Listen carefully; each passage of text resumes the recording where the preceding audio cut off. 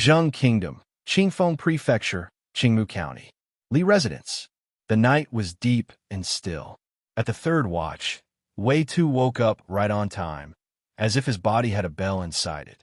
He rubbed the sleep from his eyes, slid off the earthen bed, and in the dark pulled on a coat by feel. With slow, practiced steps, he went to the stables, lit a lamp, and started mixing feed for the horses. The smell of hay and beans filled the stable. Somewhere nearby, eggs cracked softly as he worked. The half-grown black horse snorted happily, pressing its nose against his rough coat like it was greeting an old friend. "When is this horse-feeding duty ever going to end?" he muttered. "Even if I'm a modern person, making a name for myself here is still brutal." He carried his tired bones outside and sat on a stone slab by the stable wall. From his waist, he pulled out a dry tobacco pipe, packed a pinch of leaves into the brass bowl, and lit it with a strip of fire paper. He took a few slow drags, letting thick smoke roll out through his nose. Leaning back against the earthen wall, he half closed his eyes.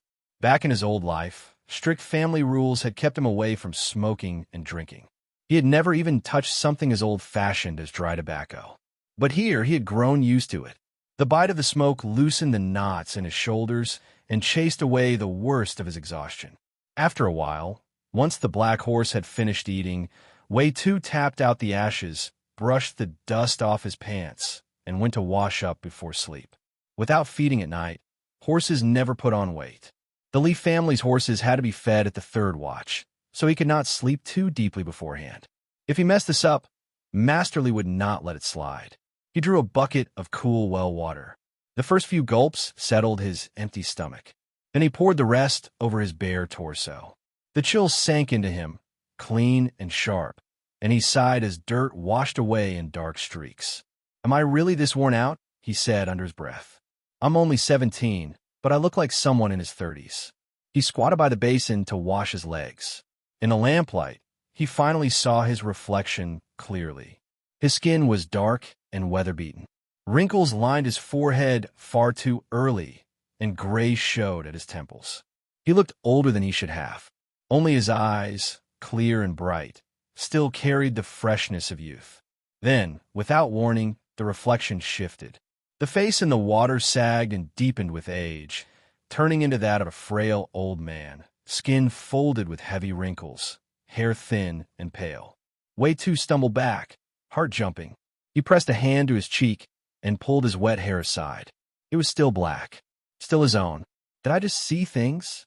He frowned, scooped another basin of clean water, and stared again.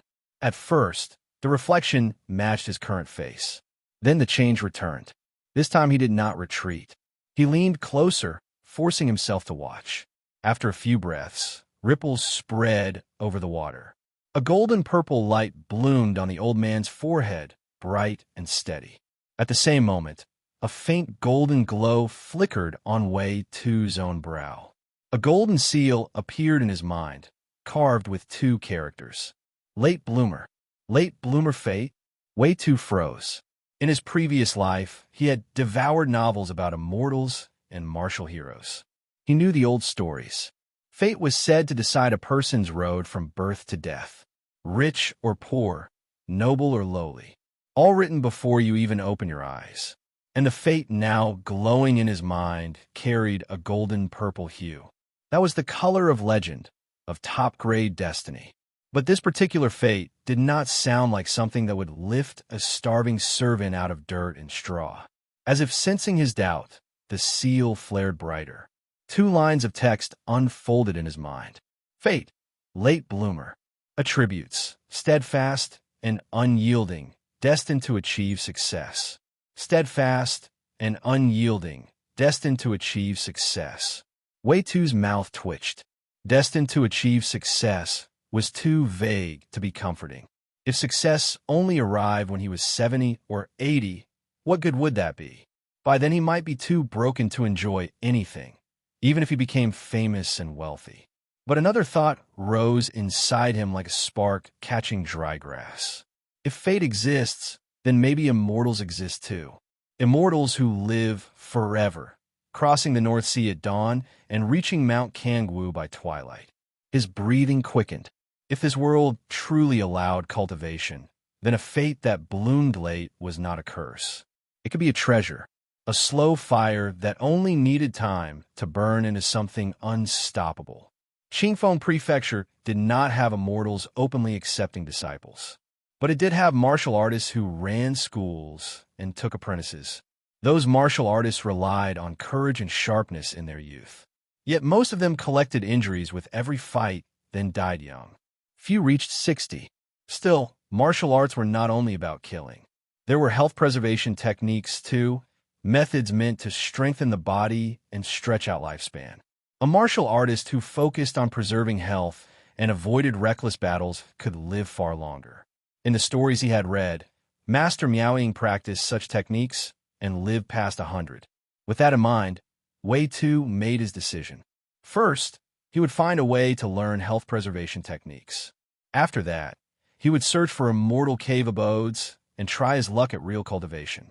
With Late Bloomer supporting him as long as he endured and practiced steadily, the techniques would surely blossom later in life. A longer life meant more chances. More chances meant a real path toward immortality. As for combat arts, they mattered less in these peaceful years. Still, if opportunity came, he would not refuse to learn.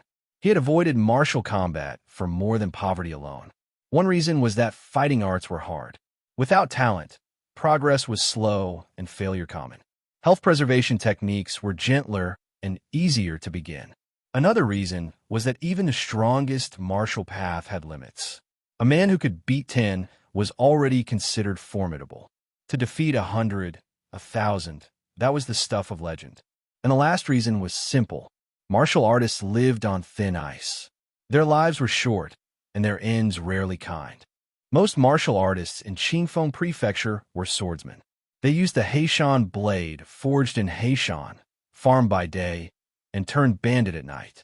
Tomorrow, Wei Tu whispered, "I'll go to my second aunt. She's Lord Huang's concubine, and the Huang household keeps martial guards. If anyone has health preservation techniques, it'll be there." He returned to the earthen bed with his chest still hot from excitement. Sleep did not come easily. He tossed for a long while before exhaustion finally dragged him under. At dawn, Wei Tu rose and fed the horses again. Then he grabbed a broom and swept the courtyard clean.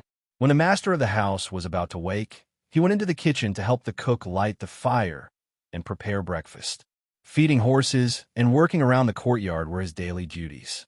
6 years ago, in the 15th year of the Qingyan era, his father Wei Bao had sold him to the Li residents as either a servant or a tenant laborer.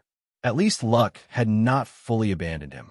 After years of grinding work, he learned horse rearing from old Lu, the stableman. With that skill, he climbed from tenant laborer to the residence's new stableman.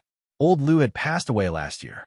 Both tenant laborers and stablemen were servants, but the difference was wide. Tenant laborers suffered the worst conditions, earned no wages, and were squeezed until they had nothing left. Stablemen were skilled workers. They received monthly pay and ate with the household staff, even if their meals were simpler. The masters ate meat. The stablemen got soup and dishes where the meat came only in small bits. In those days, meat on the table was a true luxury. Even a soup that carried a few scraps of pork was richer than what plenty of so-called well-off families ever tasted. The radish stew's nearly done. Brother Wei, have a sip and see if the salt's right. The kitchen fire roared. Wei Tu nudged the stool back and stepped away from the hearth, pausing his firewood work. Just then the cook, Xinghua, smiled at him, scooped a bowlful of stew, and handed it over. People often joked, "A cook who never steals is rare." Even 5 grains aren't gathered without a little loss. No kitchen could stay perfectly clean of nibbling. Xinghua sneaking bites now, and then was something Madame Li chose not to see. She could only take so much anyway. "This is good," Wei Tu said. His eyes stayed on the soft pork pieces floating between radish chunks. He swallowed twice, then flicked a quick look toward the doorway. No one around. He dug in, taking big mouthfuls. In no time, the bowl was spotless, radish and meat gone without a trace. "What's the occasion today? Radish and meat stew this early?" Wei Tu set the empty bowl on the counter and looked at Xinghua, curious. Meat in the Li household was rare, usually once every 5 days. Xinghua had cooked meat only 2 days ago, so this felt unusual. The Li family could afford meat, but they believed eating too often was wasteful. Waste invited scolding from ancestors even after death, at least in their minds. The eldest young master came back from studying in the capital, Xinghua replied while tending the pot. Madam was happy. So, she had me buy 2 pounds from the butcher yesterday. The eldest young master. Wei Tu's chest tightened for a moment as an old face surfaced in memory. A childhood playmate from before the lines between master and servant had hardened. But time had passed. Friendship didn't erase rank. Even if they once played together, he still had to call him young master now. Wei Tu brushed ash from his sleeves after tossing in another stick of wood. Tell Madam I'm taking a short leave. I've got something to handle. Madam Li was strict, but she wasn't unreasonable. As long as the day's work was done, a little time off wasn't a crime. His words were mainly a courtesy, a notice, so no one could say he slipped away without permission. All right, Xinghua said, already stirring another dish with her metal spoon. But as Wei Tu turned to leave, she let out a small ouch, cheeks coloring as she glared after him. He'd pinched her bottom on the way past. In the countryside, modesty had thinner walls. Wei Tu and Xinghua had grown close over the years, waiting only for Madam's nod to marry. Little teasing like that was their quiet habit. Once outside the Li residence, Wei Tu didn't head straight for the Huang estate. First, he went to the rouge shop with the savings he'd scraped together over the years.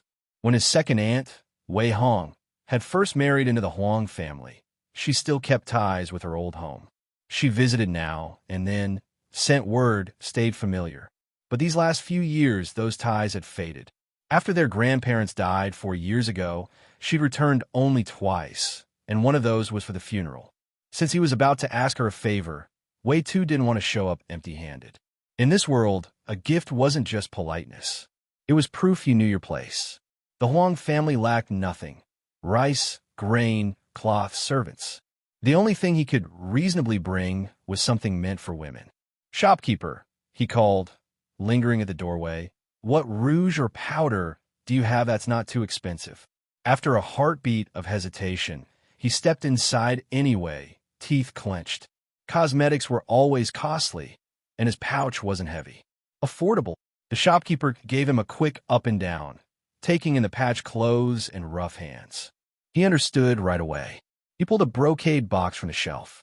Golden Swallow Rouge. 5 coins a box. Lasts about 2 months. He leaned slightly closer. If it's for a gift, this one's suitable. Then he added, half as a warning, we also have Purple Cloud Rouge. 3 coins a box. But it's a bit plain for gifting. Wei Tu thought for a second, then nodded. I'll take the Golden Swallow. He laid 5 large coins on the counter. Second, Aunt Wei Hong was a matron of the Huang household now. She walked in places like this shop more than he ever could. If he brought the cheapest rouge, she might not say anything rude, but she wouldn't be pleased either. A better gift meant a cleaner heart behind it. And Purple Cloud was so cheap, it would probably never see use in the Huang estate. More likely it would end in a drawer until it spoiled. As for bargaining, in rural towns, people lived by their names. Shopkeepers didn't cheat locals because reputation was worth more than a few coins. Wei Tu had little money, but he wasn't going to scrape over scraps. Not today. I'll wrap it for you, the shopkeeper said cheerfully. Gift box in hand, Wei Tu made his way to the street of official residences. Compared to the Li household, the Huang estate was another world. Master Huang's family carried real wealth and real standing. Their home sat in Xingye Lane, where Qingmu County's powerful lived. He found the gate with the Huang plaque, knocked at the side door, and explained himself to the doorman. Second Madam's kin? The doorman nodded. Please sit in the waiting hall. I'll send word to the inner courtyard. He led Wei Tu into the waiting hall and went off. Large households kept carriages here in the front courtyard. It smelled of polished wood and horse oil. After a short while, a maid named Qinghe came to fetch him and led him to a side room in the front courtyard. That was as far as an outside man could go. The inner court was women's space. Rules didn't bend for old family ties. About 15 minutes later, a woman entered. She was striking, skin pale, and smooth like fine jade, dressed neat and elegant. Two maids followed behind her, Qinghe among them. Wei Tu, she said, settling onto a stool by the table, teacup in hand. Her smile was warm but measured. What brings you here? Is everything all right back home? Everything's fine, Wei Tu replied. He stayed standing, bowed slightly. Second aunt, I came to ask a favor. Even though his father had sold him to the Li household, his place in the Wei family wasn't fully cut away. Wei Bao had sold him in desperation. 6 years ago, drought had scorched Qingfeng Prefecture. Their family was starving. Serving the Li household was cruel, yes, but not as cruel as dying at home. Wei Hong's smile thinned. She set her teacup down, eyes sharpening. She didn't speak right away, but her posture said enough. If Wei Bao himself needed help, she might consider it out of sibling duty. But a nephew's request was different. Family ties were not the same once you married into a great house. This is some rouge I bought for you, Wei Tu said quickly. He placed a brocade box on the table and pushed it toward her. Wei Hong's expression eased. At least he hadn't come clueless about manners. After years in the Huang family, she was Huang now before she was Wei. What do you need? She asked. If I can help, I will. If I can't, she shook her head, leaving the rest unsaid. Hey everyone, I sincerely appreciate your support. If you enjoy my audiobooks, I would be truly grateful if you could subscribe to the channel. And if you'd like to support even further, you're welcome to become a Patreon member, where you can access audiobooks of novels as long as they are freely available on the internet. Your kindness and support mean so much. Thank you. Wei Hong's implied meaning was clear to Wei Tu. She was indicating that he should be cautious in his requests. She would assist with small matters, but not large ones. I came to ask Second Aunt if she could help me learn some martial arts from the Huang family's guards to strengthen my body, Wei Tu said after a moment of contemplation. Learning martial arts? Historically, the poor study literature and the rich practice martial arts. At your age, martial arts might not lead to much success, Wei Hong said, frowning slightly. She had hoped Wei Tu would seek a good position at the Huang household instead. But since Wei Tu had been sold to the Li household, she chose not to voice that suggestion. Having relatives in her maiden family gave her some leverage, but unfortunately, the Wei family was too weak to offer real help. Practicing health-preserving techniques to strengthen your body is also good, Wei Tu conceded, softening his request. Compared to unique martial arts, health-preserving techniques were common among martial artists and not considered valuable. If you insist, I'll speak to Master Wan and ask him to teach you some techniques. Wei Hong sighed and agreed, seeing Wei Tu's determination. With that, Wei Hong had no interest in chatting further with Wei Tuesday. She glanced at her maid and, finding an excuse, prepared to leave. Second Aunt, the gift, Wei Tu reminded as Wei Hong was about to leave. Qinghe, take the gift, Wei Hong said without turning back, instructing the maid as she continued down the corridor. After a moment, Wei Tu realized that Wei Hong leaving without directly taking the gift was a subtle indication that he should not seek her help again in the future. The gesture signaled the end of their familial bond in terms of assistance. Second Madam has spoken to Master Wan. Brother Wei, please follow me. In the afternoon, a maid named Shui Lu led Wei Tu to another courtyard in the front yard. Upon entering the courtyard, Wei Tu saw a burly man with a sword at his waist teaching two young gentlemen dressed in fine garments. The older one looked around 13 or 14 years old, while the younger one was only 7 or 8. Wei Tu deduced that this burly man must be Master Wan, the martial arts instructor mentioned by Wei Hong. Are you Wei Tu? Master Wan glanced at Wei Tu with a hint of disdain in his eyes, though he did not show it overtly. Yes, Master Wan, Wei Tu replied, cupping his hands in a respectful gesture. The guard's martial arts instructor was a distinguished guest in large households, not a mere servant. Second Madam asked me to teach you a set of health preservation exercises. I happen to have an old manual on the turtle breathing technique that I learned in my youth. Keep it safe. Master Wan pulled out a yellowed booklet from his sleeve and tossed it to Wei Tu. Remember the techniques in this turtle breathing technique. Return it to the gatekeeper in 7 days. He waved his hand, indicating that Wei Tu should leave. Master Wan showed no inclination to personally teach Wei Tu. Seeing Master Wan and the Huang family young master's disdainful looks, Wei Tu wasn't angry. He thanked them and left. As he walked away, he overheard the young masters talking behind him. Yuan Shan, was that your cousin just now? Why didn't you greet him? He's not my cousin. My mother never let me meet him. As the conversation faded, Wei Tu's cheeks, once flushed with anger, began to cool. He realized he had been out of the Huang residence for a while. Is it because of his golden finger that I've gained courage and self-respect, no longer feeling numb? Wei Tu gave a self-deprecating smile. He had anticipated such a situation when he decided to visit second Aunt Wei Hong. But there was no alternative. Apart from the Huang household, he had no other way to access health-preserving techniques, let alone martial arts. Though health-preserving techniques were common, they were still precious compared to the ridicule and higher costs Wei Tu would face elsewhere. I'll take it step by step. With the health-preserving techniques, if I persevere, I will eventually rise above others. Wei Tu clutched the booklet tightly and quickened his pace toward the Li residence. He could hardly wait to begin practicing the turtle breathing technique. Although health-preserving techniques were not as deadly as regular martial arts, they did not mean they lacked combat capabilities entirely. Being strong and healthy was still better than being an ordinary person. Moreover, once he has mastered the health-preserving techniques, he could later incorporate other martial arts, making progress much easier. Back at the Li residence, after feeding the half-grown black horse, Wei Tu lit the oil lamp in the stable and retreated to his side room to study the booklet Master Wan had given him. The turtle breathing technique was straightforward, consisting of 7 stances and a total of 32 illustrations. After 2 or 3 hours, Wei Tu began practicing the stances according to the illustrations. He spread his feet apart, first adjusting his chest and back, then sinking his shoulders and elbows. He focused on his breathing, controlling each inhalation and exhalation. His movements were stiff, and he struggled to achieve the top fluid, bottom rigid, body fluid, stance rigid, and fluidity and rigidity intermingled aspects of the technique. Fortunately, the stances were not overly complex.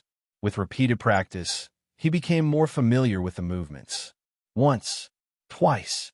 By the 32nd repetition, Wei Tu saw a line of text flicker on his golden-purple fate slot, as if it had been engraved there. Turtle breathing technique. 1 out of 100 practice 9 times a day, mastery in 5 years. 5 years? That's too long. It will take me 5 years to master this basic health-preserving technique. Despite the surprise at discovering this application of his fate, Wei Tu's face fell. Even though he had anticipated his aptitude might be average, the thought of spending 5 years to master a basic technique left him dissatisfied. Typically, people become proficient in health-preserving techniques within a few months. 5 years seemed excessive. Wait, the 5 years are not the key. The focus is on the mastery part. Wei Tu opened the booklet and found a line in the preface of the turtle breathing technique. When mastery is achieved, qi will flow through the meridians, allowing one to enter the realm of sensing qi. Combined with the late bloomer fate, this meant that although Wei Tu would take longer to master the turtle breathing technique compared to others, he would undoubtedly achieve mastery and develop a sense of qi. In other words, his practice might not be worse than others. It was just that while others might appear proficient, they might not truly reach mastery. I'm not sure what this sensing qi realm represents in the context of martial arts. Wei Tu sighed. Limited by his background, his understanding of this world was still too shallow. He had only heard some rumors and hearsay. However, he guessed that this state must be significant. Otherwise, it wouldn't be emphasized in the preface of the turtle breathing technique. 5 years is not a long time. When the 5 years are up, whether this golden opportunity matches my expectations will be clear. Wei Tu was patient. He was 17 years old. In 5 years, he would still be only 22. Moreover, being anxious wouldn't help much. The rigid social hierarchy in this world was far more entrenched than in the modern era. With his individual strength alone, it was difficult for Wei Tu to transcend these social barriers. If not for his aunt in the Huang residence helping him, he would never have had access to the health-preserving techniques that were rarely seen outside. Upon arriving in this otherworldly realm and awakening to his past, Wei Tu had contemplated changing his fate. But engaging in business? In a society focused on court officials, engaging in small-scale handcrafts or minor trades might be manageable. However, once it involves larger businesses, prominent families will inevitably compete for control. Without adequate status to protect one's assets, pursuing such ventures is a path to disaster. Becoming an official? He would first need to study in a private school to establish a clean background, seek sponsorship from scholars, and then participate in the imperial examinations. He would have to fight through countless competitors to gain recognition. In both his past and current lives, Wei Tu was intelligent and perceptive. However, compared to the prodigies in the region, he was far inferior. And these local prodigies often spent their whole lives struggling to achieve the status of a scholar, frequently ending up as unsuccessful old students. The imperial examination focused not only on memorizing Confucian classics, but also on understanding the voluminous commentaries on them, far more extensive than the classics in volume. Without an exceptional memory, one could hardly achieve success in the examinations.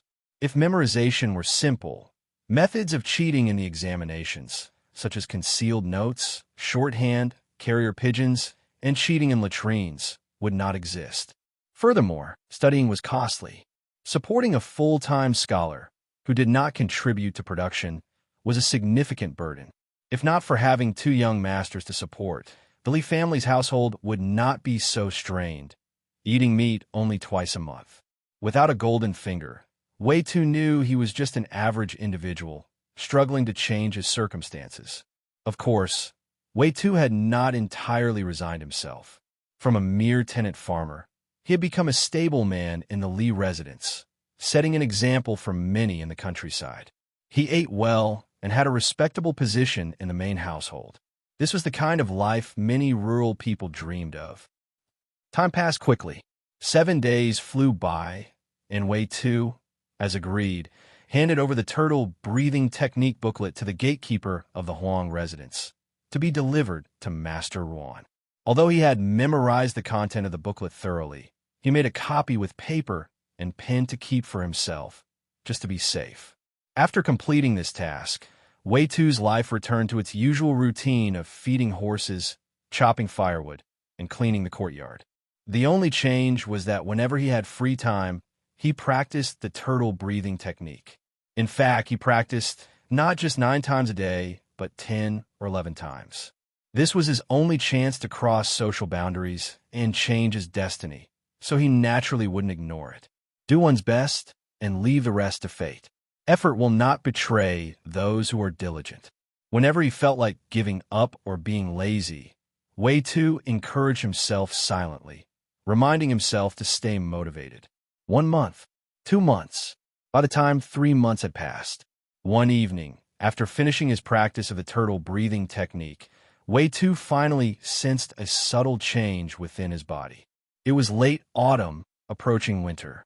The night frost was heavy, but Wei Tu felt no cold at all. Instead, he experienced a warm sensation flowing through his limbs and body, nourishing his physique. It felt like soaking in a hot spring. The health-preserving technique hasn't reached full mastery yet, but I'm already feeling this warmth. The state of sensing qi must be exceptional. Wei Tu was delighted. He had learned about the training of martial artists in recent times.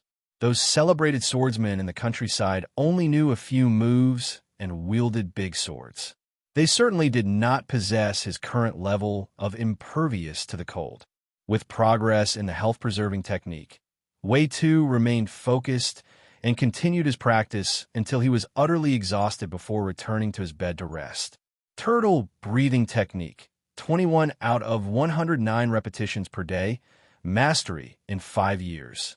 Before going to bed, Wei Tu checked the progress of the health-preserving technique with closed eyes. Seeing that he had completed over 1/5 of it, he felt quite satisfied and fell into a deep sleep with a contented snore. The next morning, Wei Tu woke up early and began his chores at the Li residence. He fed the horses, chopped wood, and after working for nearly an hour, he noticed that his body still felt energized with no sweat on his forehead. His physical condition had improved significantly. "Young Master Wei, Madame Li is looking for you," said a plain-looking girl dressed as a maid, emerging from the inner courtyard and calling out to Wei Tu. "Madame Li is looking for me?" Wei Tu was momentarily stunned. As an outsider, he had been restricted from moving about the inner quarters once he grew older. Otherwise, he wouldn't have had to ask for leave through Xinhua last time. In a wealthy family, there were many protocols. Even if the madam was calling him, a reason was required. "I heard from Saixia that the madam and the master talked about you and Xinhua last night. It seems they might be willing to approve your marriage," Chunlan said with a smile, coming closer to Wei Tu and lowering her voice. "Really? The madam is going to approve my marriage with Xinhua?" Wei Tu felt a surge of happiness. He hadn't expected another piece of good news alongside his progress in the health-preserving technique. "Let's go." Wei Tu set down the axe he had been using to chop wood and followed Chunlan through the moon gate into the inner courtyard of the Li residence. 3 months ago, he had obtained his golden finger. 3 months later, even though Wei Tu's fortunes had greatly improved, and with a late bloomer fate, he was bound to achieve something in the future, he would not always be just a stable man. Yet, Wei Tu had not looked down on Xinhua, the kitchen maid, nor thought that she was beneath him. To elevate oneself and look down on others was a common practice in the ancient world. However, Xinhua had always been kind to him since they were young. She had taken good care of him, making her the closest person to him in this world. Wei Tu's nature was not so callous to imagine that she was beneath him. Additionally, Wei Tu did not overly elevate himself. Mastering the health-preserving technique did not guarantee that he would find immortals or embark on a path to immortality. The health-preserving technique extended life, but he would still face death at around 100 years old. Cherishing the present was the true path. It was not advisable to be overly ambitious. Passing through the courtyard and several corridors, Wei Tu arrived at the Li residence's main hall. Upon entering the inner quarters, Wei Tu kept his head bowed to show the proper etiquette. Once inside the hall, he slightly lifted his gaze to observe the people present. Seeing that the hall was occupied only by women and not the master, he breathed a sigh of relief. Master Liaozu was known for his sharp tongue and miserly nature. He often turned reasonable matters into unreasonable ones, making him hard to deal with. In contrast, Madame Li Tongshi was gentle, adept at managing the household, and widely regarded as a virtuous woman. Madame Li Tongshi, dressed in plain clothes with a dark blue outer gown and white ribbon-tied cloth shoes, sat upright in the main seat. She lifted her teacup and took a gentle sip. "Wei Tu, you have been part of the Li family for 6 years now. In these 6 years, the Li family should have treated you well. In the 15th year of the Qingyan era, the Qingfeng Prefecture experienced a dramatic turn of fortune, with countless people in Qingmu County selling their sons and daughters. 6 years ago, the Li family gave me a meal, allowing me to survive. This kindness has always been on my mind." Wei Tu was taken aback upon hearing this. His head lowered even further than when he entered, and after a moment of contemplation, he spoke these words. His words were indeed true. During the years of famine, the Li residents provided him with sustenance, which was a significant act of kindness towards him, a life-saving grace. In comparison to such a favor, becoming a servant was of secondary importance. As the saying goes, when the granaries are full, one understands propriety. When the clothing and food are sufficient, one understands honor and disgrace. For the common people, becoming a servant for a wealthy family was not considered humiliation. Upon hearing this, Li Tongshi's face showed a trace of satisfaction. Although Wei Tu did not explicitly pledge loyalty to the Li family, his gratitude was evident in his words, and that was enough. "Xinhua entered the Li family 2 years before you, and is 3 years older than you. I watch her grow up. As Chunlan mentioned, Li Tongshi began to discuss the marriage between Wei Tu and Xinghua. There is a saying, when a girl is older by 1 year, she holds a golden rooster. Older by 2 years, she holds a golden crown. Older by 3 years, she holds a golden brick. Xinghua's parents passed away early, and I am considered her half-mother. So, I approve of your marriage with her. Li Tong spoke slowly. With these words, the few maids standing behind Li Tong immediately showed smiles and extended their hands to Wei Tu, requesting the wedding gifts. Chunlan, go to my room and take out the red silk under the dowry, and send it to Xinghua's room as my congratulatory gift. And also, prepare a room as the wedding chamber for Wei Tu and Xinghua. Yes, madam. Chunlan gave a slight bow and left the parlor. The next day, in a hall room in the outer courtyard of the Li residence, Wei Tu, slightly inebriated, stood under the eaves, rubbing his temples to clear his head. Then, he glanced at the red silk flower nailed to the door frame, straightened his posture, and pushed open the wooden door in front of him with force, which had no latch. With a creaking sound, Wei Tu entered the room and immediately noticed the bride, who was sitting on the edge of the bed. Through the partially closed red veil, Wei Tu felt that Xinghua's appearance was even more exquisite than usual, transforming from ordinary to graceful. Wei Tu turned his head and looked around the newlywed room, which had been significantly improved from its previously dilapidated state. The windows had new paper. On the wooden table supported by 2 long benches were a small brass mirror and a woman's sewing kit. In the corner of the hall were 2 solid wooden chests. The paint on the chests had peeled off slightly. Wei Tu guessed that the chests likely contained bedding and clothes. Wei Tu. Xinghua saw Wei Tu standing in the new room and felt a bit proud as she had cleaned and redecorated the room herself. She called out to Wei Tu, and seeing that he did not respond, she hesitated to speak again. She silently complained that although Wei Tu often teased her, he was now so reserved and respectful on the actual wedding night. The night passed without further conversation. As dawnlight filtered through the window paper into the hall, Wei Tu and Xinghua lay in bed together. According to custom, newlyweds typically had their work suspended for a day after the wedding and could sleep in until late. However, both Wei Tu and Xinghua were accustomed to waking early, so even now, they found it hard to sleep in. Wei Ger, in a few days, let's ask the madam for a few days off and go to your home to visit. We should inform your father about our marriage, Xinghua said softly. Having sold himself to the Li family, their marriage did not require consideration of matchmaking or parental commands. The Li family's master and madam could make the decisions, and no one could find fault with that. However, it was still necessary to inform Wei Bao of this joyous news. Wei Tu nodded. His hometown was a bit far from Qingmu County, requiring a day or 2 of travel, which was why he had not informed Wei Bao beforehand. Aside from the distance, another reason Wei Tu had not informed Wei Bao about the marriage was that it was organized by the Li household. As an outsider, it would be inconvenient for Wei Bao to come to the Li residence. Furthermore, the Li household could not provide a room for Wei Bao to stay. Aside from visiting father, there's also...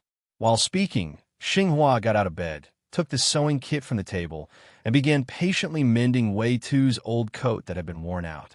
While she worked, she and Wei Tu discussed various matters related to their married life. Taking time off, visiting relatives and friends, renting land for farming, and a series of other matters. The hall where they stayed was a temporary arrangement by the Li family for their 2 servants. Although the Li family had not mentioned a return date, it was uncomfortable for them to stay there for an extended period. It would be better to save money and buy a house near the Li residence. Additionally, while they had become servants, it was not desirable for their children to follow the same path and grow up in servitude from a young age. All of this required money. Currently, the way to earn money was for Wei Tu to work on the Li residence's land, acting as both a stable hand and a tenant farmer. This way, they could save some money each year. Sound good? Wei Tu nodded, agreeing with Xinghua's plans for their small household. It shouldn't be difficult to secure a house within 5 or 6 years. When we have children, we should send them to a private school. If they excel in their studies, we can support them in taking the imperial exams. Otherwise, they can become an accountant. Xinghua smiled. With a generous master and a capable husband, she felt that her life was already fulfilled. Private schooling. Upon hearing these words, Wei Tu fell silent for a moment, took his smoking pipe from his waist, and took several deep puffs after lighting it. Education changes destinies. This was a deep-seated memory for him. With his health-preserving practice and his fate of late bloomer, although Wei Tu could not be certain he would ascend to immortality, he was confident that his generation would certainly achieve success. I'll continue practicing the health preservation exercises. Wei Tu decided not to waste time in bed. He quickly dressed and began practicing the turtle breathing exercises. Over and over again. After marriage, he seemed even more driven. Seeing this, Xinghua was surprised but did not ask further. In Qingfeng province, martial prowess was not uncommon. Many impoverished farmers had become bandits to survive, only to return to civilian life afterward. It was not unusual for her husband to have some martial skills. Xinghua withdrew her gaze and continued with her sewing work, though she adjusted Wei Tu's clothing to be a bit looser. Time passed by quickly. In the blink of an eye, half a month had gone by. On the day after their wedding, Wei Tu and Xinghua resumed their duties, busying themselves inside and outside the Li residence with no sign of slackening. They worked even harder than before. These efforts did not go unnoticed by the Li family's first madam. Every few days, Li Tongshi praised them once or twice, clearly very pleased with the marriage she had facilitated. Compared to Wei Tu, Xinghua had undergone significant changes. Previously, she would secretly indulge in meat while cooking, but after the marriage, she completely changed her habits. When a pound of meat was cooked down to 7 ounces, she would place those 7 ounces directly on the inner courtyard's dining table, without a trace of sneaky eating. Noticing that Li Tongshi's satisfaction with her had reached its peak in the past decade, Xinghua carefully asked for Li Tongshi's blessing one afternoon, revealing their plan to take a leave and visit their hometown. The book says, "No good deed is without a motive. If one offers excessive kindness, it is either deceitful or dishonest." Li Tongshi, while sewing shoe soles in the living room, with the sound of the hemp rope passing through the multiple layers of cloth, looked up at Xinghua and said with a smile. Though the words were quite sharp, Li Tongshi's gentle smile made Xinghua's initial nervousness diminish significantly. "I have seen the work you've been doing these days. Rest assured, before you return, I won't find someone to replace you." Li Tongshi made a promise. "Thank you, eldest lady." Xinghua expressed her gratitude. "There's one more thing."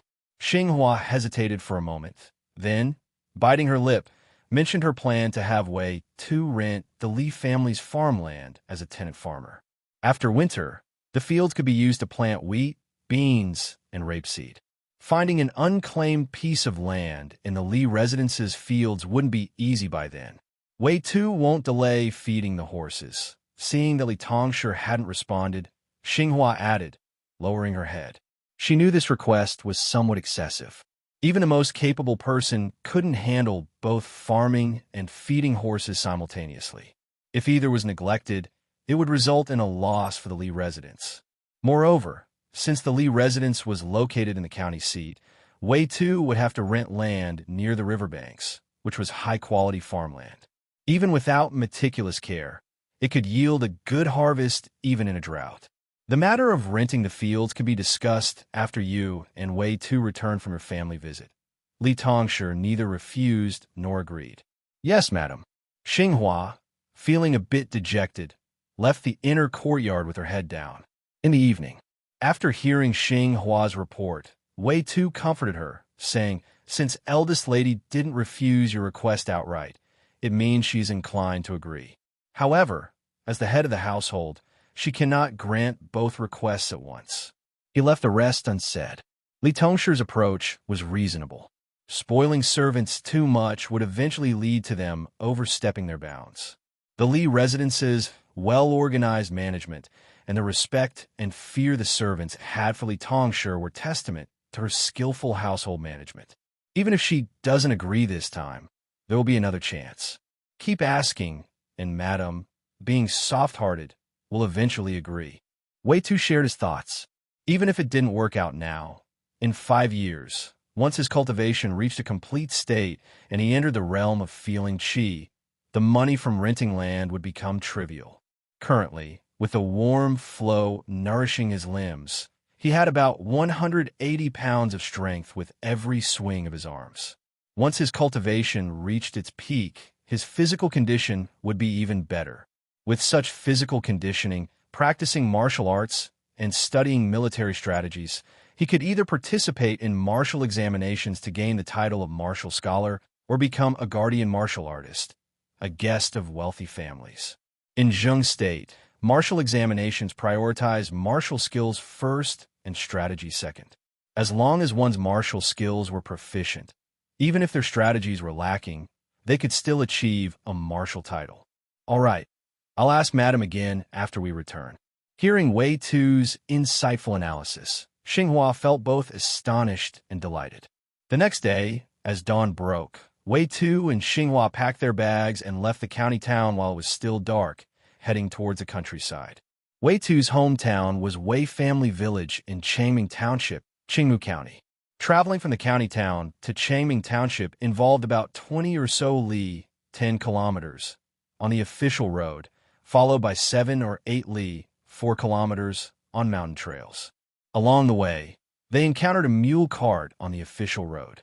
Wei Tu and Xinghua spent some silver to board it. By the time they reached the end of the official road, it was around noon, with about 2 hours remaining before evening. Xinghua wanted to save money by avoiding an inn and planned to continue on the mountain road to Changming Township. It's cold, and the tigers and wolves on a mountain are hungry and coming down. Traveling the mountain road at this time is too dangerous if you don't make it home. The cart driver, a kind-hearted man, interjected upon hearing their plans to visit their hometown. Besides the wild beasts, there are also mountain bandits.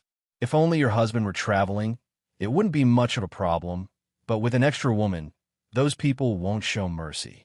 After stopping at an inn, the mule driver spat a thick wad of phlegm on the ground and added another piece of advice. Seeing that many people staying at the roadside and were not particularly wealthy, Xinghua relented and took out some silver to rent a room. That night, the couple fell asleep fully dressed. Around the time of the third watch, due to his habit of tending to horses, Wei Tu woke up. He heard a faint, chaotic sound of horse hooves outside. Wei Tu approached the window and opened it slightly. By the bright moonlight, he saw the source of the noise from several hundred meters away. It was a group of several dozen cavalrymen, wearing helmets and red leather armor. The leading rider carried a flag embroidered with the character Zhang. Zheng State soldiers? Wei Tu was surprised. Cavalrymen were rare as they were official troops, and he had rarely seen them, even in Qingmu County. Their appearance outside the inn suggested there was something he didn't know. While Wei Tu observed, the group of soldiers started fighting amongst themselves. The fighting noise continued for a while before gradually subsiding. Soon, the cavalrymen left one by one, disappearing along the official road. On the ground, however, a few sword-wielding warriors with broad-bladed knives were seen. Are the soldiers hunting bandits? Wei Tu wondered, could it be that there's a famine somewhere, leading to the rise of bandits? There were 2 types of bandits, those who were inherently evil and those who became bandits due to famine. During the most turbulent time of the Red Dragon Rebellion in the 15th year of Qingyan, blade-wielding bandits were rampant.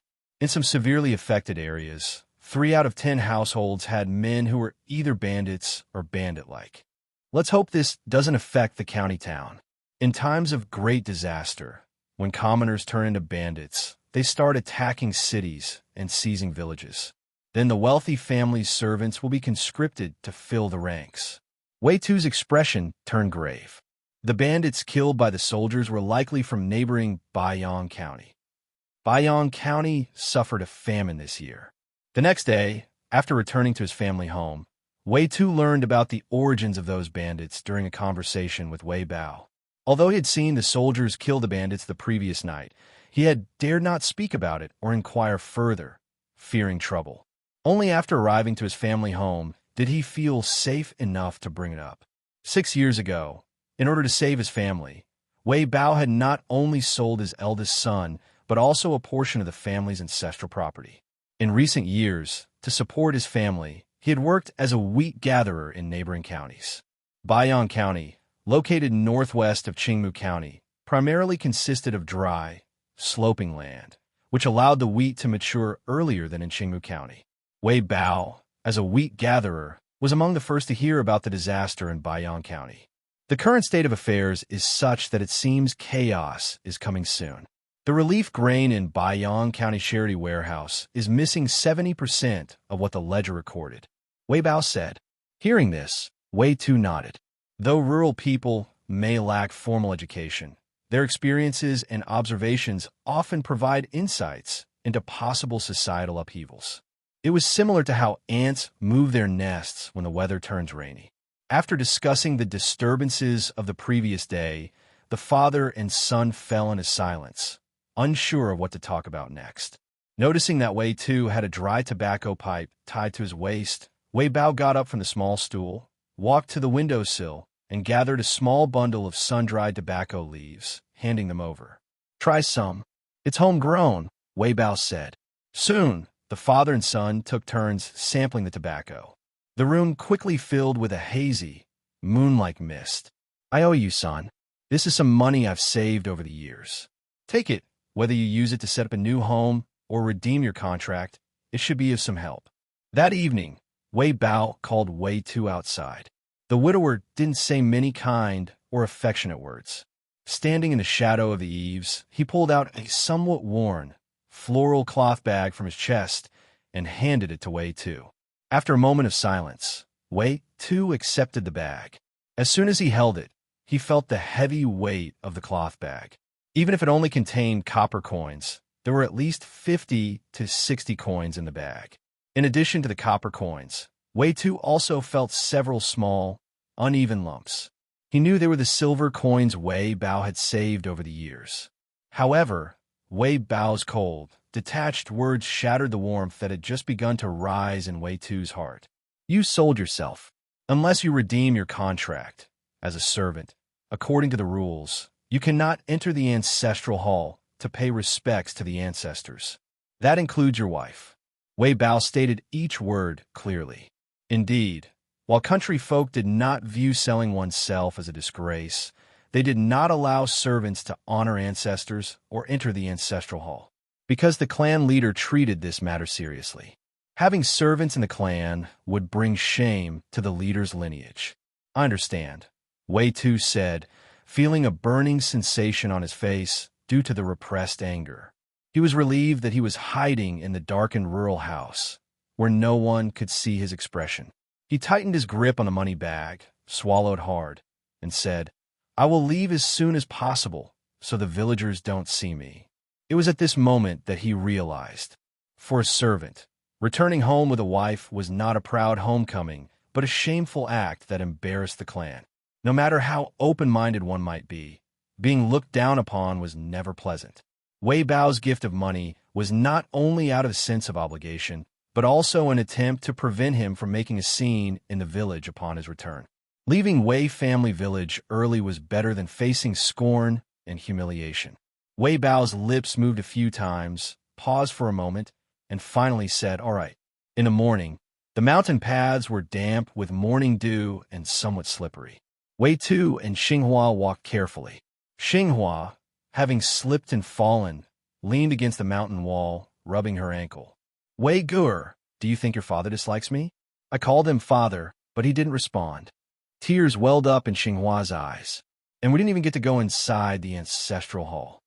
Xinghua spoke with lingering regret about not being able to enter the Wei family's ancestral hall to pay respects. Wei Tu did not respond immediately. He gently patted Xinghua on the head and held her close, letting her tears soak his clothes. "There will be a day for that," Wei Tu vowed silently. During their wedding, he had only made a simple arrangement without the traditional ceremonies. But now, returning home, Xinghua couldn't even enter the ancestral hall, and they had to leave Wei family village in the early morning. He could not be indifferent to this. Back at the Li residence, Wei Tu continued his peaceful life. The matter of renting land for farming was never mentioned again by Li Tongshu, as if she had forgotten about it. Wei Tu speculated that this was Li Tongshu's way of testing them, using both the carrot and the stick to manage her subordinates. He continued to encourage Xinghua to be patient. Half a year later, as spring approached and planting season began, seeing that Li Tongshu had still not brought up the matter, Xinghua also gave up on the idea of having Wei Tu rent some farmland to earn some extra money this year. Turtle breathing technique, 34 out of 100 practice 9 times a day, mastery in 5 years. It had been over a year since Wei Tu acquired the turtle breathing technique. One day, while practicing the technique, during the 13th repetition, he suddenly felt a gentle tidal wave-like sound coming from within his body. The stance he was holding seemed to gain a unique, inexplicable rhythm. Moments later, a stronger warm flow than before surged through his body, enhancing his physical strength. Could it be that the cultivation has reached the minor success stage? Wei Tu checked the progress of his turtle breathing technique. He knew that martial arts were divided into 4 basic stages: beginner, minor success, major success, and mastery. 1. At this moment, his cultivation progress had reached 1/3, and based on the changes in his body, he was likely at the minor success stage. Let's test with the 200-pound stone lock. 2. After the warm flow subsided, Wei Tu adjusted his breathing and turned his attention to the stone locks in the corner of the courtyard. The stone locks were not expensive.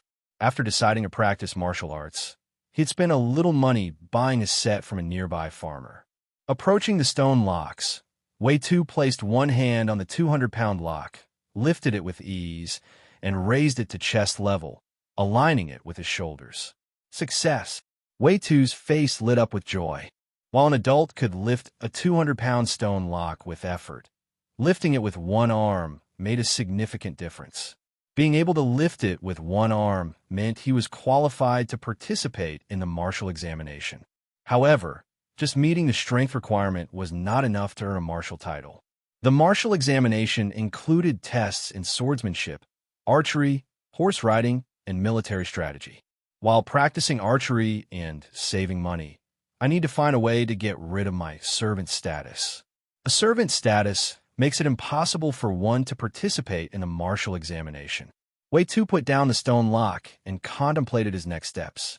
Given his current situation, the fastest and most effective way to advance socially was to participate in Zheng Kingdom's triennial martial examination.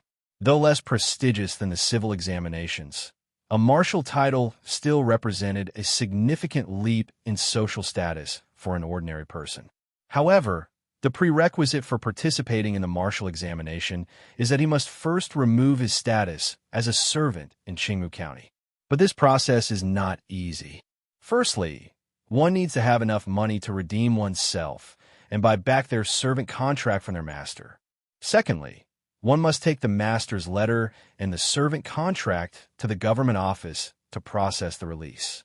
While the local government would not object to adding taxpayers, the real challenge is convincing the master who holds the servant contract. After being a stableman in the Li residence for so many years, and having learned horse-rearing skills, the market price to buy my release deed is at least 10 taels of silver. Wei Tu's expression grew grim as he thought about this. He had started as a mere tenant farmer and had worked his way up to being the Li residence's stableman. He had enjoyed significant improvements in his living conditions, receiving wages and better food, and had gained status in front of his master. Even his marriage had been arranged by the master. If he did not redeem himself, all of this would remain good. But to redeem himself, all the food, drink, and comforts he had enjoyed would need to be paid back. The identity of a stableman would also increase the value of his contract. Furthermore, skilled workers are valuable. If the government summoned laborers, he, as a stableman, could be sent to replace others, saving the master a considerable amount of replacement silver. Under these conditions, even if he saved up the 10 taels of silver for redemption, the Li residents would not easily let him go, especially since Master Li, who was known for being a stingy person. Master Li was known for his frugality, even going as far as lighting only one lamp to avoid wasting oil. When my father sold me, he only got 5 silver coins and 2 dough of wheat. 1. Wei Tu sighed inwardly. In just 6 years, his worth had multiplied 20-fold, which was hard to imagine. However, during the years of famine, life was so cheap that being sold to survive was at that time considered a stroke of luck. How much money do we still have? That evening, when Xinghua returned to the room, Wei Tu asked about her private savings. Although they were married, according to custom, the savings Xinghua had accumulated were still considered her dowry. As her husband, he could not use any of it without her consent. Why are you asking about this? Xinghua looked at him with some suspicion. Her private savings were her lifeline and the root for her security. Even though Wei Tu was her husband, without a valid reason, she wouldn't take out a single coin. I intend to redeem myself and take the martial examination. I'm short on money. Wei Tu didn't hesitate to reveal his plan. Now that he and Xinghua were married and close, they relied on each other. Although using Xinghua's dowry made him uncomfortable, redeeming himself was crucial for his future plans, so he needed to act quickly. He would not pretend otherwise. What he owed Xinghua today, he would repay 100-fold or 1,000-fold in the future. Marriage meant sharing both hardships and blessings. Redeem yourself? Wei Gur, what has gotten into you? Are you crazy? Hearing Wei Tu's words, Xinghua stood up with a start, her face full of panic. She spoke in a hushed tone, scolding him. Where can you find such a good job after leaving the Li residence? I'll try to probe the madam's opinion again this autumn. Maybe we can rent land this year. Once we have land to rent, our days will get better, and we can move out of this hall. After mumbling a few more words, Xinghua's eyes filled with tears, and she gently wiped them with a handkerchief. She had hoped she married a steady man, someone who would bring hope to their lives. But now, it seemed that Wei Tu was fundamentally restless. Martial examinations? Were martial examinations something a servant could take? People who came out of the martial examinations were given respect by ordinary people, who would bow and call them martial scholar. See for yourself. Seeing Xinghua's reaction, Wei Tu didn't approach her to comfort her, but went out of the hall and carried the 200-pound stone lock from the corner of the courtyard back into the room. He demonstrated his strength in front of Xinghua. The facts are the best evidence. He had the capability to take the martial examination. Is this for real? Xinghua, wiping away her tears, walked over to Wei Tu and tried to lift the stone lock. Soon, she showed a look of disbelief, her eyes shining even brighter than the oil lamp in the room. The weight of the 200-pound stone lock was such that she couldn't even lift it, but her husband had the ability to wield it. She was not a fragile woman who couldn't lift or carry things. Xinghua approached and touched Wei Tu's chest. Through his summer clothes, she could feel the solid, bulging muscles and the strong, sturdy arms. Wei Gur, do you really intend to take the martial examinations? Xinghua began to believe Wei Tu's words. She was not only hoping for their future children to succeed academically, but also pinning her hopes on her husband, making a name for himself in this generation. As long as I practice archery well, passing the martial examinations to become a martial scholar shouldn't be a problem. Though Wei Tu wasn't entirely certain himself, he assured Xinghua confidently. With over a year left before the martial examinations in Qingfeng Prefecture, his physical condition would surely improve significantly by then. Additionally, without the constraints of being a servant, he would be able to work more freely. Even if he couldn't earn a lot with the modern knowledge in his mind, making a few small sums of money would be more than enough. Now, with his superior martial skills, he could also protect his rightful property without fear of petty thieves. My private savings amount to 3 taels of silver and 7 silver coins. This includes wages from these years and daily rewards from the household.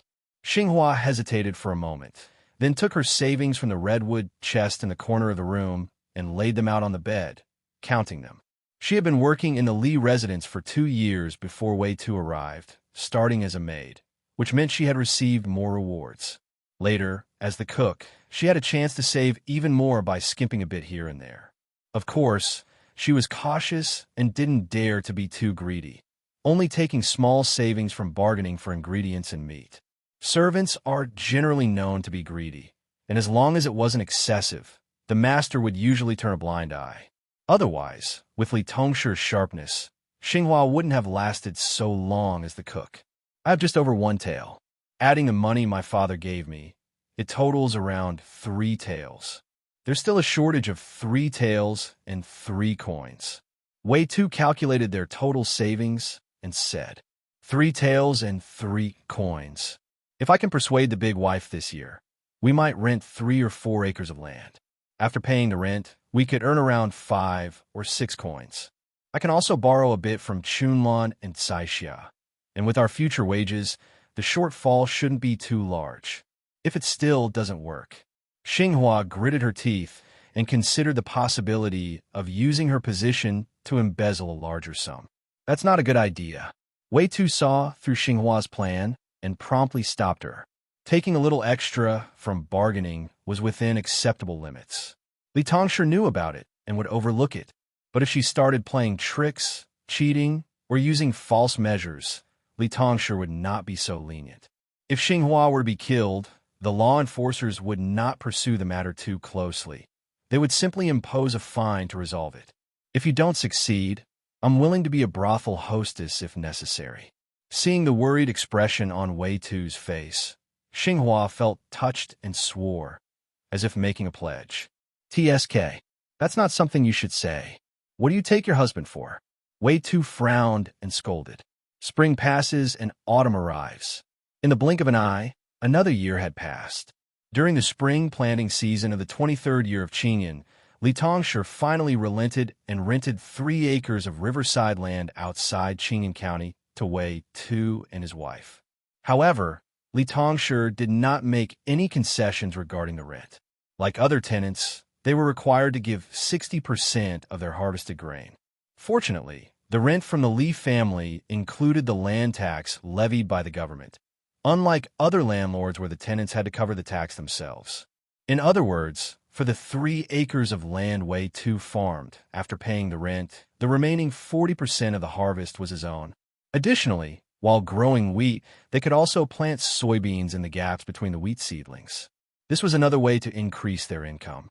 In the first half of the month when the wheat was ripening, Master Li Yaozu took Wei Tu, his servant, to the prefectural city to pay the tuition fees for his eldest son, Li Xingye, at the prefectural academy.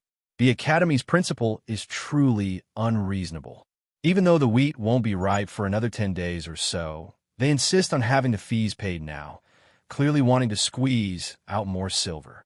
On the way, Li Yaozu rode on horseback, with Wei Tu leading the mule carts towards the prefectural city. As they walked, Li Yaozu frequently glanced back at the mule carts carrying grain and complained about how early the fees were due this year, resulting in a needless loss of silver. Wei Tu remained silent, listening to Li Yaozu's continuous sighs and monologues. Every year, before and after collecting the grain prices were different. Although the fees seemed the same, due to the varying prices of grain, the academy could make a substantial profit by reselling the grain at the current prices. Wei Tu was well acquainted with these corrupt practices of the academy from hearing Li Yaozu's complaints, having heard them numerous times before.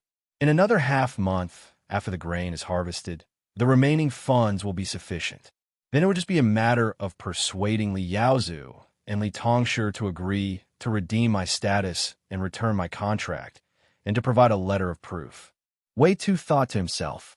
The plan was progressing as expected. After more than a year of frugality, the money he had was now very close to the 10 taels needed for buying back his contract. Now, he only needed to persuade Li Yaozu and Li Tongshi to agree to the buyout, return his servant contract, and write a letter of proof. However, as Wei Tu was contemplating how to request the buyout of his status, Master Li Yaozu, who had been complaining about the academy instructor, suddenly spoke to him. Wei Tu, you have a strong build and great strength. Why not stay with Xingye as a servant and protect him? As a father, I'd feel more at ease. Li Yaozu tightened the reins, making Wei Tu stop the horse, and looked down at him, stroking his chin beard with a gleam of calculation in his eyes. There are already people attending to the eldest young master. If I went, it would only be competing for a position and might disturb the eldest young master's studies. Wei Tu replied after a moment of thought, finding a reasonable reason to deflect. Moreover, in half a year, the county's preliminary exams will take place. Wei Tu added, the county's civil and martial examinations were spaced about half a month apart, with the civil exams first and the martial exams later, so he was well aware of the timing. Indeed, we can't disrupt Xingye's studies.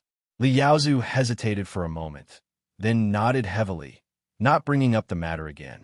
However, while Li Yaozu did not revisit the topic, Wei Tu kept the matter in mind. What does Li Yaozu want by trying to sideline me during the busy autumn season? On the way back to the Li residence, Wei Tu pondered the reasons behind Li Yaozu's actions. Master Li Yaozu was known to be difficult to deal with, a consensus among the servants at the Li residence. This also implied Li Yaozu's shrewdness and the difficulty of deceiving him. If he had considered that changing attendance might affect the eldest young master Li Xingye's studies, it was inconceivable that Li Yaozu had not thought of this. Back at the Li residence, Wei Tu confided his confusion to Cai Xia, the senior maid, who had been with him since his arrival at the Li residence. Their relationship was always good. The news of his marriage to Xinghua being approved by Li Tongshi was also conveyed to him by Cai Xia via Chunluan. In my opinion, it's possible that the master has taken an interest in Sister Xinghua. Cai Xia led Wei Tu to a secluded corner of the corridor and quietly voiced her judgment. Recently, the mistress has been unhappy. A few nights ago, I overheard the master and mistress arguing, with the master being involved with the wives of other tenants. Master wants to send you away, and with the rented land left unattended, Sister Xinghua will be at his mercy. Cai Xia spoke clearly, word by word. What a sinister scheme. Upon hearing Cai Xia's words, Wei Tu's face darkened immediately. He felt an intense hatred and wished he could tear Li Yaozu apart. In the past, he had heard of some tenants offering their wives to landlords in exchange for better land. But he hadn't expected that even the seemingly kind Li residence was rife with such scheming. Li Yaozu's suggestion for him to become the eldest young master's attendant was likely not his true intention. Instead, he was using this as a ploy to coerce Wei Tu into giving up Xinghua, which was his real aim. Refusing to comply meant that the grain he had labored for a year would be wasted. It also meant that renting good land next year would be impossible. As for why Li Yaozu didn't directly coerce the unmarried Xinghua, Wei Tu could guess a few reasons. Firstly, it was because Li Tongshi was strict and somewhat jealous, not permitting Li Yaozu to take concubines or mistreat the maidservants. Even Cai Xia, who had served as a maid for so long, remained untouched. Secondly, there was the family reputation. Rumors about Li Yaozu favoring maidservants would tarnish the family's name. Li Yaozu himself would also prefer to avoid such scandals. Thirdly, mistreating maidservants and denying them status was a complex issue. Forcing tenants' wives to comply was a much simpler matter. In the countryside, where there is no feudal code of death being insignificant compared to the loss of one's honor, such matters can be easily glossed over as long as they are not discovered. I understand now. Thank you, Cai Xia. After a moment, Wei Tu slowly relaxed his clenched fists, bowed to Cai Xia, and expressed his gratitude. It's no big deal. Cai Xia smiled. When I was punished by the madam in the past, Sister Xinghua secretly brought me food. I've always remembered that kindness. Back in the main hall, after feeding the half-grown black horse, Wei Tu practiced some health preservation exercises to warm up. With my current strength, achieving a martial title isn't guaranteed, but it's certainly not far off. I will go directly to Li Tongshi to negotiate for my release. Given her intelligence, she should not obstruct me. Wei Tu thought to himself. Shallow waters cannot nurture a true dragon. He believed Li Tongshi should understand the potential troubles of keeping a martial artist with rebellious thoughts at home. If even that doesn't work, and if Li Tongshi is not wise. A hint of ruthlessness appeared in Wei Tu's eyes. With a mind set on vengeance, he felt a murderous intent rising. With his current strength, slaughtering the entire Li residence would be no difficult task. Of course, he wouldn't do that because he remembered the Li family's favor of sparing his life. However, escaping from the Li family and turning to banditry or becoming a vagabond would be possible. He had had enough of being subservient. Two paths lay before him. Either redeem his status and participate in the martial exams, or become a bandit and live by the sword. Wei Tu decided that it was not wise to delay discussing the release with Li Tongshi any longer. He was worried that further delays might lead to complications. According to Kai Xia, Master Li Yaozu intended to use the autumn harvest of the tenant fields to threaten him and his wife, pressuring them to comply. The wheat harvest in Qingshan County was only about 10 days away. If too much time passed and Li Yaozu resorted to coercion, the relationship between master and servant would become irreparable. At that point, proposing redemption would be met with strong opposition, and Li Yaozu might even go as far as framing him to eliminate what he perceived as a troublemaker in the Li household. By redeeming himself in advance, even though he was still short of some money, there was a chance that Li Yaozu, seeing that their relationship hadn't yet soured and recognizing his strength, might be deterred and reconsider his plans, avoiding enmity. In the evening, Wei Tu shared his plan with Xinghua and sought her opinion. "You are my husband. I will follow your lead," Xinghua replied. Knowing her position, Xinghua never disputed the major decisions with Wei Tu. "That's all I needed to hear," Wei Tu nodded. He also advised Xinghua to return late from the county town after buying groceries the next day. "If anything goes wrong, you should leave the county as quickly as possible and hide outside the city," he instructed her. "Wei Gu'er, are you going to?" Xinghua's heart sank at these words, immediately fearing the worst. Before she could finish her thought, she stopped herself, gently murmured a response, and began to pack the household belongings under the cover of night. After the lights were out, the couple embraced and fell asleep. "Don't leave me behind when you go." In the middle of the night, Xinghua nudged Wei Tu awake and whispered these words. Wei Tu, initially groggy from sleep, was momentarily disoriented. He heard Xinghua's words clearly, but wasn't sure how to respond. If it came to that, he was uncertain whether he would want to carry an additional burden, risking his own life. "I still need you to cook for me. I'm used to your food, and food cooked by others just don't taste right." Wei Tu thought for a long while before saying something that might not be very comforting. However, as soon as he finished speaking, Xinghua had already fallen asleep, her breaths coming out hot and quick. The next morning, Wei Tu, as usual, rose early and went about his chores, mixing feed for the horse and chopping the dry hay that had accumulated over the past few days. He filled the bucket with clean water, leaving no space empty. After finishing his work, Wei Tu watched as Xinghua left the Li residence with a basket. He then sat on a stone block, waiting until the sun made his back unbearably hot before heading towards the inner residence. As an outsider, he was prohibited from entering the inner quarters without permission from Master. Wei Tu adhered to his role, standing at the entrance of the inner residence and asking the passing maid to inform Li Tongshi. Soon, a maid arrived with Li Tongshi's instructions and guided Wei Tu into the parlor. "Wei Gu'er, is there something important you need? Is there something missing at home? Or are you and Xinghua having issues?" Li Tongshi asked with a frown, eyeing Wei Tu standing in the center of the room. Li Tongshi's voice was calm and without any trace of arrogance. However, those familiar with her knew that she was deliberately suppressing her anger and dissatisfaction. A male servant entering the inner quarters was seen as improper. If there were issues, they should have been discussed in the outer quarters through the maid. Coming to the inner quarters to discuss was considered a breach of etiquette. Without rules, order cannot be maintained. As the matriarch, Li Tongshi was determined to crush any signs of instability that could disrupt the Li household. Li Tongshi sipped her tea, the heat causing her lips and tongue to burn, but she maintained her composure as she coolly stared at Wei Tu, waiting for his response. Wei Tu's request, however, took Li Tongshi by surprise. Wei Tu bowed and said, "Madam, I have come to discuss redeeming my contract. I intend to participate in next year's martial examination." The room fell into silence as soon as Wei Tu finished speaking. The atmosphere became so tense that a pin dropping could be heard. Li Tongshi was stunned. Even the maids standing behind Li Tongshi were equally shocked. In a wealthy household, particularly among the servants, discussing the contract of servitude was considered taboo. It was a forbidden topic.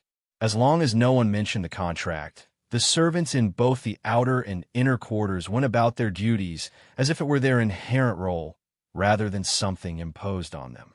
"Wei Gur, you've been with the Li family for some time. The Li family has surely treated you well." Li Tongshi's expression remained unchanged, but her fingers, hidden in her sleeve, tightened around the fabric. Redemption of a servant often signaled turmoil in large households. Having managed the Li household for many years, Li Tongshi did not want to have a blemish, a stain that could be used by others in the county to attack her. "The Li family has saved my life," Wei Tu replied, nodding. Sitting in the hall, facing south, Li Tongshi's expression softened slightly in the sunlight shadow. "Is it a matter of insufficient wages?" Her tone was gentle. At this moment, Li Tongshi recalled that Wei Tu's wages had not increased for a long time, which might be why he was raising the issue of redemption. "It's not that, madam." Wei Tu shook his head firmly. "I said earlier that I intend to redeem myself to participate in next year's martial examination." Wei Tu was puzzled. Although he had articulated his words clearly, why did it seem like Li Tongshi hadn't heard the latter part of his statement? The martial examination? The term echoed in Li Tongshi's mind again, and this time she fully grasped its meaning. Li Tongshi looked up, scrutinizing the slightly tanned young man before her. After a moment, she said, "Raise your head." From the moment he entered the parlor, Wei Tu had kept his head bowed. In fact, since the Li family had bought him, she had never seen him lift his head. While she had always been pleased with his adherence to protocol, today she felt she had misjudged him. The most disciplined person was actually the most restless at heart, thinking of redeeming himself, taking the martial examination, and leaving the Li household. "Yes, madam." Wei Tu followed her instruction and raised his head to meet Li Tongshi's gaze. "Why do you want to take the martial examination? It's not an easy path." Li Tongshi asked gently after assessing Wei Tu's appearance. His face did not resemble the imposing dragon visage she had read about in books. On the contrary, Wei Tu's looks were rather plain, indistinguishable from those of a rural farmer. "Madam may not know, but I obtained a health-preserving technique for my second aunt 2 years ago. After practicing it for the past 2 years, my strength has greatly increased, meeting the requirements to participate in the martial examination." Wei Tu took a moment to explain his practice of the health-preserving technique in detail, also mentioning his second aunt, Wei Hong. 2 years had passed since the infuriating words of his cousin, Huang Yuanshan. From the time Wei Tu left the Huang family, those words still occasionally echoed in his mind. The feeling of being despised was unpleasant. However, now was a critical period in his life, a matter of life and death. Wei Tu would not let such a personal grudge prevent him from mentioning his sole reliable backing. Wei Hong. Li Tongshi pondered the name, deep in thought. Although Wei Hong was a secondary wife in the Huang family, her status was not low due to having a son, unlike most concubines. Li Tongshi was aware of this. Even though Wei Hong's status might not directly impact the internal affairs of the Li household, seizing Wei Tu's contract and turning it into a grudge was still unwise. The Huang family was influential and wealthy in Qingmu County, with extensive lands far surpassing the Li family. Of course, the Li family was not so poor to the point of being fearful. Yet if Wei Tu were truly so closely connected with his second aunt Wei Hong, he wouldn't have fallen to being a servant in our Li family. Li Tongshi thought. However, she soon buried this thought. An ordinary male relative from a wealthy family, like Wei Hong's, would not be inclined to offer much help. However, a male relative with prospects of passing the martial examination was quite different. As the matriarch of the Li family, Li Tongshi understood the perspective of prominent concubines like Wei Hong. Having a supporting family gave one confidence, support, and prevented one from being looked down upon by the husband's family. After a short while, when Li Tongshi gently placed her teacup on the table beside her, it was clear to those in the hall that she had made up her mind. The decision regarding your contract. I cannot decide on my own, and it needs to be discussed with the master, Li Tongshi said, casting a glance at Wei Tu's day. The master has always been open-minded.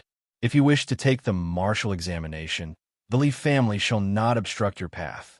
She had already agreed in her heart to allow Wei Tu to redeem himself, but it was not proper to make such decisions about household affairs without consulting Li Yaozu. Kai Xia, go and fetch the master, Li Tongshi instructed, looking at the maid standing on her right. Yes, madam, Kai Xia replied and left the room.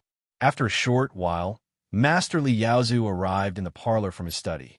He took a seat in the chair next to Li Tongshi, smoothing the hem of his robe before examining Wei Tu, who stood before him. Are you redeeming your bond? Li Yaozu frowned. Do you have the required amount of silver? His tone was not as warm or emotional as Li Tongshi's. He immediately asked about the full amount of redemption silver. This attitude was consistent with what people knew about Master Li Yaozu. Due to insufficient funds, I hope the master and madam will show mercy and consider reducing the amount, Wei Tu said, presenting his prepared statement. The 10 taels of silver was an estimate based on market rates, not the actual redemption amount. The Li family's asking price could be higher or lower than 10 taels. Of course, the price had to be within a reasonable range. Otherwise, it would be difficult to accept. If the asking price was unreasonable, Wei Tu could report the Li family to the authorities. But the issue is that the authorities often favored those with money over those with reason. Husband. As Li Yaozu was about to speak, Li Tongshi stood and gestured for him to follow her to the inner hall to discuss the matter. Time slowly passed. From a moment Wei Tu entered the inner quarters until now. It was well past noon.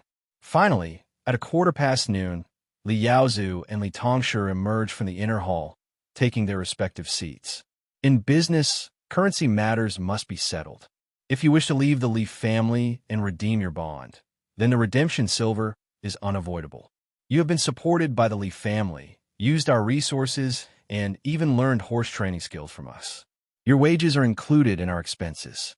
All of these combined cost us a lot. Li Tongshi took out the ledger and calculated. Hearing this, Wei Tu did not refute. If he had proposed redeeming his bond earlier, the Li family would not have invested so much in his training and even arranged for his marriage. The total comes to approximately 11 taels and 5 coins. Wei Guer, can you accept this amount for the redemption silver? Li Tongshi asked. Please, madam, show some leniency and reduce the amount.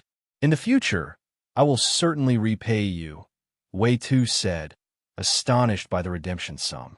The Li family's calculated amount far exceeded his own estimation. The additional 1 tael and 5 coins was not a small sum. With that amount, they could buy another servant during a famine year. Suppressing his dissatisfaction, Wei Tu made a deep bow and lowered his tone. Li Yaozu, seeing Wei Tu bow deeply, showed a hint of satisfaction in his eyes. He said, Wei Guer has grown up in the Li household. Although business matters are important, some consideration for old ties is also needed. The redemption silver can be lowered. How about 8 taels and 8 coins? Consider it as a bonus. Thank you, master, Wei Tu responded gratefully. After expressing his thanks, Wei Tu took out the silver he had saved over the years, counted it, and handed it to Chun Lan, who was standing by. Madam, it is 8 taels and 8 coins, Chun Lan said, placing the silver coins on a lacquered table and leaning in to whisper to Li Tongshi. It seems you came prepared. Here are your bond and the letter of proof, Li Tongshi said with a smile, retrieving an unsealed envelope from her sleeve and placing it on the tea table. She explained why she and Master Li Yaozu had spent so long in the inner hall, because they were drafting the letter to prove Wei Tu's redemption. Wei Tu thanked the master and madam once more, Wei Tu said, bowing deeply again. After his thanks, he took a deep breath, straightened up, and looked directly at Li Yaozu and Li Tongshi. At that moment, he was no longer a servant of the Li family. From now on, once he shed his status as a servant at the bureaucratic office, he would be a fully recognized commoner of the Zheng kingdom, not just a private slave kept by a wealthy family. Seeing this, both Li Yaozu and Li Tongshi felt an inexplicable discomfort and frowned slightly. They thought that Wei Tu should have maintained the appropriate etiquette before leaving the Li household, as a courtesy for their previous favor. Wei Tu, go to the outer courtyard and pack your belongings. You may leave now, Li Yaozu said, maintaining a smile despite his inner displeasure. Although he had not assessed Wei Tu's skills and strength like Xinghua, he understood that a servant daring to seek redemption was likely motivated by more than just dissatisfaction. What Wei Tu said was likely true. Even if he did not succeed in the martial examination this time, it was better not to offend a martial artist if possible. There have been instances in Qing County where landlords were killed by swordsmen in recent years. Hearing this, Wei Tu nodded, took the bond and letter from Chunlan, and turned to leave the inner courtyard. After Wei Tu left, the inner courtyard of the Li residence returned to its usual calm. Why hasn't lunch been served yet? It's already past noon. Li Tongshi, having put away the ledger, frowned in dissatisfaction as she noticed the empty dining table. She sighed, wondering if the servants and maids had become more insolent due to her leniency in managing the household. Xinghua went out to buy vegetables in the morning and hasn't returned yet, a maid said quietly. What? Xinghua still hasn't returned yet. Li Yaozu, who had just arrived at the dining table, darkened his expression. However, he seemed to realize something, and a chill ran down his spine. It must be just my overthinking, Li Yaozu muttered, rubbing his temples as he sat on the stool by the dining table. He thought he was merely scaring himself. Since Wei Tu had been sold to the Li family, there had never been an instance where the Li family had wronged him. Wei Tu wouldn't risk everything over a minor issue. The matter of forcing Xinghua to comply hadn't happened yet. Li Yaozu had only suggested that Wei Tu become Li Xingye's attendant on the way to the county seat. Even with the most imaginative speculation, it was unlikely that such a connection would lead to anything dire. It's probably just a coincidence, Li Yaozu reassured himself, trying to calm his mind. Nevertheless, he remained uneasy. He recalled the direct gaze Wei Tu had given him when he left, a gaze that did not befit a servant, nor the demeanor of someone grateful. I'll go out for a bit, Li Yaozu decided, intending to clear his mind. After greeting Li Tongshi, he lifted his long robe and stepped out of the hall. Following the corridor, passing through the courtyard and the moon gate, Li Yaozu arrived at the outer courtyard and stopped under the eaves, glancing at the stable. A half-grown black horse snorted and munched on the remaining feed in the trough. Next to the stone wall, there was a pile of chopped hay, sufficient for about 10 days. Li Yaozu approached the stable, tiptoed to inspect its cleanliness, and saw that the stable was tidy, with no sign of the black horse's waste from the previous night. His heart settled, and he showed a hint of admiration. It was just my overthinking. Wei Tu is a good lad, Li Yaozu thought to himself. Returning to the inner courtyard, he passed by the kitchen and smelled the aroma of meat and vegetables wafting from the open window. He felt as though a heavy burden had been lifted and walked with a lighter step. Bring me some paper and ink, Li Yaozu instructed a maid beside Li Tongshi. Lord, what do you need paper and ink for? Li Tongshi asked, puzzled. Li Yaozu was not known for his spontaneous writing, especially during mealtimes. I have a longtime friend in Sanyuan Township who is a martial examination graduate. Since Wei Tu wants to take the martial examination, let's do what we can to help him, Li Yaozu explained. Master, have you lost your mind? Are you out of your wits? Li Tongshi was astonished. Earlier, she had negotiated with Li Yaozu to lower Wei Tu's redemption fee by several taels, considering it a personal favor. Another reason for that was that if the redemption fee was set too high, wealthy ladies might gossip about the Li family being greedy at their gatherings. At this moment, Chunlan had returned with the paper and ink, preparing them for Li Yaozu. I lost my mind. Li Yaozu paused, a hint of displeasure crossing his face as he frowned and muttered, "You are a short-sighted woman." Ignoring Li Tongshi, he began writing on the blue-lined paper, his pen moving swiftly. After finishing, he sealed the letter with his personal seal, pressing a red stamp onto it. If what I saw is true, this letter will create a favorable connection. If not, at least it will help ease a precarious situation. Liaozu scrutinized the letter, stroking his goat beard as his eyes gleamed with determination. A debt of gratitude is as heavy as Mount Tai. If Wei Tu repaid kindness with enmity, he wouldn't even get a chance to meet a swordsman, as they value loyalty above all. "Send this to Wei Ger," Liaozu said, placing the letter into an envelope and handing it to a maid. Soon, Wei Tu, who was packing his belongings in the hall, received another letter from Master Liaozu. The envelope was similar to the one containing the contract and proof letter, unsealed, allowing Wei Tu to easily read its contents. Sanyuan Township Shanji is a martial examination graduate.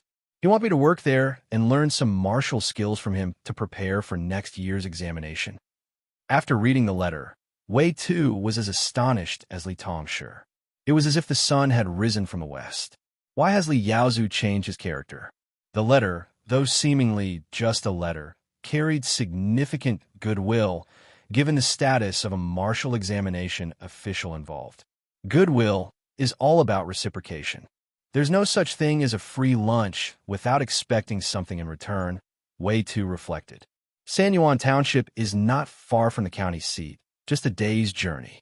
Now that I've redeemed myself, Liaozu wouldn't intentionally deceive me about this. The offer is most likely genuine. After a brief moment of hesitation, Wei Tu made up his mind to follow the letter's advice. He decided to work at the Shan family's estate in Sanyuan Township and seek advice from the martial examination graduate on preparation for the upcoming exam. It was only midsummer, with over half a year remaining before the martial examination in February of the following year. By redeeming himself earlier than planned, Wei Tu had to accept that he might not earn any money in the meantime, which could lead to a period of financial hardship. In the Qingmu County, especially during the off-season for farming, there was no shortage of men seeking work from the countryside. Even if one did not demand a salary and only asked for food and lodging, finding such work was challenging. Otherwise, Xinghua wouldn't have reacted so strongly when she heard about Wei Tu's intention to redeem himself. Compared to redemption, the real difficulty was that freed servants often found it hard to secure a livelihood. "Thank you, Bodhisattva, for your blessings." That evening, upon seeing Li Yaozu's handwritten letter, Xinghua beamed with joy. She knelt in the corner and offered 3 heartfelt bows toward the direction of the city's temple.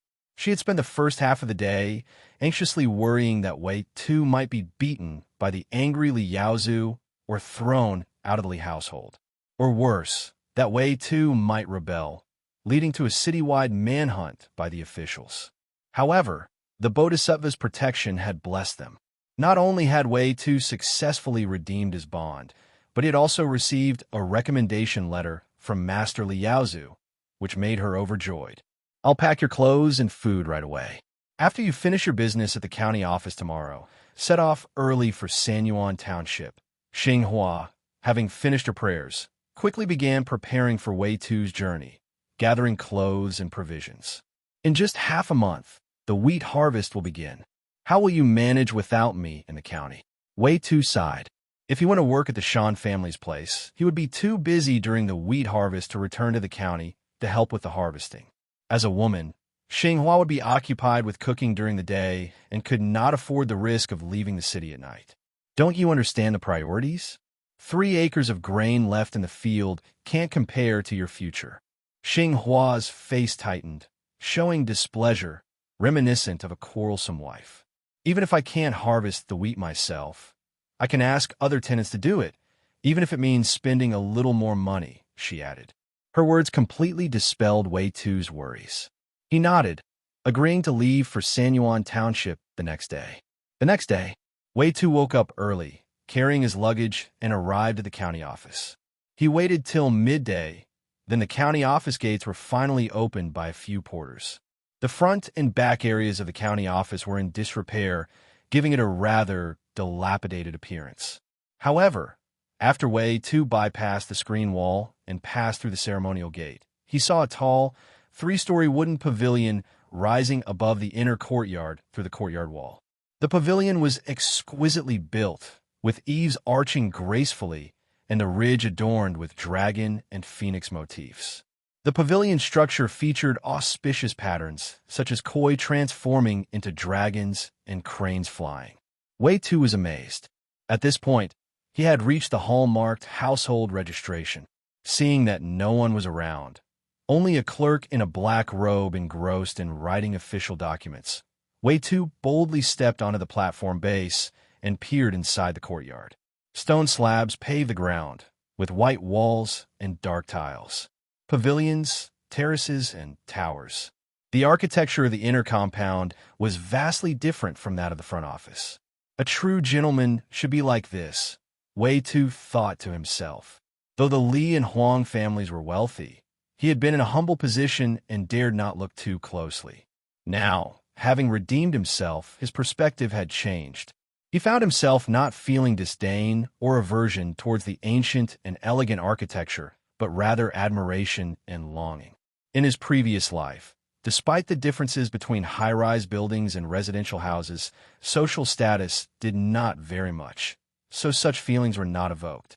In this life, however, with a different status and living in different kinds of houses that conform to the rights and properties, the experience was naturally different. After taking in the scene, Wei Tu composed himself, took out his release papers and proof letter from his chest, and gently knocked on the door of the household registration office. "What's the matter?" The clerk in the office stopped writing and looked up at Wei Tu and asked. Wei Tu briefly explained his intention to change his status from a slave to a free citizen, removing the slave registration. The clerk was surprised, placing his brush at an angle in the pen holder, and took a good look at Wei Tu. Although the household registration office handled the business of freeing slaves, he had never seen anyone come here to remove their status as a slave since he took over his father's position. "Do you have the release papers? The master's letter?" The clerk's tone became gentler. Though he did not know Wei Tu, the fact that he was redeeming himself at such a young age made him worthy of attention. "Yes," Wei Tu replied promptly, entering the office, bowing slightly, and presenting his identity document and letter with both hands. You are 19? The clerk raised his eyebrows. At first glance, he thought Wei Tu was a man in his 30s, but was surprised to find he was a youth under 20. The clerk noted Wei Tu's name and origin, then opened the identity document and letter, carefully comparing them with the office's records for verification. Once confirmed, the clerk took out a book with commoner registration, written on the cover, and wrote Wei Tu's name on the last page. Once registered as a commoner, you will be required to pay a fixed amount of annual head tax. If you have land, you must also pay land tax. Additionally, if you wish to avoid labor service, you will need to pay a substitute labor fee. The clerk explained. Hearing this, Wei Tu nodded, indicating his understanding.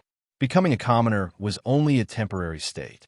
As long as he succeeded in the martial examination and achieved fame, he could transition from commoner registration to military registration and even to official registration. By then, he would no longer need to pay head taxes or substitute labor fees. After 3 years as a commoner, if you have no outstanding head taxes or substitute labor fees and no land, the office will consider granting you permanent land. Remember this, the clerk reminded. "Thank you, sir." Wei Tu bowed in thanks. After leaving the county office, Wei Tu did not linger in the county town. After eating a pancake made from apricots on the previous day, he followed the crowd and left the town. For safety reasons, Wei Tu did not travel nonstop, but instead stopped at an halfway through his journey. He continued his trip the next day. The following day, he traveled for a little more than half a day. After bypassing a mountain ridge, he finally reached a village near a river at the base of the slope, marked by a sign that read Shan Family Village. After inquiring with the villagers, Wei Tu arrived at the only residence in Shan Family Village with 3 horse tethering posts. "You were recommended by Li Yaozu?" "That's a surprise. Shan wooed you, sitting on a stone millstone in front of the house, had a lean and elongated face. He wore a brownish-purple cotton summer shirt and had a brass water pipe hanging from his waist. After reading the letter, Shan Wuju shook the ashes from his pipe and told Wei Tu to come in, before turning and walking into the house. The Shan residence was a 3-courtyard estate. In the first courtyard, several fine horses were kept, all of which neighed in greeting upon seeing Shan Wuju enter. In the second courtyard's main hall, Shan Wuju sat down and said, "I'll take you on as a long-term worker. As for teaching you martial arts, it depends on my mood and whether you have the aptitude for it. There's also the matter of showing respect after you gain fame in the martial arts exams. You need to send me gifts seasonally. Can you achieve that?" Shan Wuju said, "If I succeed, Master Shan will be my mentor, and it is only right for a disciple to honor his master," Wei Tu replied, after some thought, with a somewhat diplomatic response. "Very good." Shan Wuju did not refute and showed a hint of a smile. "There are stone locks for strength training and a tough bow outside. Try them and see if you have the potential." Shan Wuju pointed to the outside. Wei Tu nodded and walked outside. Upon entering, he noticed the various weapons displayed in the second courtyard. All the 18 weapons were present, including bronze and wooden training dummies. Soon, Wei Tu reached the corner of the courtyard. With his right arm flexed, he lifted a stone lock marked 300 pounds. After a year of practice, his progress in health cultivation had improved. Although not yet mastered, he had surpassed the small success stage considerably. His strength had increased from 200 pounds to 300 pounds per arm. Good physical foundation. Shan Wuju nodded slightly, showing a trace of satisfaction. In martial arts, a good foundation is crucial. Without a solid foundation, no matter how much one practices, it's hard to make progress. Being able to lift a 300-pound stone lock with one arm, in Shan Wuju's view, meant Wei Tu was exceptionally gifted among ordinary people. However, when it came to drawing the hard bow, Wei Tu shook his head and honestly admitted his lack of skill in archery. "You have no skill in archery?" Shan Wuju frowned. Relying solely on strength is far from enough to gain fame in martial arts exams. However, Shan Wuju did not seem too concerned, as there would be another chance to test next time. Archery skills could be improved with practice, and Wei Tu was still young. "What martial arts have you learned? Any sword techniques?" Shan Wuju pondered and asked. When he mentioned martial arts, he was referring to genuine martial arts practices, including various stances and foundational techniques, rather than mere flashy forms. These martial arts can be practiced throughout one's life. Many weapon techniques are derived from these fundamental practices. "I have practiced only the turtle breathing technique," Wei Tu answered truthfully. "Turtle breathing technique? What kind of martial arts practice is that? What nonsense are you spouting?" Shan Wuju's disdain for this health practice was evident from his reaction. As the words fell, Shan Wuju suddenly recalled Wei Tu's background mentioned in Li Yaozu's letter, and it all seemed quite reasonable now. The most likely martial arts Wei Tu could have been exposed to were the widely practiced longevity skills. Advanced martial arts techniques each have a clear lineage, and it is impossible to fake them. Practitioners only need to mention the name of a technique, and masters can usually identify which province and which famous master took them in. The martial arts community is neither too large nor too small. First, you'll have to work hard as a long-term laborer. If you perform well, I will teach you some martial techniques. It's getting late. Shan Wuju glanced at the sky and said. Upon hearing this, Wei Tu felt a bit disappointed, but did not mind too much. If Shan Wuju were to teach him martial arts at this moment, it would mean he was truly valued as a direct disciple. Wei Tu did not believe that Li Yaozu's letter could have such a significant effect. If it could, Li Yaozu wouldn't have given away such a favor for free. Then, Shan Wuju, who was reclining against a chair under the eaves, squinted his eyes and blew forcefully into the smoking pipe, sending ash onto his robe. He brushed off the ash, lit the tobacco leaves with a fire paper, took a few puffs, and then walked into the inner courtyard. Wei Tu, still holding the stone lock he had used for testing his strength, watched as Shan Wuju walked away, feeling momentarily lost and unsure of what to do. The inner courtyard was Shan's private residence, where the family members lived. In a large household, the rules are the same. Outside men are forbidden to enter. However, before Wei Tu could ponder further, a young woman in her 20s, elegant in appearance, came out from the courtyard and greeted him. The young woman had fair skin and wore a blue cloth gown with black trim and a pair of trousers.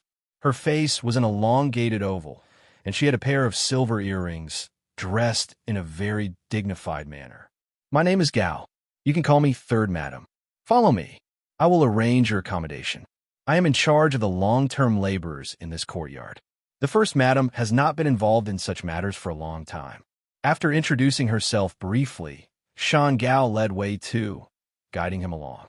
Upon learning that this young woman was Shan Wuju's concubine, Wei Tu's demeanor immediately became more subdued, and he stopped scrutinizing her. Shortly, Shan Gao led Wei Tu to the first courtyard and arrived at the west room. Opening the door to the west wing, they found a long-term laborer in his 40s already residing there. The laborer quickly got up from the earthen bed and greeted, "Third Madam. Dengin, you've been working at the Shan household for a long time. Please look after Wei Tuesday. This year, we only recruited you two as long-term workers. The harvest is approaching, so rest up these days and don't slack off on the small chores." After giving these instructions, Shan Gao turned and left the west wing. Once Shan Gao left, Deng got off the bed and took several deep breaths in the spot where Shan Gao had just been. Wei Tu observed silently, neither stopping him nor reporting Deng and's disrespectful behavior to Gao Shi. Shan Wuju, having married a much younger woman, made Shan Gao, in her 20s, look like a future young widow in their village, a situation that naturally attracted attention. Although Shan Wuju was vigorous and agile, Wei Tu could tell that he was likely in his 60s or 70s, though his martial training kept him from appearing old. After a while, Deng came back to his senses and greeted Wei Tuesday. They exchanged names and origins. The two introduced themselves and shared their origins. "You are from Changming Township? That's quite a long distance from Sanyuan Township." Deng was somewhat surprised. It was uncommon for laborers from Changming Township to travel all the way to Sanyuan Township. Laborers usually worked in their own regions and rarely ventured far. The journey took 2 days. Wei Tu nodded and replied casually. He did not mention his plan to take the martial examination to Deng. Understanding people's appearances does not always reveal their true intentions. From a scene earlier, Wei Tu knew that Deng An's intentions were not entirely pure. He had to be cautious. Some people may not achieve success themselves, but can certainly sabotage others' efforts. After putting away his luggage, Wei Tu stepped out of the room and began practicing the stances of the tortoise breathing technique under the moonlight. Although the journey had been tiring these past few days, Wei Tu was determined not to let his longevity practice fall behind. He knew that diligence leads to mastery and neglect to decay, and he was not willing to let his effort be in vain. The longevity technique required 9 practices a day. Wei Tu wasn't sure if this was a necessary condition for reaching the Qi perception realm, but he wasn't willing to take the risk. He needed to practice the technique at least 9 times each day. If he failed, even though he had made significant progress over the past 5 years, the feeling of a setback would be discouraging. In the courtyard, Wei Tu stood in position, starting from the basic form of the longevity technique. His movements were slow and precise. If Master Ruan were present, he would have noticed that Wei Tu's movements perfectly matched those in the longevity technique manual, with no deviations. 1 repetition, 2 repetitions. After 3 or 4 repetitions, Wei Tu began to perform the technique from memory, allowing his mind to immerse in the essence of the stances and the flow of warmth through his body. Gradually, Wei Tu's thoughts became clear. His steps became more fluid, and the technique became faster. The warmth in his body was condensed into a powerful force that traveled from his spine to his legs, and then back to his chest and abdomen. Whoosh! With each exchange of punches and kicks, the air around Wei Tu vibrated, producing a resonant humming sound, reminiscent of the roar of tigers and leopards. Tortoise breathing technique. 81 out of 109 times a day. Mastery in 5 years. Have I reached major success? After finishing his practice, Wei Tu glanced at the progress of the longevity technique out of habit. He was surprised to see that the progress had jumped from 63% yesterday to 81% now, an increase of 18 percentage points. This meant that his recent practice was equivalent to several months of hard work. It must be a case of accumulating results over time. I wonder if I can master the longevity skill and enter the chi perception realm before the 5 years are up. Since he started practicing the longevity skill, he had never been lax. He practiced not just 9 times a day, but multiple times, far exceeding the expectations of someone with a late bloomer fate. Now, halfway through the 5-year period, he had reached 81% progress. His joy was understandable. I can't slack off. The later stages of the longevity skill are where the real difficulty begins. It's possible that after several months of practice, there may be no noticeable progress. Wei Tu reminded himself to stay grounded. In every field, getting started is easy, but becoming a top expert is extremely challenging. It requires much more effort and hard work. Becoming a painter is easy, but becoming a master painter is another story. This principle applies to the longevity technique, which is easy to learn but difficult to master, leading to its disdain among martial artists and its rare practice. A few days later, Wei Tu's concerns came to fruition.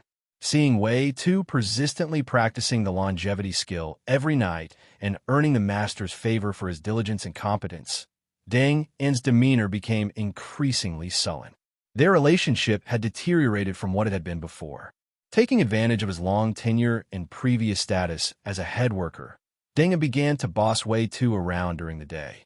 However, Deng An was surprised to find that Wei Tu, instead of arguing or causing a fuss when given orders, simply completed the tasks efficiently and neatly.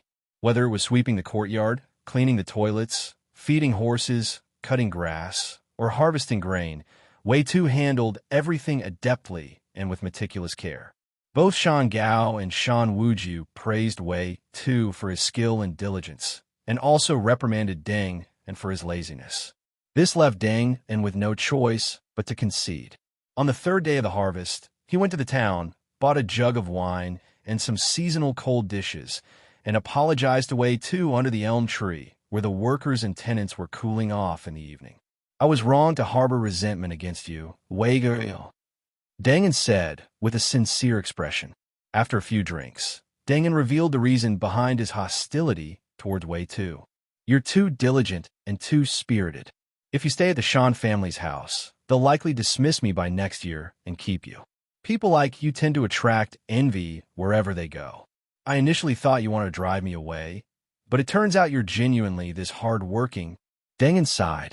After more than 10 days of hard work, moving from the riverfront to the riverbank for the wheat harvest, even a tough man like Deng An was exhausted. Yet Wei Tu managed to endure it, staying energetic every day and even finding time to practice at night.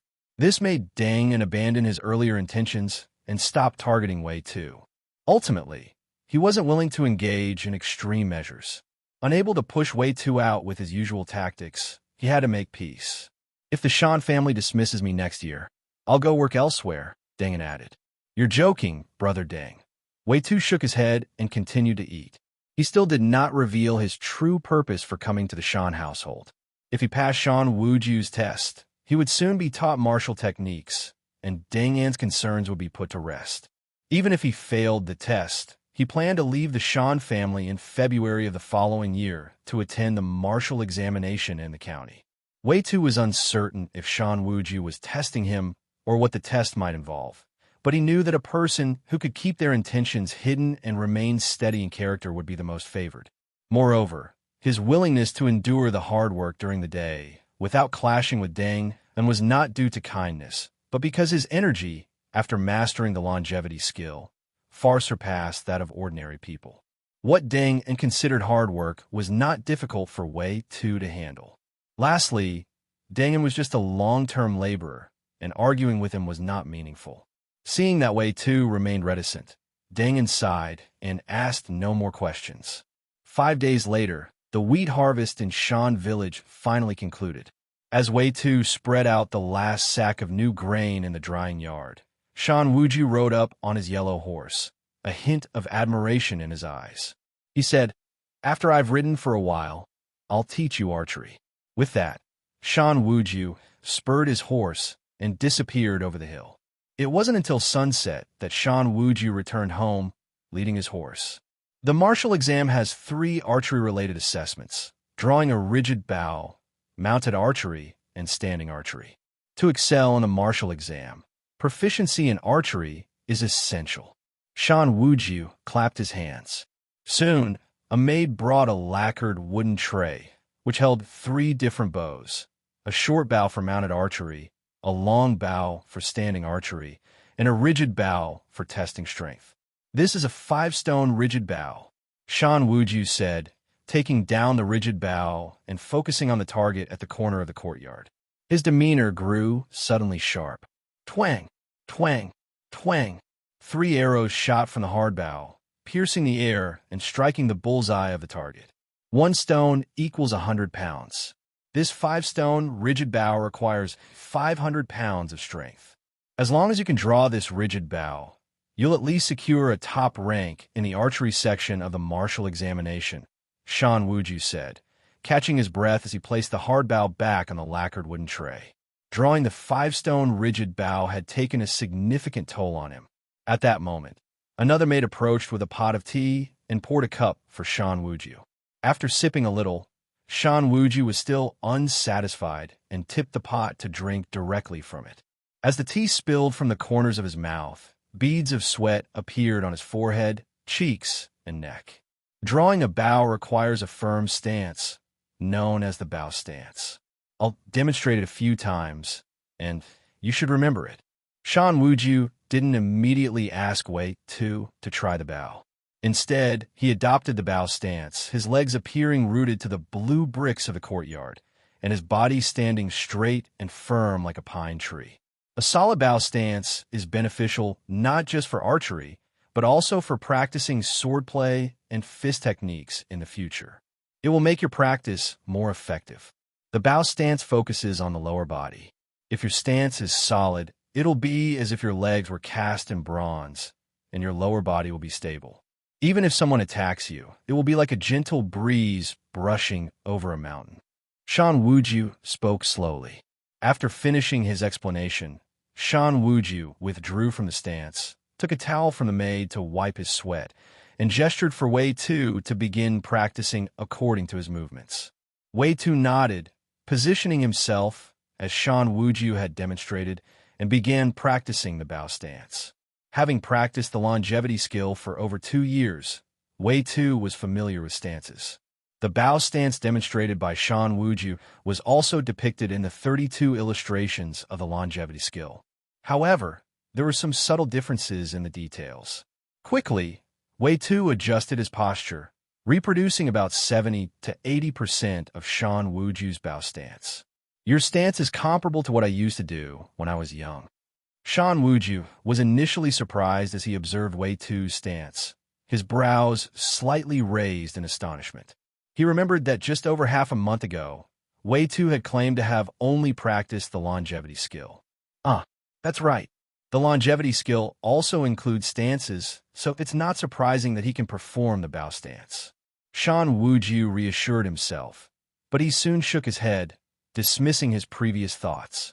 Stances from the longevity skill were often very basic and were regarded by martial artists as mere children's drawings, useful for practice but not for significant martial prowess. It was unlikely that such basic stances could produce the impressive stance Wei Tu had just demonstrated. "Wei Tu, have you practiced any other martial arts or fist techniques before? Speak honestly." Shan Wuju's gaze turned cold as he looked at Wei Tu. Learning techniques from other schools secretly was a serious offense. The consequences could be severe, from losing one's skill to facing death. Moreover, as a martial arts examiner, Shan Wuju could not be deceived. Although Wei Tu was working as a laborer in his household, he was essentially considered a half-disciple of Shan Wuju. Otherwise, Shan Wuju wouldn't have required Wei Tu to present him with gifts and pay respects every year after achieving success. A few days later, Wei Tu's constant practice and unwavering dedication had become apparent to Shan Wuju. Shan Wuju, having observed Wei Tu's efforts, was ready to test his abilities more thoroughly. Shan Wuju, while sipping on a cup of cool tea, watched Wei Tu with a mix of curiosity and skepticism. The old master had initially doubted Wei Tu's claims about only practicing the longevity skill, suspecting there might be other influences at play. However, Wei Tu's dedication and the impressive results spoke for themselves. Most people would have no chance to give me gifts, and even if they did, it wouldn't be something I lack, Shan Wuju remarked, dismissing the idea of gifts. If you say you've only practiced the longevity skill, then show me what you've learned. Wei Tu took a deep breath and nodded. He retrieved the manual for the longevity skill from his clothes and handed it to Shan Wuju. I have practiced this skill diligently for over 2 years. I am confident in my abilities, but if you doubt me, I will demonstrate it, Wei Tu said calmly. Shan Wuju took the manual, his eyes scanning the illustrations. He had seen Wei Tu practicing the longevity skill at night and had been impressed by the consistency. Yet, seeing it in action was a different matter. Wei Tu stepped into the courtyard, prepared to demonstrate his skill. He assumed a stance, his posture embodying the essence of the longevity skill's 32 forms. Each movement was fluid and precise, reflecting years of practice and dedication. His execution was smooth and seamless, betraying no signs of hesitation or clumsiness. Shan Wuju observed intently, his eyes narrowing as he scrutinized Wei Tu's technique. The precision and grace of Wei Tu's movements were reminiscent of a seasoned practitioner. To achieve such mastery of the longevity skill in just 2 years, Shan Wuju thought, astonished. It's a testament to both your talent and perseverance. He watched as Wei Tu completed his demonstration, his own skepticism gradually fading. Shan Wuju had initially suspected that Wei Tu might have other training or hidden skills. However, the proficiency displayed in the longevity skill was undeniable. It was clear that Wei Tu had invested considerable time and effort into perfecting it. Shan Wuju finally spoke, his tone a mix of admiration and approval. You have shown exceptional skill and dedication. It is rare to see someone achieve this level of expertise so quickly. From today onwards, you are no longer just a laborer, but my disciple. Wei Tu's eyes brightened at the recognition. Thank you, Master. I am honored and will continue to work hard. Shan Wuju nodded. You will no longer be required to work in the front yard. Instead, you will begin your formal training as my disciple. Your dedication has earned you this opportunity. As Wei Tu accepted his new role, he felt a renewed sense of purpose. The path ahead would be challenging, but with Shan Wuju's guidance, he was determined to excel and prove his worth in the martial world. Leave the grain drying and horse feeding to Dang Un, Shan Wuju instructed firmly. Shan Wuju glanced at Shan Gao, who had just emerged from the main hall, and said, Go prepare the tea for the disciple and make a few dishes. Today, I'm taking on a new disciple. During his time at the Shan residence, Shan Wuju had observed Wei Tu's compliance closely and remembered it well. Being a good servant, not offending the master, meant that, even if Wei Tu later gained fame or became an official, he would not make significant mistakes. Of course, Shan Wuju's decision to take Wei Tu as a disciple was not solely based on his obedience. More importantly, Wei Tu had the aptitude for martial arts and showed promise as a martial artist officer. Having a disciple who could inherit his skills and take care of his family was a favorable situation. Yes, sir, Shan Gao responded, then called a maid to accompany her to the kitchen. A short while later, the maid brought the tea for the disciple. With this bowl of tea, you become my disciple. I will teach you martial arts, and you must care for me in my old age. Of course, I, Shan Wuju, have children and don't need you to worry about that. However, you must have that intention. Do you understand?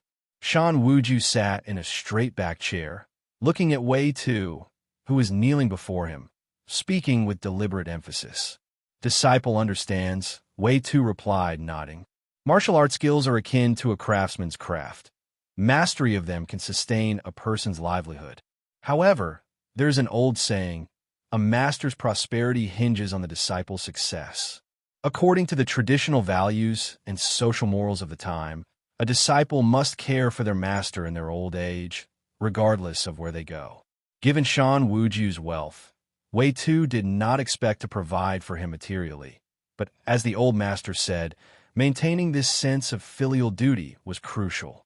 Very well, with the tea offered, our master-disciple relationship is officially established, Shan Wuju said with satisfaction after hearing Wei Tu's response.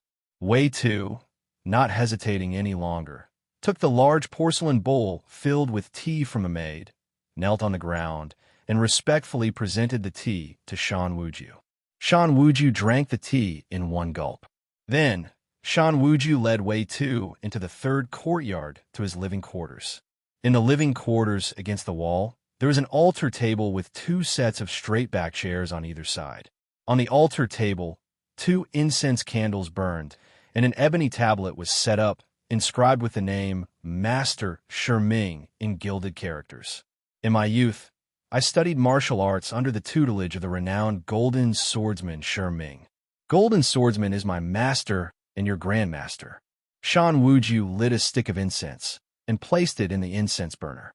He then spoke with a nostalgic expression, recounting the lineage of his martial arts. Golden Swordsman, Wei Tu silently noted the name Golden Swordsman Shiming.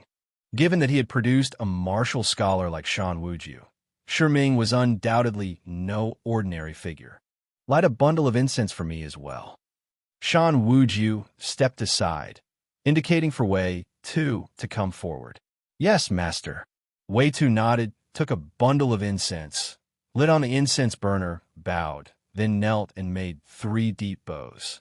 After completing these rites, Wei Tu placed the remaining incense in the incense burner. Seeing Wei Tu perform the ritual with respect, Shan Wuju felt a bit more satisfied. After the ceremony, night had fallen. To avoid any suspicion, Wei Tu took his leave from Shan Wuju and left the inner courtyard. Along the way, he encountered a few maidservants. These maidservants, clearly aware of Wei Tu's recent apprenticeship to Shan Wuju, had put aside their previous haughty demeanor when dealing with the common workers. Instead, they became respectful, stepping aside and offering polite greetings. One of the plump maidservants even addressed Wei Tu as young master with a sweet, melodious voice. This made Wei Tu somewhat disoriented. It wasn't until he had left the second courtyard that he regained his senses. Young master? Have I become a young master? Wei Tu, somewhat dazed, returned to his quarters. He kept repeating the term young master, a smile occasionally appearing on his face, in stark contrast to his earlier composure during the ceremony.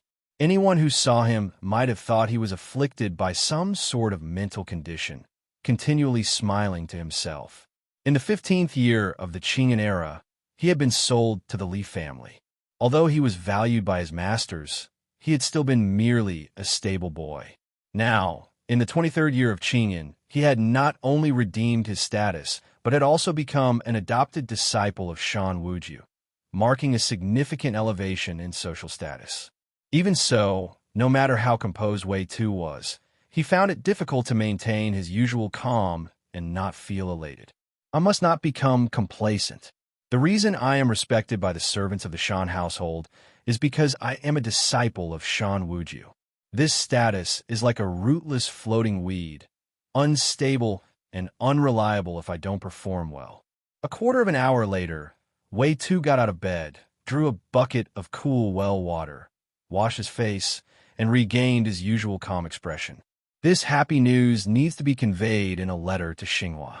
I'll borrow some paper and ink from Shan Wuju tomorrow to write a letter to Xinhua. Wei Tu thought to himself. The west room where he stayed was a servant's quarters, furnished only with a bed, a table, and some clothes and bedding, lacking any writing materials like paper and ink that only the wealthy and scholars would use. At that moment, however, faint footsteps were heard outside the door. Having practiced health-preserving techniques for so long, Wei Tu's strength, hearing, and vision had all improved. He could tell that these footsteps were not those of man. Then, a knock came at the door. "Wei Ger, are you resting?" asked Shan Gao, knocking on the door. "It's third aunt." Wei Tu was surprised. In a large household, not only should the male servants and workers avoid causing suspicion, but the female members of the household should also adhere to this principle. At this late hour, Shan Gao's visit to the servants' quarters seemed somewhat inappropriate. But before Wei Tu could think further, Shan Gaosher's next words eased his concerns. "The West Room here is too crude. My husband has instructed me to take you to a guest room in the second courtyard," Shan Gaosher said. Upon hearing this, Wei Tu felt relieved and let out a sigh of relief. He quickly dressed and tidied himself before opening the door. As soon as he opened the door, he saw that not only was Shan Gao there, but also Deng Yin, who had just returned from the threshing grounds. Deng, and perhaps intimidated by Shan Gao, stood at a distance, watching quietly from the eaves and not daring to go back to his room. "Come with me," Shan Gaosher said with a smile as Wei Tu stepped outside. Soon, the two of them walked into the second courtyard. As they entered, Shan Gao handed Wei Tu a key and said, "This is the key to the second courtyard gate. Keep it safe and don't lose it." Wei Tu nodded, attached the key to his belt, and then kept a respectful distance of about 5 steps from Shan Gao. In wealthy households, to prevent accidents and misconduct within the inner quarters, the gates to each courtyard are often locked at night to restrict movement within the premises.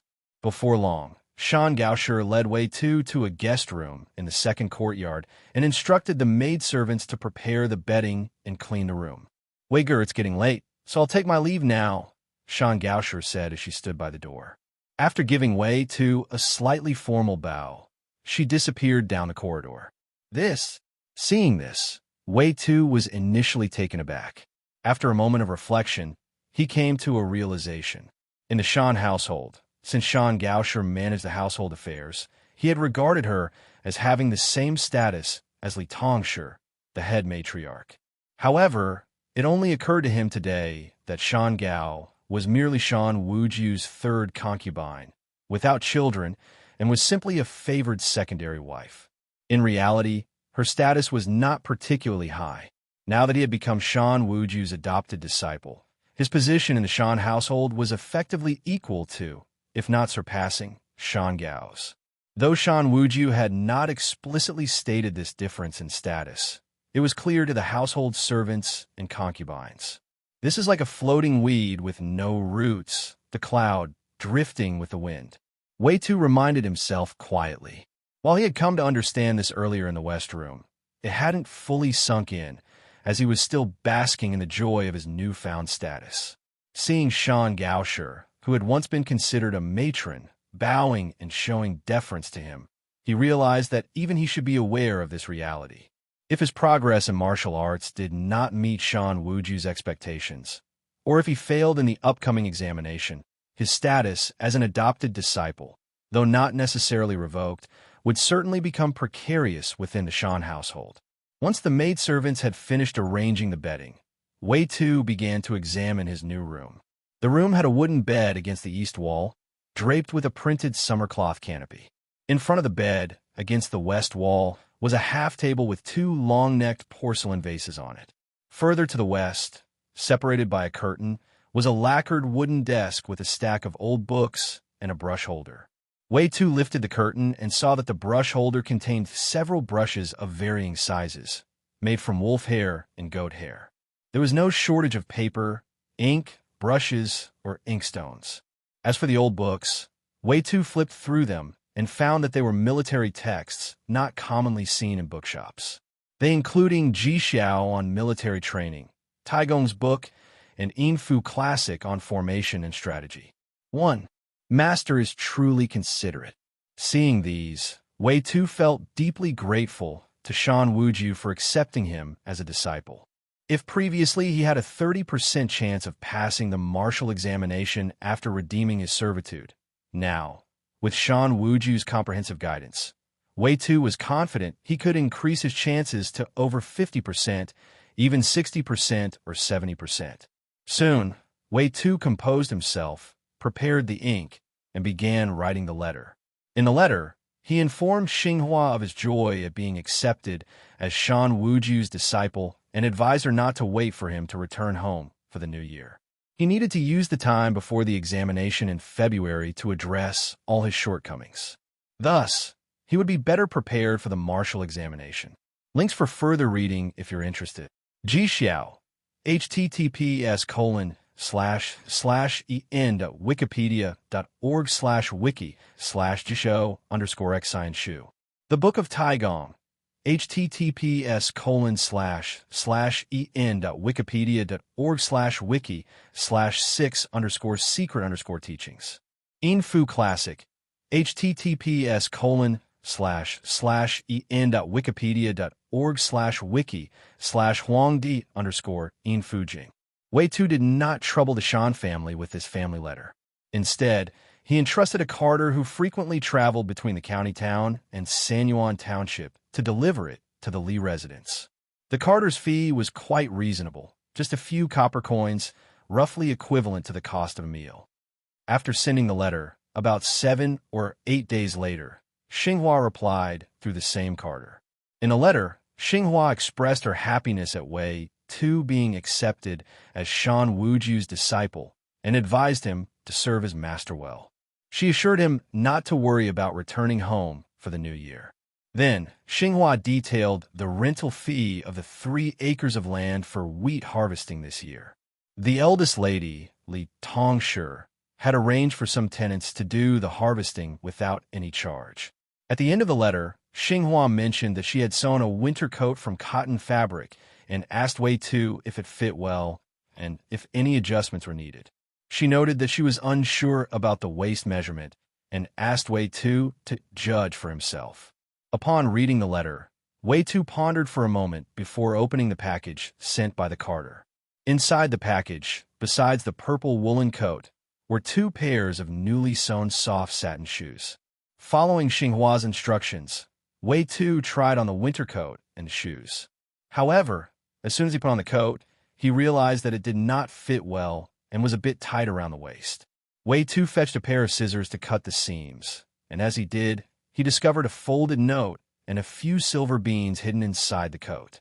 The note, written by Xinghua, briefly explained that she had sewn 4 silver beans into the coat, totaling just over 1 tael of silver, and asked Wei Tu to use this money to purchase a gift to present to Shan Wuju as a token of respect. Wei Tu found the 4 silver beans in the cotton of the coat and felt them in his hand, slightly warmed by the touch. The saying, "A woman 3 years older is like holding a brick of gold," is indeed true. Wei Tu sighed, feeling a renewed sense of indebtedness toward Xinghua. Xinghua was 3 years older than him and had entered the Li household 2 years earlier. Due to the earlier maturity of women, she had always looked after him. Even after marriage, while Xinghua complied with him in major matters, she had not entirely discarded her tendency to instruct him in practical matters. A wife is indeed like a mother. Wei Tu shook his head with a smile. After regaining his composure, he decided to use the silver to buy a gift for Shan Wuju, as Xinghua had suggested. Since becoming a disciple, Shan Wuju had indeed treated him as a true student rather than merely granting him a nominal title. In training, archery, equestrian skills, and military strategy, areas tested in the examination, Shan Wuju had imparted all his knowledge to Wei Tu, even sharing insights about the county examiner's preferences. Wei Tu had been contemplating presenting a gift to Shan Wuju, but had not done so due to financial constraints after recently redeeming his servitude. All his remaining money was with Xinghua. It was unexpected that Xinghua had also considered this matter and made the decision much more promptly than he could have. After all, once the disciple-master relationship was established, failing to offer a gift might seem insignificant to those with limited understanding. Leaving the second courtyard, Wei Tu briefly instructed the long-term worker Deng and, who was preparing feed for the horses, and then took one of the horses from the stable and left the Shan residence. Recently, Shan Wuju had informed him that apart from his usual yellow horse, the other 3 horses in the stable were available for practice. Ding and, watching from the side, looked on enviously at Wei Tu's departing figure, lost in thought for a long time. Just a few days ago, he and Wei Tu were both long-term workers in the West Room. Wei Tu had still been under his command. But in that short time, Wei Tu had transformed into someone who rode horses, while Deng continued with his exhausting tasks of cleaning toilets, sweeping courtyards, and feeding the animals, unchanged for decades. Heading south, Wei Tu arrived at the town of Sanyuan Township, leading his horse through the bustling streets. He glanced at the shops and pondered what would make an appropriate gift for Shan Wuju. There was a tailor's shop, a blacksmith shop, and an herb shop. The choices overwhelmed him. The one tael of silver he had was quite a bit for a poor person, enough to last several months with frugality, but it seemed somewhat insufficient for selecting a suitable gift for his master. He couldn't afford something expensive, and he worried that a cheaper gift might seem insincere to Shan Wuju, potentially giving the impression that he was merely fulfilling a formality. Yes, Master mentioned that raising children to support one in old age is what matters. I just need to show this filial piety. Feeling exhausted from his indecision, Wei Tu paused and recalled Shan Wuju's words. With this in mind, Wei Tu no longer hesitated. He walked into a pastry shop and bought 3 boxes of popular pastries. Next, he went to a general store and purchased some seasonal fruits. Finally, he visited the butcher and bought 2 pounds of fatty meat. Young Master Wei, why did you buy so much today? Is there some special occasion? As Wei Tu returned to the Shan residence, the maidservants who had become familiar with him over the past few days greeted him with their questions. Wei Tu then explained that he was supplementing the gift for Shan Wuju with the 4 silver beans from Xinhua, as he had not presented a gift initially. He also mentioned that he did not want to seem dismissive of his wife, who had contributed half of his redemption money. It's good to have a thoughtful wife. She's quite considerate. The staff at the Shan residence praised Wei Tu's wife. Meanwhile, Shan Wuju, who was in the hall sipping tea and relaxing, was momentarily taken aback by the commotion outside. He then smiled as he approached Wei Tu. However, when Shan Wuju arrived, he maintained a stern expression, insisting that the gifts were unnecessary and that the thought was what mattered. Master, this is my wife's wish, to present this gift as a token of respect. Wei Tu performed a respectful bow and said. Upon hearing this, Shan Wuju no longer insisted. He nodded and allowed Shan Gao to accept the gift from Wei Tu. Marrying a virtuous wife can influence 3 generations of a family. Your wife is quite admirable, Shan Wuju commented, acknowledging Xinghua's virtue. If my wife were here and heard your words, she would surely be pleased with you. This remark made Wei Tu thoughtful. The wife, word Shan Wuju used, referred to not Shan Gaoshi, the 3rd wife, but rather his legally married spouse, Shan Min. During his time in the Shan household, Wei Tu had learned some details about Shan Wuju's first wife, Shan Min, from conversations among the servants and maids. Before becoming wealthy, Shan Wuju had married Shan Min, who was his original wife, a partner through hardship. Shan Wuju had always shown great respect to his first wife, rarely arguing or scolding her. However, as Shan Min aged and her health declined, and unable to tolerate Shan Wuju's frequent relations with San Gao, she had moved out of the Shan residence a few years ago. She now lived in the city with their son. It wasn't always the case that First Madam Shan Min lived separately from Mr. Shan. During festivals like the Dragon Boat Festival, New Year's Day, and the Mid-Autumn Festival, she would return to the Shan household. From what Shan Wuju had said, Wei Tu speculated that Lady Shan Min might be coming back in the next few days. After delivering the apprenticeship gifts, Shan Wuju's attitude towards Wei Tu's training did not change significantly. It remained much the same as before, though he spoke with a somewhat gentler tone than previously, lacking the urgency that characterized their earlier interactions. Half a month later, after Wei Tu had significantly improved his archery skills, Shan Wuju invited him into his study. Mr. Shan dismissed the maids from the room and then bent down to pry open a piece of blue brick beneath the offering table, retrieving a redwood box about 7 inches long from underneath. You have a solid foundation with the health-preserving technique, and your martial practice has sufficiently strengthened your physique, Shan Wuju said, examining Wei Tu with a hint of emotion. But a martial artist needs more than just a strong body, and one must also master the art of combat. In fact, Shan Wuju considered himself fortunate to have taken Wei Tu as a disciple. Wei Tu had already mastered the 32 stances of the turtle breathing technique, a foundational practice that established his martial roots. In other words, his martial foundation was solid before he became Mr. Shan's student. What was lacking were practical combat techniques like archery, boxing, and swordplay.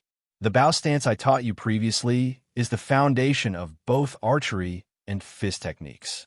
Over the past month, while practicing archery, you have inadvertently learned a small portion of my fist technique, Mr. Shan explained. With that, Mr. Shan opened the redwood box and took out a yellowed book, handing it to Wei Tu. This is the manual for the tiger crane dual form fist, which is the core of our martial arts lineage. Mastering the tiger crane dual form fist is essential before moving on to the next step of sword training, Shan Wuju instructed. My requirement is simple. Within a month, learn the tiger form of this technique. Then, I will teach you some related sword techniques. If you practice well, you should be able to achieve at least a grade B in the swordsmanship portion of the martial examination.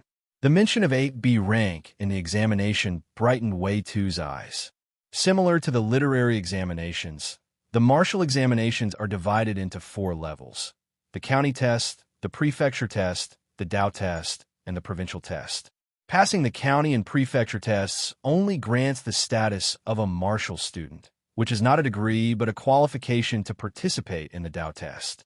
To earn the title of martial scholar, one must pass the Dao test and achieve a certain score.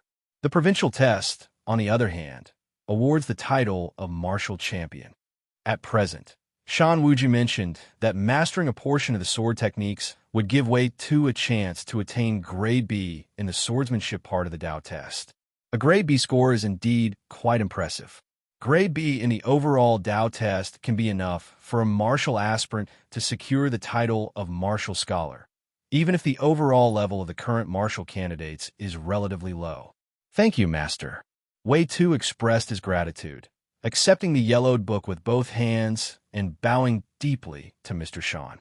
Go and practice, Shan Wuju said with a pleased smile, patting Wei Tu on the shoulder and waving him off. Master, please wait a moment. Wei Tu suddenly remembered something as he was about to leave. He stopped and, after hesitating for a moment, turned around and bowed again to Mr. Shan. What is it? Shan Wuju asked with surprise upon seeing Wei Tu's behavior. After spending several months together, he had come to understand Wei Tu's character well. He knew that Wei Tu was very respectful and even somewhat overly courteous. In the guest room, Wei Tu used the oil for the lamps sparingly and bought paper and ink himself when they were finished, rather than asking the maid for more. If one were to say that Wei Tu was not open-hearted with him, it would not be true. Whenever there were doubts about military strategies or difficulties with archery and horseback riding, Wei Tu would frequently come to seek guidance without hesitation. The maids in the house had replenished the oil and ink in the guest room, and he had not refused their help. Later, Shan Wuju realized that Wei Tu's careful behavior was due to his long experience as a poor man. He understood the importance of maintaining propriety to avoid being looked down upon. At this moment, having just handed over the fist technique manual to Wei Tu, it was expected that this respectful disciple would go off to study the manual quietly and practice the basic techniques. Master, do you know about the chi perception realm? I saw it mentioned in the preface of the turtle breathing technique. Wei Tu finally voiced a long-held question. After becoming Shan Wuju's disciple, Wei Tu had hoped that his master would mention the chi perception realm in his daily teachings. However, months had passed, and he had not heard this term from Shan Wuju. Chi perception realm? Shan Wuju was taken aback, not expecting Wei Tu's question to be related to this. After pondering for a moment, he carefully explained, in martial arts cultivation, there is a distinction between internal and external skills, the difference between internal arts and external arts. The chi perception realm is the first small realm in internal arts. Just the first small realm of internal arts. Wei Tu felt a deep sense of discouragement upon hearing this. He had been practicing the cultivation technique for a long time, and, according to his fate of late bloomer, he was supposed to practice 9 times a day and would only reach the chi perception realm after 5 years. Yet this was just the first small realm of internal energy cultivation. If this was so difficult, how much harder would the subsequent realms be? Don't underestimate yourself. Shan Wuju seemed to sense Wei Tu's thoughts and shook his head. Your health-preserving manual describes methods to cultivate internal strength from external arts. It doesn't imply that external techniques are inferior to internal methods. On the contrary, achieving great success in external techniques can produce fierce internal strength that is far more potent. A single thread of this strength can surpass 10 threads of the internal strength cultivated from true internal skills. Hearing this, Wei Tu sighed with relief, cursing himself inwardly for not realizing this earlier. The cultivation technique of turtle breathing only includes 32 basic forms and lacks the methods for channeling internal energy and expanding the meridians, making it clear it was not an internal technique. Furthermore, generally speaking, internal cultivators are usually weaker than external cultivators. An internal cultivator who has meditated for decades may not be as powerful as an external cultivator who has been honing their body for several years. Otherwise, all martial artists would be internal practitioners. Shan Wuju continued. However, if one can enter the chi perception realm, combining internal and external cultivation is beneficial. External cultivators often suffer from hidden injuries due to their early focus on physical training, but an internal cultivator can use their internal power to heal such injuries. The Tiger Crane Dual Form Fist manual I gave you, just like your turtle breathing technique, also has the potential to develop internal power from external techniques over a long period of time, allowing you to reach the chi perception realm. Later, Shan Wuju further explained the cultivation stages that internal martial artists experience after reaching the chi perception realm to Wei Tu. After reaching the chi perception realm, there are 3 major stages of cultivation: true chi, innate, and grandmaster. In the true chi realm, an internal martial artist gains the strength to contend with external martial artists. Weapons are imbued with true chi, allowing them to cause harm even through actions as subtle as plucking flowers or picking leaves. However, attaining this realm is not feasible without at least 30 to 50 years of meditation, regardless of one's inborn talent. By that time, one may be advanced in age, rendering such strength essentially futile. Fame must be sought in the youth. As for the innate realm, Shan Wuju's expression showed a hint of nostalgia as he continued. The innate realm is attainable by both external and internal martial artists. External practitioners cultivate their bone marrow, nurturing an innate vitality. Your ancestral master once ventured far from Qingfeng Prefecture in an attempt to break through to this realm, but his whereabouts became unknown. Later, an old acquaintance sent his golden blade, and only then did I learn that he had perished during seclusion. Historically, the innate realm has been difficult to attain. According to your ancestral master's account, those who reach this realm may live up to 200 years. 200 years! Wei Tu, standing quietly beside him, was deeply shocked. He had previously thought that martial artists, known for their bravery and fierceness, rarely lived to old age and mostly died prematurely. However, he was surprised to learn that achieving the innate realm could extend one's life to 200 years, living what could be considered a second lifetime. If martial artists can achieve such longevity in the innate realm, then perhaps immortality of the Taoist path is not merely a dream. I have a late-blooming destiny. Perhaps I can reach the innate realm and live for 200 years. Wei Tu instinctively touched his forehead, where his greatest secret, his golden purple fate of late bloomer, was hidden. I have never heard your ancestral master mention the Grandmaster realm beyond the innate realm. In later exchanges with peers in martial arts, they were also unaware of its mysteries. Shan Wuji sighed. Despite his esteemed position as a respected martial master in martial arts, he was still like a novice, learning and stumbling. Life is finite, but knowledge is boundless. Now in his 60s, his body was gradually deteriorating with persistent internal injuries. His frequency of intimate relations had decreased from 3 times a month to twice a month, and then now only once a month. Given his physical condition, living another 20 years would be considered a gain. As for advancement in martial arts, that was no longer possible. Back in his room, Wei Tu immersed himself in contemplation, focusing on his late bloomer fate. In his sea of consciousness, the golden purple fate shone brightly, exuding an aura of boundless and distant time. Beside, it was the progress of Wei Tu's health cultivation practice. Turtle breathing, 83 out of 109 times a day, achieved mastery in 5 years. In the past 3 months, the progress of the longevity technique has only increased by 2%. Although this period has seen delays due to my studies in archery, equestrianism, and other areas, I have still persisted in practicing 9 times a day. It seems my speculation was correct. Achieving mastery in the longevity technique and progressing from external to internal cultivation to reach the chi perception realm is not an easy task.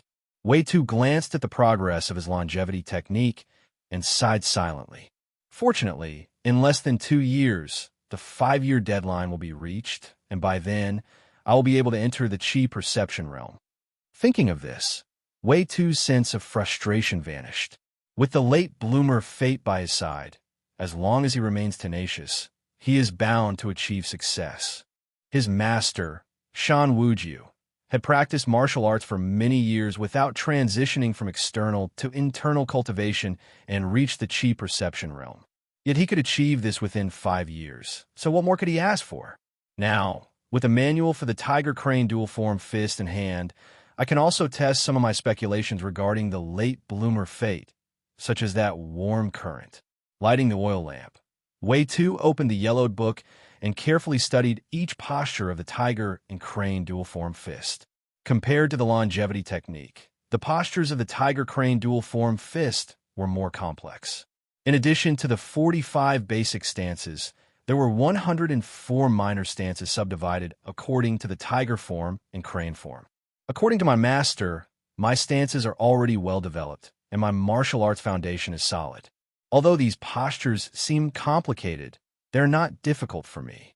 Several hours later, Wei Tu finished reviewing the manual and began practicing the postures based on the illustrations provided. First round, second round. By the 17th round, similar to the longevity technique, the golden purple fate also manifested the characters and progress of the Tiger Crane dual form fist. Tiger Crane dual form fist, 1 out of 107 times a day, mastery in 3 years. Only 3 years? That's 2 years shorter than the 5 years required for the longevity technique. Wei Tu was surprised. The Tiger Crane dual form fist was Shan Wuji's most treasured martial skill, far superior to the commonly practiced longevity technique among martial artists. Given the complexity of these postures, it was apparent that the Tiger Crane dual form fist was difficult and intricate to learn. It seemed improbable that the time required to master this complex fist technique would be shorter by 2 years compared to the longevity technique.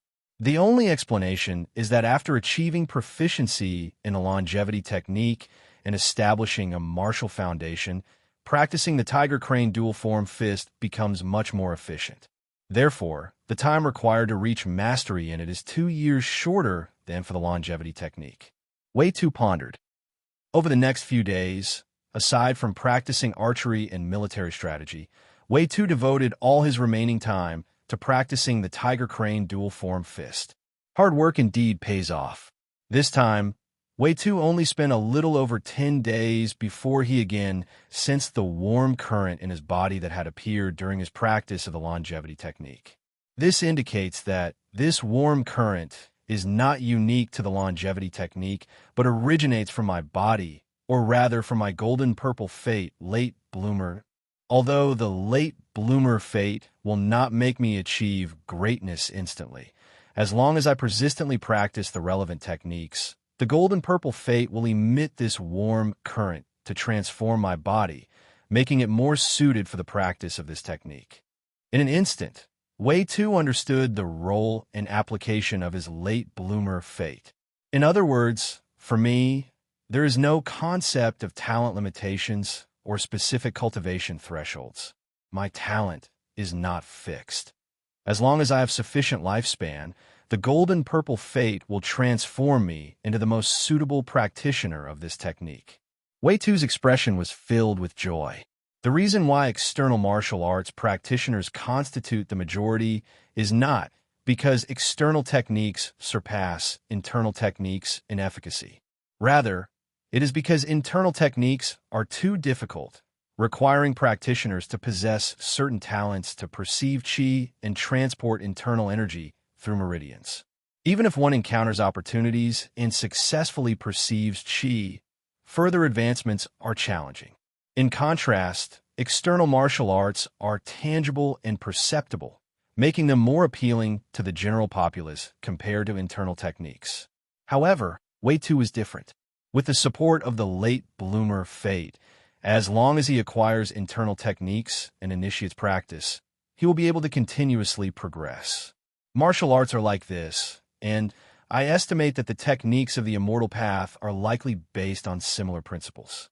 Wei Tu thought of this. Then, Wei Tu reminded himself that martial arts cultivation is far from the end goal. It is acceptable to use martial arts to gain fame and elevate one's status, but one must remember to avoid unnecessary conflicts and preserve one's life.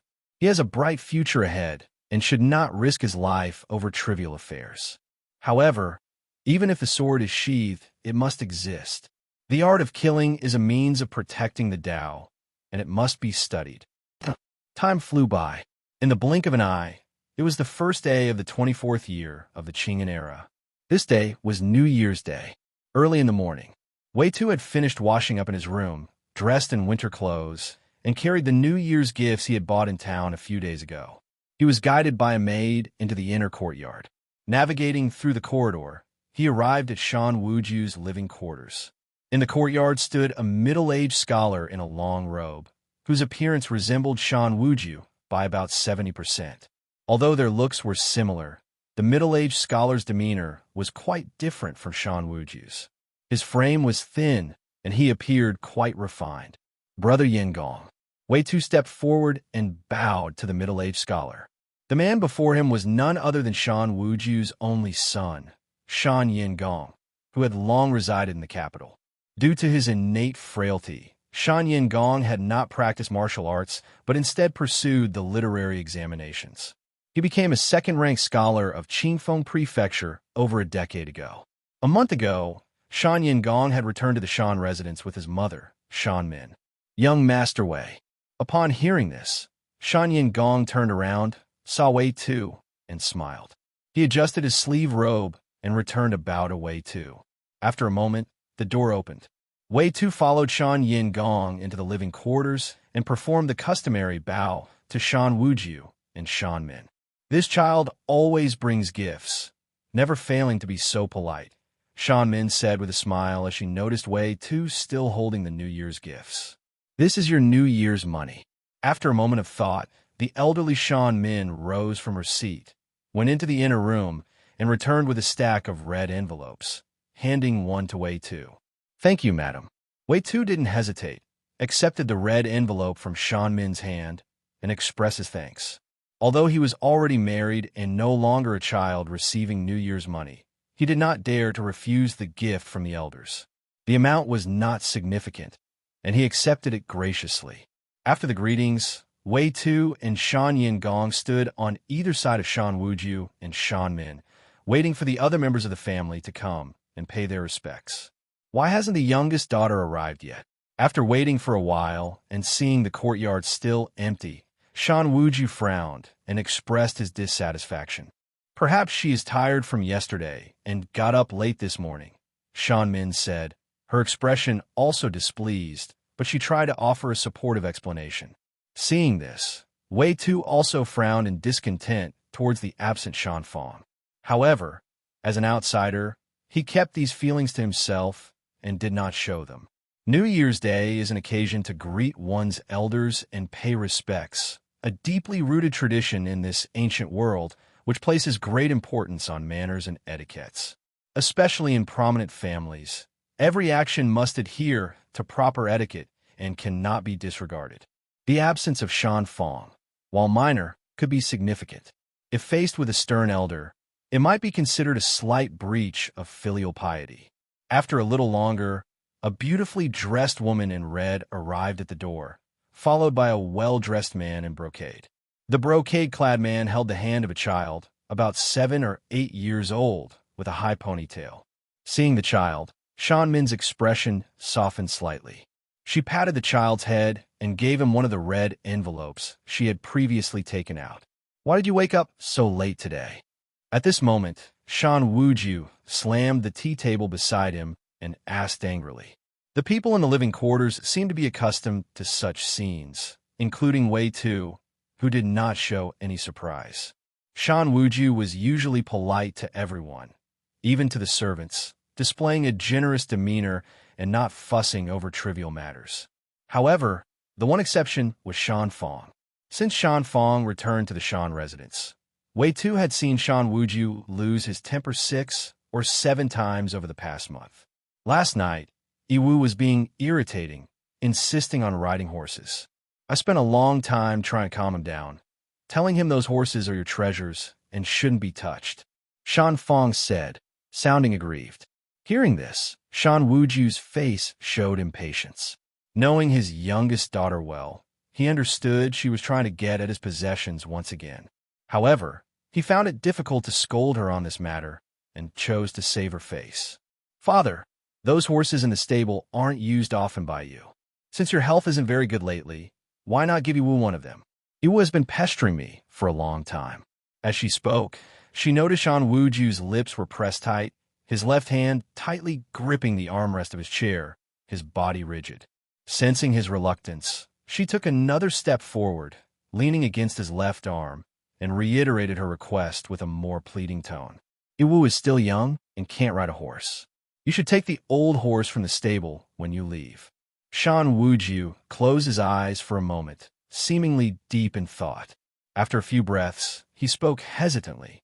After he finished speaking, he relaxed, slumping in his chair as if exhausted. For a martial artist, a good horse is like a second life. Shan Wuju took great care of each horse in the stable, ensuring they were well-groomed and spirited. Yet, when it came to his daughter and grandson Yiwu, Shan Wuju found himself unable to refuse. "Yiwu, did you hear that? Your grandfather has agreed to give you a horse. When you go home, you'll have a horse to ride." Instead of thanking her father for his generosity, Shan Fong spoke to Yiwu as she held him in front of Shan Wuju.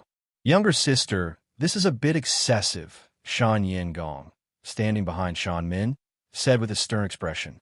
"Elder brother, we haven't even divided the family yet, and you're already complaining about me asking father for a horse. This horse is for Yiwu to ride, not for me." Shan Fong pouted. "Besides, you're a scholar and don't practice martial arts. Is it too much to let your nephew have a horse?" She added, "By the way, father, Yiwu is almost old enough to start practicing stances. I'd like him to learn our family's martial arts from his father. If his father teaches him, Yiwu will definitely succeed in the imperial examinations and achieve distinction." Shan Fong glanced at Wei Tu and then shifted her gaze back to Shan Wuju, smiling as she spoke. "Of course, if young Master Wei agrees to teach Yiwu martial arts in the future, it would be fine if he also learns our family's techniques. It's all for Yiwu." Shan Fong smiled while glancing towards Wei Tu. Well, upon hearing this, Shan Wuju was immediately left speechless. He cleared his throat lightly, waiting for Wei Tu's response. As the room fell silent with Shan Wuju's quietness, the atmosphere in the living room became increasingly still. Even the subtle rustling of birds in the courtyard could be heard through the window. Everyone's gaze instinctively focused on Wei Tu, eager to hear how this disciple of Shan Wuju would respond. Most people, or rather, 80% of them, had expressions of anticipation, hoping that Wei Tu would agree with Shan Wuju's wishes. This included Shan Yin Gong, the only son of the Shan family, who had previously been at odds with Shan Fang. The Shan family could see that Shan Wuju's silence was meant to avoid pressuring Wei Tu into a response that might harm the master-disciple relationship. The lack of a direct refusal to Shan Fang's request implied a clear, unspoken message.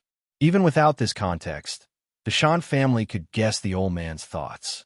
As people age, they hope their achievements will continue and their proud skills will be inherited by their descendants. Shan Yi-Wu was the descendant Shan Wuju valued to carry on his martial arts within the family. Everyone in the room understood that Shan Wuju's acceptance of Wei Tu as a disciple was partly to ensure that Wei Tu would protect the Shan family's legacy after achieving success. Although Wei Tu's agreement to teach Shan Yi-Wu martial arts was not directly related to this, it could indicate whether Wei Tu was truly filial. If he refused to help with this small matter, then whether he would stand up in times of the Shan family's survival or demise would be questionable. This matter, after a moment of silence, Wei Tu finally spoke. He slightly bowed and said, "This matter is entirely at the master's command." With his words, the crowd frowned. Over the past month, they had come to know that although Wei Tu was respectful, he was not a simpleton who could not read between the lines or understand people's intentions. They collectively thought that Wei Tu's response could have been more tactful, more impressive, and more pleasing to Shan Wuju, even if it was a refusal. For instance, the master's skills are greater and more suitable for teaching Yi-Wu. The disciple does not wish to disrupt the master's pleasure in teaching. That would have been acceptable. Entirely at my discretion? Shan Wuju raised his eyebrows slightly and looked at Wei Tu. As Wei Tu bowed his head, Shan Wuju's gaze was directly aligned with Wei Tu's eyes. However, the former was looking at Wei Tu, while the latter was looking at his toes and the floor. They did not make eye contact. "I understand your thoughts now." After a moment, Shan Wuju withdrew his gaze, allowing Wei Tu to stand up and no longer remain bent over. Shan Wuju was confident in his ability to read people. Though he didn't believe he had an extraordinary talent for it, he knew enough about Wei Tu's character and could guess his thoughts. Wei Tu did not want to be dependent on him or the Shan family forever. Just as Wei Tu's actions in the Shan family showed, he never demanded anything beyond knowledge. Saying entirely at the master's command implied that while he would return the favor, Wei Tu was not a servant of the Shan family and would not be subject to their orders. Of course, this statement also had a hidden meaning. Wei Tu would only take orders from his master, not from other members of the Shan family. After I'm gone, Wei Tu should be someone the Shan family can rely on, Shan Wuju thought to himself. Having lived so long, he didn't consider himself particularly skilled in reading people, but he could discern good from evil to some extent. Moreover, even someone as miserly as Li Yaozu could see the value in Wei Tu and was willing to forego personal favor to send Wei Tu to him for training. Shan Wuju did not believe Li Yaozu was blind. "If Yi-Wu wants to learn martial arts, when you leave next year, leave Yi-Wu with me, and I'll personally teach him. Wei Tu will be occupied with martial duties and will be unavailable. The county exam in February, the provincial exam in April, and the Taoist exam in September and October will keep him busy." After a moment, Shan Wuju took a deep breath and spoke with an authoritative tone to Shan Fang. "Father!" Shan Fang exclaimed in surprise, unable to hold back. This time, Shan Fang's intention to have the family's martial arts manual passed down was genuine, and her desire for Shan Yi-Wu to become Wei Tu's disciple was also sincere. True inheritance is worth more than any written work. The Shan family's martial arts manual is invaluable, not just any common merchandise. Whether sold or kept as a family heirloom, it is a worthwhile asset. As for making Wei Tu's disciple, Shan Fong was not blind. During the past month or two at home, she had seen how much Shan Wuju valued Wei Tu. If Wei Tu became a notable figure in Qingshan County, he could be a substantial asset to the Shan family, either as a protective shield or through his connections, which could greatly benefit the family's revival. But the premise was that she needed to establish a relationship with Wei Tu, and Shan Yiwu was a good intermediary for this. However, her plan was thwarted at the most crucial point. Shan Wuju had refused. "Father, it's not urgent. We can discuss this after Wei Guer finishes his exams and Yiwu matures a bit." Shan Fong's voice grew softer again, pleading with Shan Wuju in a tone of near desperation. She couldn't believe Shan Wuju didn't see the benefits of this arrangement. Without a connection to Wei Tu, once Shan Wuju was gone, the Shan family and Wei Tu would inevitably drift further apart, and whether the old friendship would remain intact was uncertain. "I'm not old yet. If Yiwu truly wants to practice martial arts, he doesn't need Wei Tuesday." In an unusual display, Shan Wuju firmly refused Shan Fong's plea this time, showing no sign of being moved by the father-daughter relationship. Hearing this, Shan Fong pursed her lips in silence. She searched her mind for a suitable rebuttal, but couldn't find one. So she turned to look at Shan Min-shi, who was seated beside Shan Wuju, hoping that Shan Min-shi might persuade Shan Wuju on her behalf. She knew that Shan Wuju valued Shan Min-shi's opinion highly and would not easily disregard it. However, what surprised Shan Fong once again was that Shan Min-shi did not follow the expected script. Instead, she gave a soft sigh, frowned, and said a conciliatory remark. "All right, my dear daughter, there's still plenty of time. If Yiwu and Wei Guer become close, it wouldn't be too late to have Wei Guer teach him later." Although the words seemed soothing, Shan Fong knew in her heart that the idea of Shan Yiwu becoming Wei Tu's disciple was effectively rejected by the old couple. "Why won't they agree, especially after I've already received a horse?" Shan Fong stood in the living room, puzzled. Even an old horse from the Shan family stable, if not gelded, was valuable. A single horse could fetch nearly 100 taels of silver. Her request seemed beneficial to the Shan family, and the cost involved was only the old couple's words, not even reaching 100 taels of silver. Also, forget about the martial arts manual. Unless Yiwu can master the 5 basic stances or learn martial arts from me personally, this matter is off the table. Shan Wuju added. With that, Shan Wuju waved his hand, signaling Shan Fong and her husband to leave. Notes from the author. P.S. The reason Shan Fong wants to divide the property is explained in the book. Shan Fong's husband is a son-in-law who married into the Shan family, and Shan Yiwu carries the Shan surname.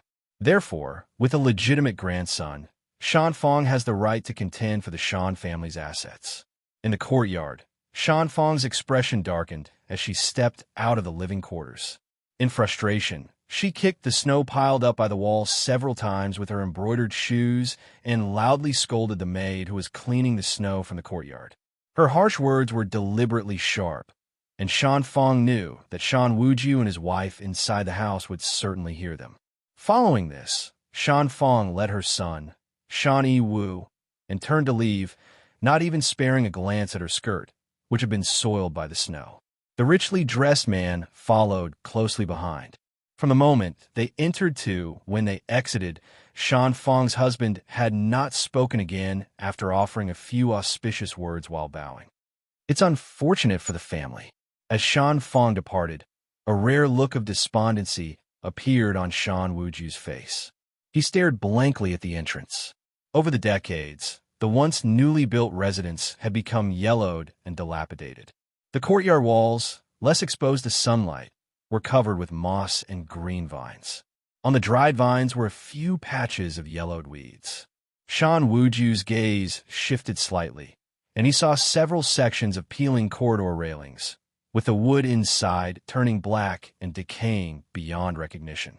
This old residence was meant to be a testament to the family's prosperity lasting nearly 100 years, something to boast about to ancestors after death, and an object of envy among local families. Yet at this moment, Shan Wuju felt no joy in his heart. "Master, I will take my leave now." Seeing this scene, Wei Tu realized he should not stay any longer and bowed to bid farewell. Shan Wuju nodded in agreement.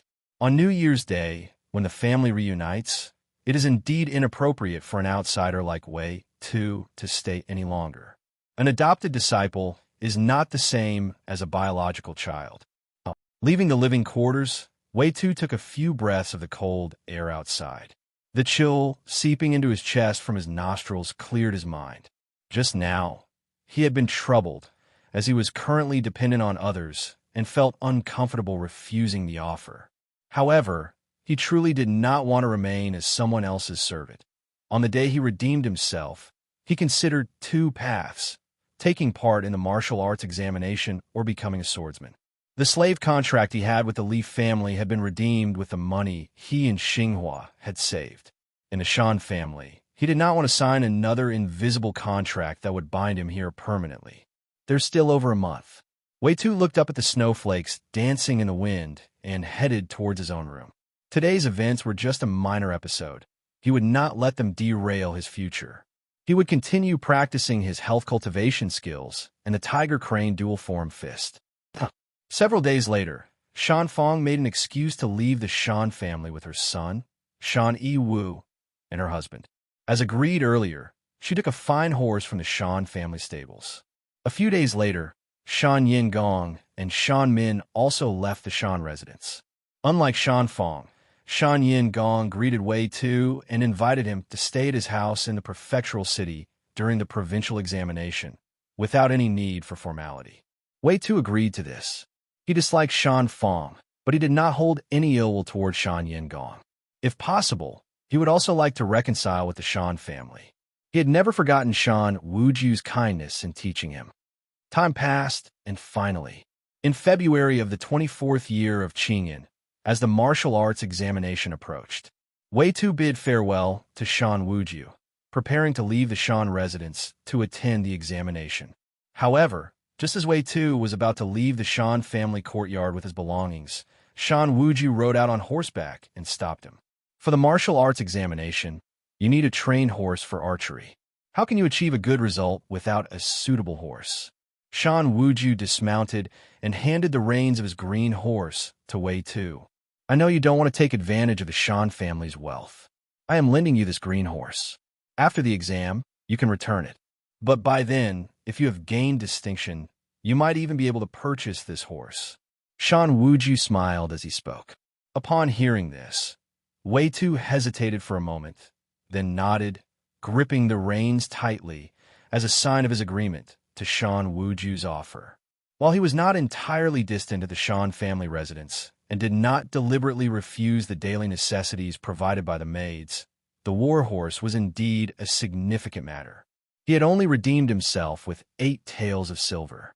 This green horse was worth as much as 10 or more skilled servants like him. Such a valuable item was not something he could easily accept, but the martial arts examination was too critical. Without a familiar horse, his performance might be adversely affected, leading to a significant loss over a small matter. Understand that, due to my daughter's words, there has been some tension between us, Shan Wuju said, walking up to Wei Tu and patting him on the shoulder.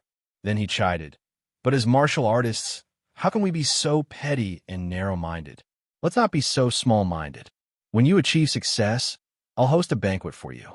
We'll drink and eat heartily, putting aside all trivial concerns." His words were coarse and vigorous, his voice resonant and thunderous, almost causing Wei Tu to experience temporary deafness. "Thank you, master." After a brief pause, Wei Tu recovered his composure, glanced at Shan Wuju, and responded with a smile. Half a year had passed. Shan Wuju seemed to have aged a decade, with more gray hair at his temples. Though still strong, he appeared considerably different from when Wei Tu first met him. After speaking, Wei Tu performed a deep bow to Shan Wuju, then mounted the green horse and left the Shan family estate, heading towards the river. After riding for about 7 or 8 miles, Wei Tu gradually slowed his pace. He sighed softly, reflecting on Shan Wuju's words. He wasn't merely a martial artist, Practicing and participating in the examination were efforts to cross social classes. However, if a hearty drink with Shan Wuju could help him forget past grievances, he would be willing. I wonder if my future children with Xinghua will be like Shan Fong. If so, I might have no choice but to accept it. Wei Tu shook his head, pushing away the distracting thoughts, and flicked the reins to urge the horse forward. Returning to Qingmu County, Wei Tu planned to first find an inn, rent a room, and then board the green horse in the inn's stable, waiting for the upcoming martial arts examination. Now, he was no longer the Li family stableman, and it seemed inappropriate to stay there. However, as soon as Wei Tu entered an inn, he was taken aback by the high room rates. The prices were several times higher than usual. Even the price for a storage room was several times more than the usual cost of a room. Hearing the innkeeper's explanation, Wei Tu recalled that the county examination for the scholars had just occurred a few days ago. Many scholars from the countryside of Qingmu County had come to the county town for the examination. At this time, it was a struggle to find a room at the inn. The county examination is divided into the main examination and 3 supplementary examinations. Yesterday, the county office posted the list of successful candidates. In 3 days, the supplementary examination will take place, and many candidates will be eliminated. The prices will drop a bit then. Would you like to rent a room now? The innkeeper continued. Upon hearing this, Wei Tu shook his head, left the inn, and led his horse toward the Li family's residence, intending to stay there temporarily. He already owed Li Yaozu a favor, so owing another minor favor was not a big deal. Moreover, Xinghua worked as a cook for the Li family, and no matter what, Wei Tu had to visit the Li household to make his presence known. Naturally, Wei Tu had not forgotten the incident years ago when Li Yaozu had harbored ulterior motives, but he was not concerned with it at the moment. He understood well the difference between what was significant and what was trivial. In the eyes of outsiders, he was still perceived as a grateful servant of the Li family. Although he had left his official post, the stain of his origins was not easily washed away. Leading his horse along familiar streets, Wei Tu observed the sights and surroundings with a mindset that had markedly changed from 6 months prior. He felt a sense of leisure and composure. Wei Tu speculated that this change was related to gaining recognition from Shan Wuju at the Shan family, which had boosted his confidence in the county and provincial examinations. Additionally, his newfound confidence in his martial prowess, acquired from learning martial techniques, played a role. After we turn past that alley, we will reach the front gate of the Li residence. Wei Tu kept his gaze forward and walked on, leading his horse. However, upon arriving at the street where the Li family residence was located, Wei Tu was momentarily surprised by the bustling activity and the influx of carriages.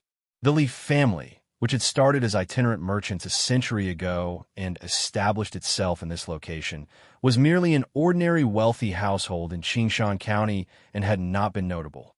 Logically, this level of visitation should not have occurred. Seeing Chunlan and Saixia, who were standing at the side door to receive guests, Wei Tu tied his horse to the hitching post by the main gate and approached them. After a brief inquiry, Wei Tu learned that the current commotion was because Li Xingye had been listed in the county's examination report posted yesterday. Moreover, his ranking was not low. He had placed 7th in the county examination. 7th in the county examination. Wei Tu was indeed taken aback by this news. With nearly 1,000 candidates participating in the county examination in Qingshan County, standing out among them and securing a spot on the list was no small feat, especially achieving a commendable 7th place. The examination list only included the top 50. Those not on the list were considered unsuccessful. Although Li Xingye's ranking of 7th was not as illustrious as the prodigies or top scorers of previous county exams, it was still an exceptional achievement within Qingshan County. Furthermore, a 7th place finish did not necessarily imply weaker skills compared to those ranked higher, as personal preferences of the examiners could influence the results. If the candidates from Qingshan County this year are not inferior, Li Xingye is highly likely to attain a scholar's degree this autumn. Realizing this, Wei Tu finally understood why there were so many wealthy visitors' carriages at the Li residence today. While the scholar's degree itself was not particularly prestigious, a young scholar achieving it was quite different. It indicated that he might continue to excel, potentially making a significant mark in the autumn and spring examinations, and possibly even reaching the imperial court. After his initial surprise, Wei Tu explained his purpose to Caixia, requesting that she inform Li Tongshi of his intention to meet Xinghua and to stay overnight at the Li residence. Once the martial examination is over, I will leave the Li residence and head to the provincial capital. Wei Tu specified a particular time. Caixia nodded and proceeded towards the inner quarters. After about 15 minutes, Caixia returned, shaking her head. The mistress is currently receiving guests and their families in the living room. I waited for a long time, but couldn't find an appropriate moment to approach her. Alternatively, young Master Wei, you may wait at the entrance for a while. The guests should start to leave by evening, Caixia added, glancing at the sky, noting the setting sun. All right, Wei Tu agreed, moving away from the side door. He sat on the hitching post next to his horse, grooming the horse's mane, and waited for the guests to leave. After more than half an hour, as the sky grew dimmer, the side door of the Li residence finally showed some activity. Servants carrying lanterns and gentry and noble ladies following them emerged like fire snakes. As carriages and horses clattered away, the entrance to the Li residence returned to its usual quiet, with the sound of insects chirping gradually rising. Wei Tu saw Li Yaozu and his wife standing at the door to bid farewell to the departing gentry. He walked over, bowed slightly, and stated his purpose. Madam, Wei Tu arrived early this morning, but since you were unavailable, I couldn't find an opportunity to report my visit, Caixia added after Wei Tu finished speaking. Wei Tu, Li Tongshi scrutinized the young man before her with a look of surprise. Earlier, she had seen Wei Tu standing outside the door. However, due to the darkness, she had not immediately recognized his identity and assumed he was a servant of some gentry waiting by the hitching post. Li Tongshi's lips moved as if to say something. But at that moment, in the light from the doorway, Li Tongshi finally discerned Wei Tu's appearance and the distinctive martial aura he exuded. She paused and then swallowed her words. Had it not been for the purple silk cloth robe he wore, which she had given to Xinghua, Li Tongshi would have found it hard to believe that this was the same burly servant who had redeemed himself from the Li residence over half a year ago. We apologize for the oversight. It was our Li family's failure to entertain you properly, Li Tongshi said, echoing the sentiment she had shared with the distinguished guests earlier. Indeed, with the martial examination approaching, it's no wonder you came to the county from the Shan family house. After Li Tongshi's apology, Li Yaozu, with a beaming smile, greeted Wei Tu. In his view, his patronage of Wei Tu and recommending him to learn martial skills from Master Shan made him Wei Tu's benefactor. And as a benefactor, it was natural for Wei Tu to feel gratitude towards him. He needed to maintain this relationship well. Yes, Mr. Li. Wei Tu nodded and responded briefly. As for your stay, it's a minor matter. You are, after all, from my Li family, and have always been loyal. I'll make arrangements for you, Li Yaozu said in a deliberately familiar manner, patting Wei Tu's shoulder with a smile. Upon hearing this, Wei Tu furrowed his brows slightly, feeling a bit displeased. Loyal? He sensed that Li Yaozu's words carried an implication. Did he still see him as a servant? However, Wei Tu did not voice any objections, instead indicating that he would remain at ease. Perhaps he was being too sensitive about his visit to the Li residence. A gentleman values actions over intentions. After Li Yaozu moved a little farther away, Wei Tu gave a slight bow and expressed his thanks. Please proceed to the inner quarters for dinner. Li Tongshi led the way through the side door, speaking kindly to Wei Tu. Meanwhile, the young horse that Wei Tu had been leading was taken by the Li residence's newly hired stableman, who led it to the stables in the courtyard. Wei Tu, in the dining room, a young scholar in Confucian robes raised his eyebrows slightly upon seeing Wei Tu being introduced by Mr. and Mrs. Li. Li Xingye was, of course, familiar with Wei Tu. When he was younger, when the family employed a tutor to teach him Confucian classics, the tutor also taught a few of the household maids and servants to read. Wei Tu had been one of those servants.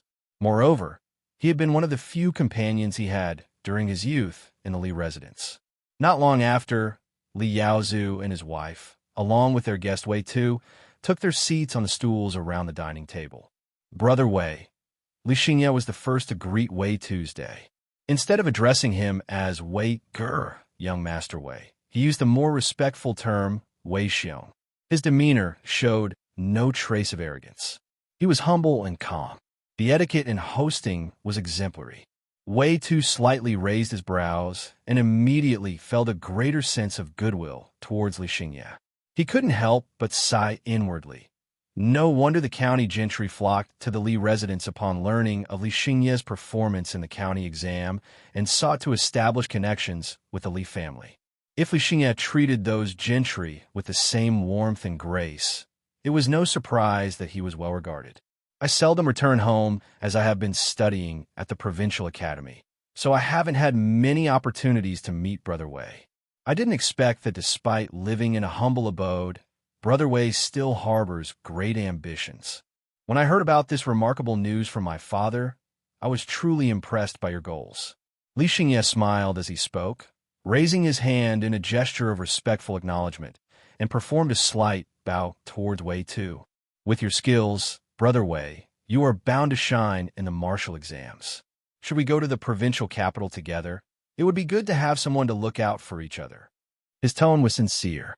Upon hearing Li Xingye's invitation, Wei Tu appeared momentarily hesitant, unsure of how to respond, feeling somewhat awkward. Aside from Shan Yanggong, he had not engaged much with scholars from this world. It was difficult to judge whether Li Xingye's enthusiasm was appropriate or excessive. While traveling to the provincial capital with Li Xingye would be advantageous, Wei Tu was reluctant to further accept the Li family's favors.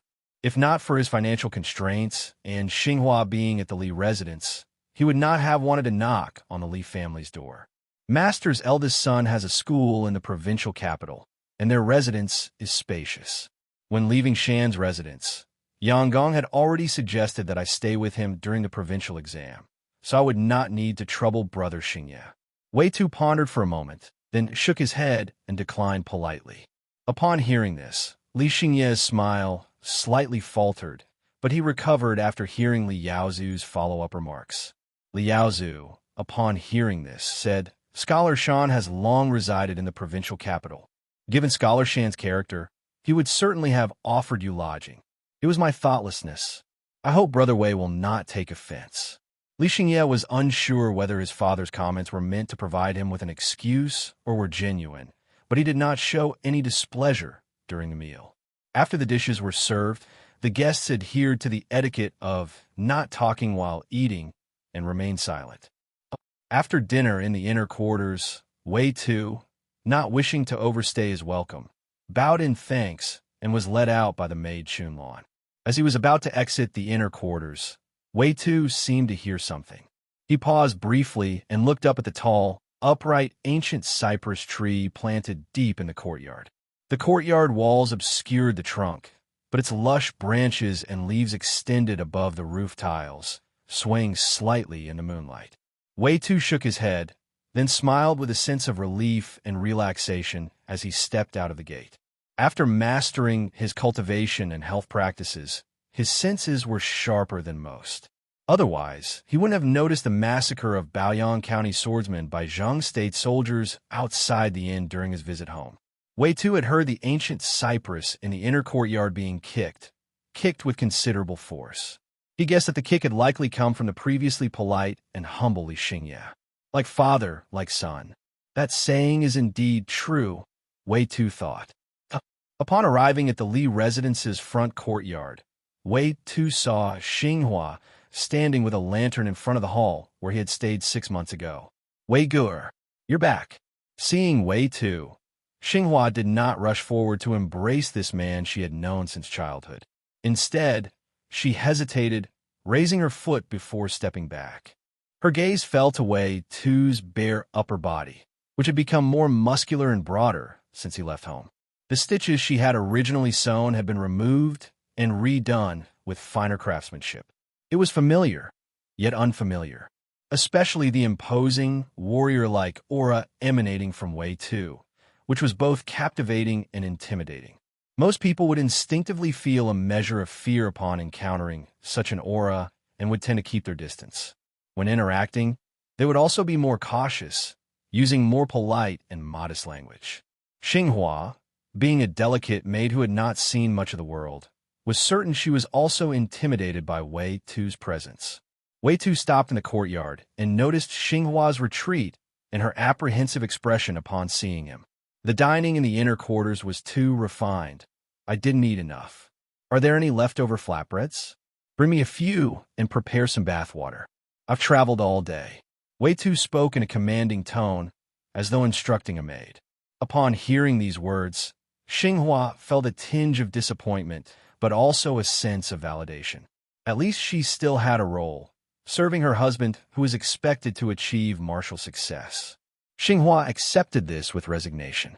She turned and walked inside to find the flatbreads that had just been baked a quarter hour earlier. However, at that moment, Wei Tu silently approached from behind and pinched her backside. Xinghua's face immediately flushed with embarrassment. She turned around to glare at Wei Tu, clearly displeased. This time, the pinch was much stronger than before. Clean yourself up and wait for me in bed. I've been cooped up at the Shans for too long. Wei Tu unabashedly made a suggestive comment, causing a flush of embarrassment. You eat first. Xinghua stuffed the hot flatbreads into Wei Tu's arms, stamped her foot in annoyance, and walked out of the hall to the washing area to bathe. Indeed, this is likely Xinghua's sentiment of nervousness upon me, returning home. Wei Tu watched Xinghua's departing figure, shaking his head thoughtfully. He and Xinghua were different. Having received modern education, he could see through Xinghua's efforts to conceal her thoughts. At this moment, Xinghua's fears stemmed from her worry that Wei Tu, after achieving success, might no longer recognize her as his wife. About half an hour later, Xinghua returned to the hall, deliberately lowering her head to hide her red cheeks, so that Wei Tu would not see it. Her worry proved unfounded. Wei Tu closed the door, extinguished the candle, and then lifted her onto the bed, tossing her onto the neatly arranged bedding. Soon, the bed was rocking, and waves of passion followed. By late at night, the two, having recovered from their exhaustion, held each other tightly, with none of the earlier awkwardness. Xinghua opened her eyes, kissed Wei Tu's forehead, and then, feeling content, went back to sleep. A few days later, the martial examination of the 24th year of the Qingyan era finally arrived. Unlike the literary examinations, which were held in examination pavilions set up in the county market, the martial examination took place outdoors. The venue was set up in the square in front of the main hall of the city god temple on West Street of the county town.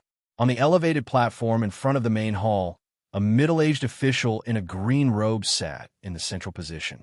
On either side, according to their official ranks, were the county commander, the county vice commander, and other assistant officials of the county office. The difference in the officials' attire made their ranks easily distinguishable. The square was filled with local gentry and wealthy merchants from Qingyan County, all dressed in fine attire. These onlookers focused their attention on the 200 to 300 martial artists standing in the square, their eyes filled with anticipation. It has always been the case that wealth favored martial prowess.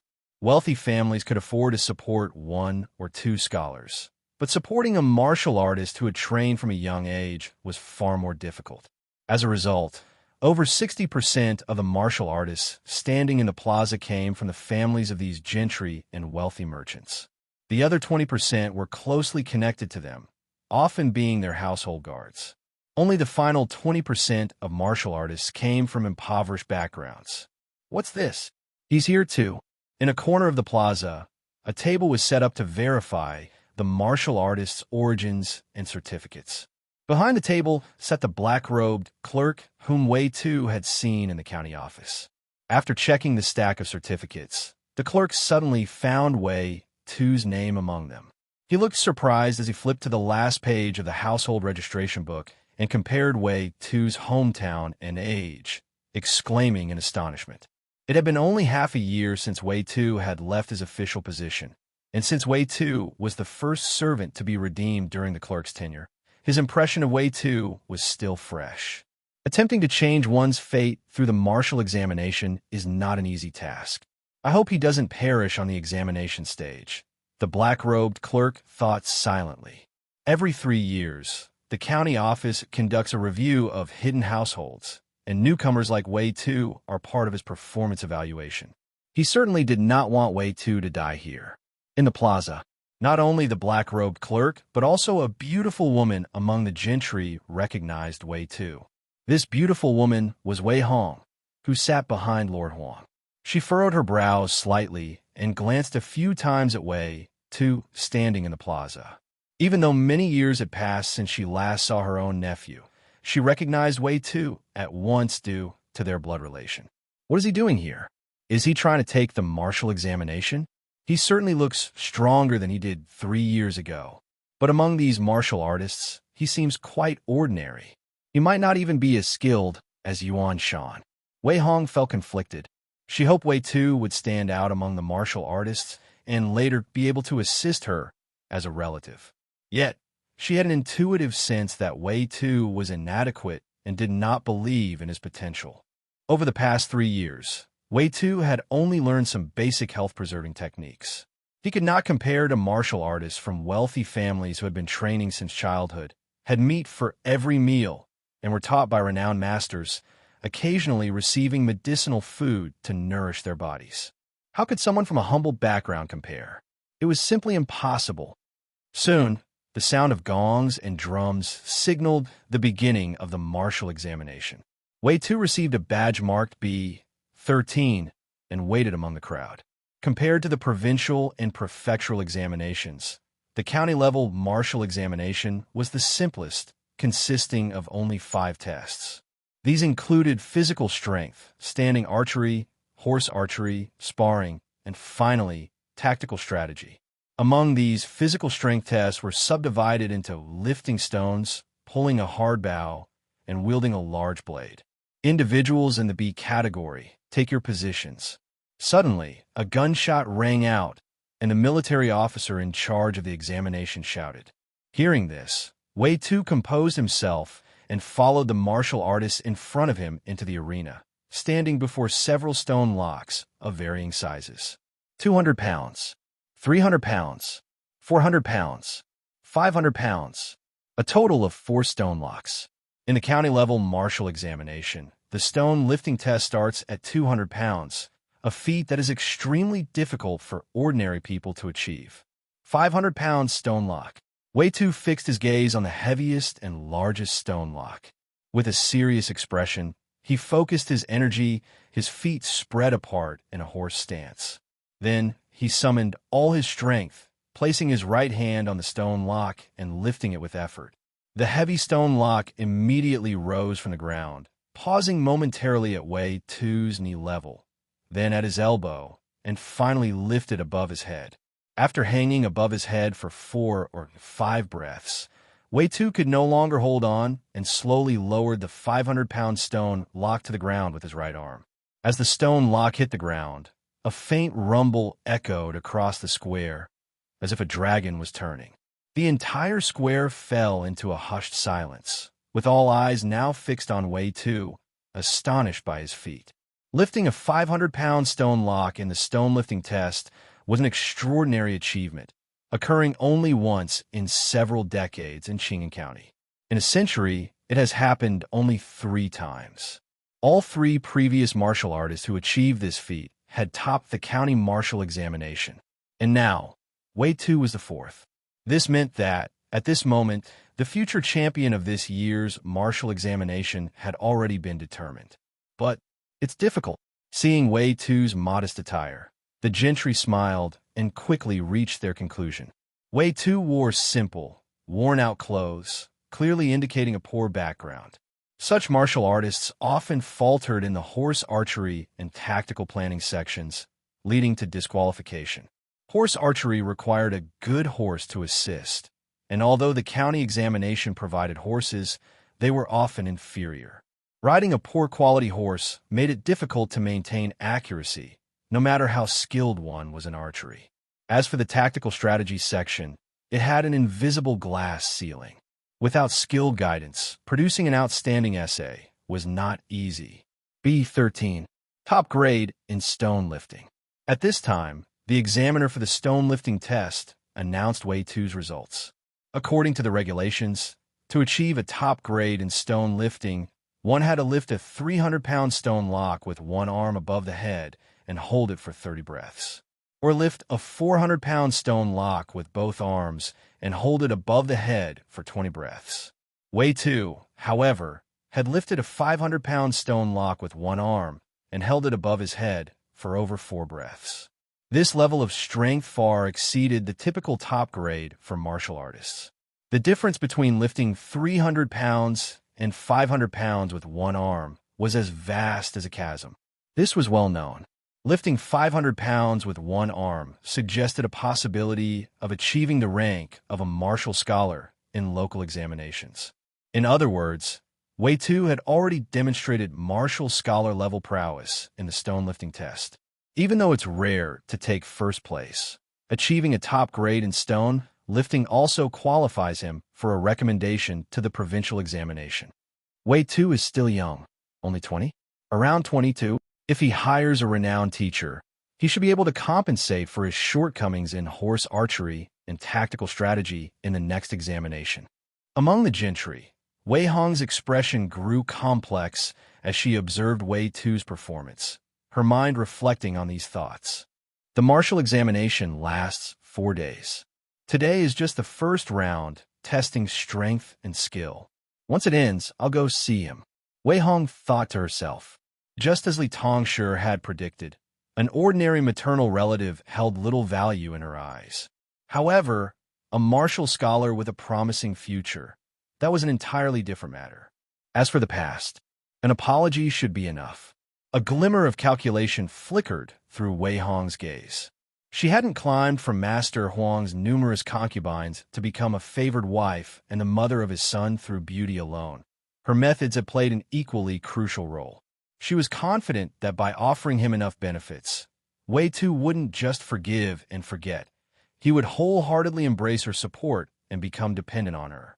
Of course, she had no regrets about her past decisions. Cutting off the dead weight of the Wei family and refusing to let them leech off her status had been a necessary strategy to secure her position within the Huang household. If she had acted otherwise, she would have ended up like those foolish concubines, constantly funneling money and resources back to their useless maternal families, only to fall out of favor and be discarded. Wei Tu had no idea what Wei Hong was planning.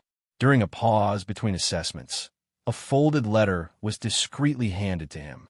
For a moment, he was taken aback. He hadn't expected to see his second aunt, Wei Hong, sitting among the wealthy scholars in the spectator stands.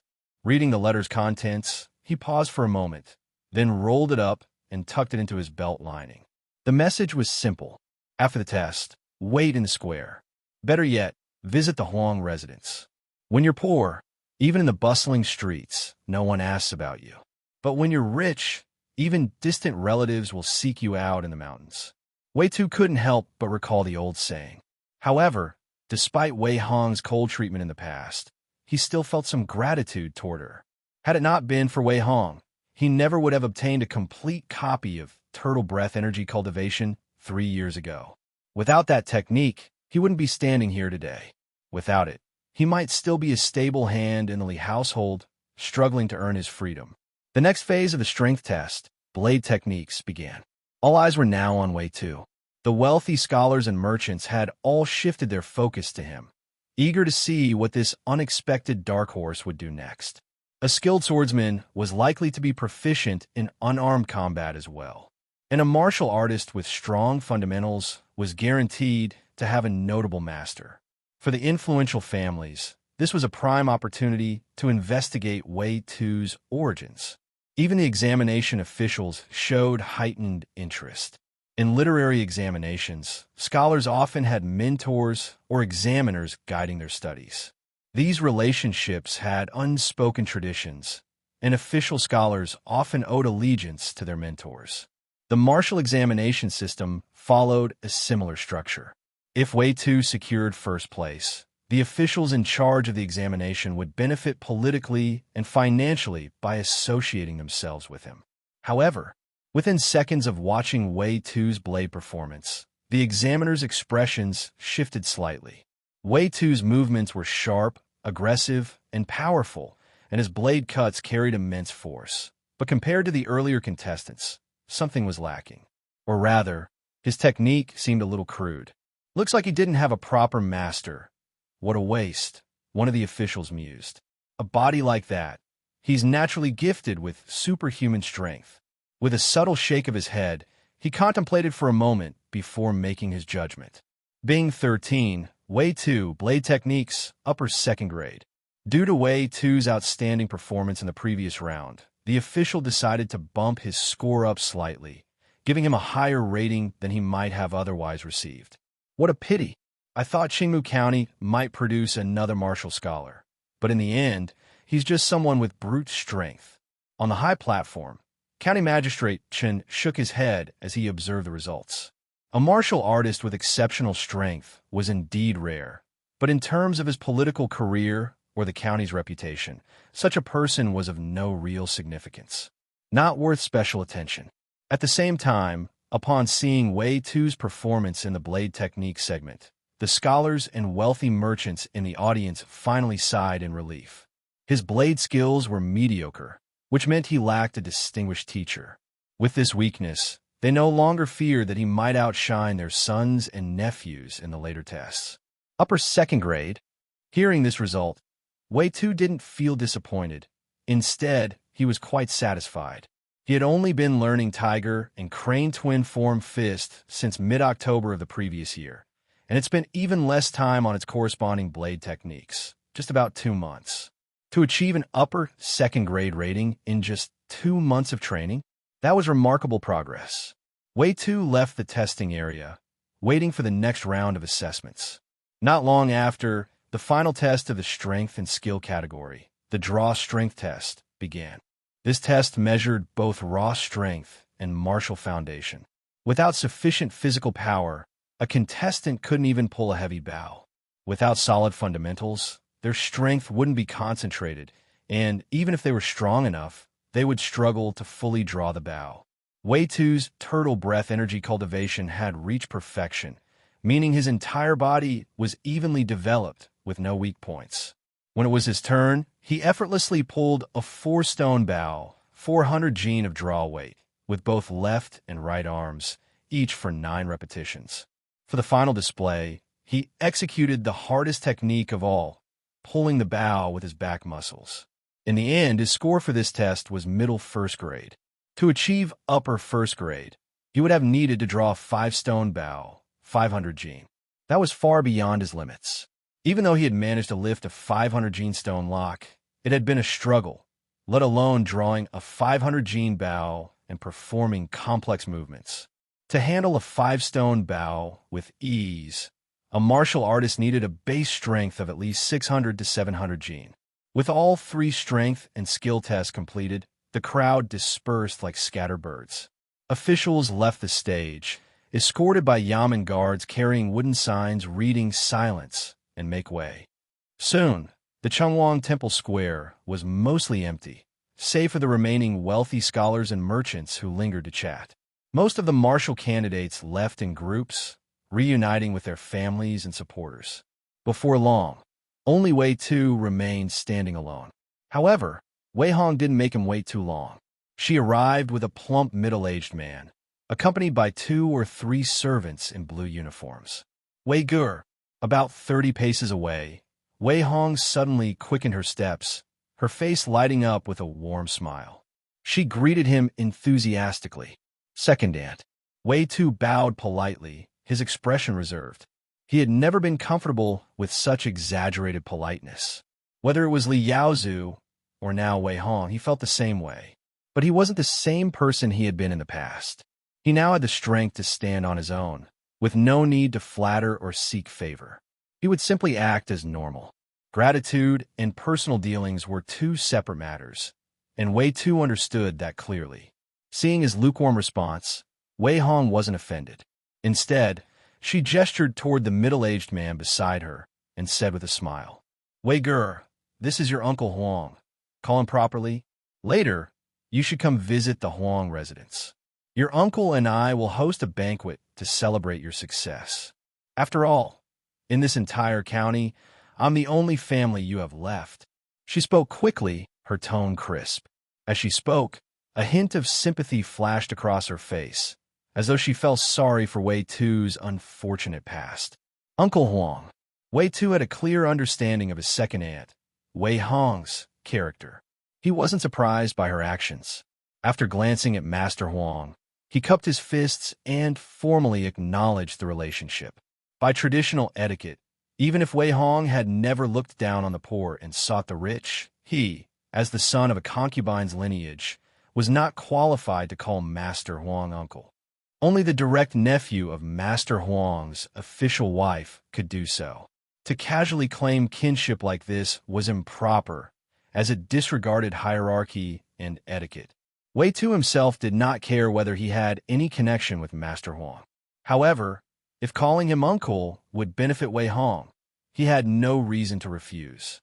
It was a small, effortless favor.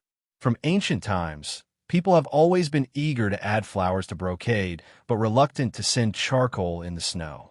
The help and investment that the Li family and Li Yaozu had given him mostly fell into the former category.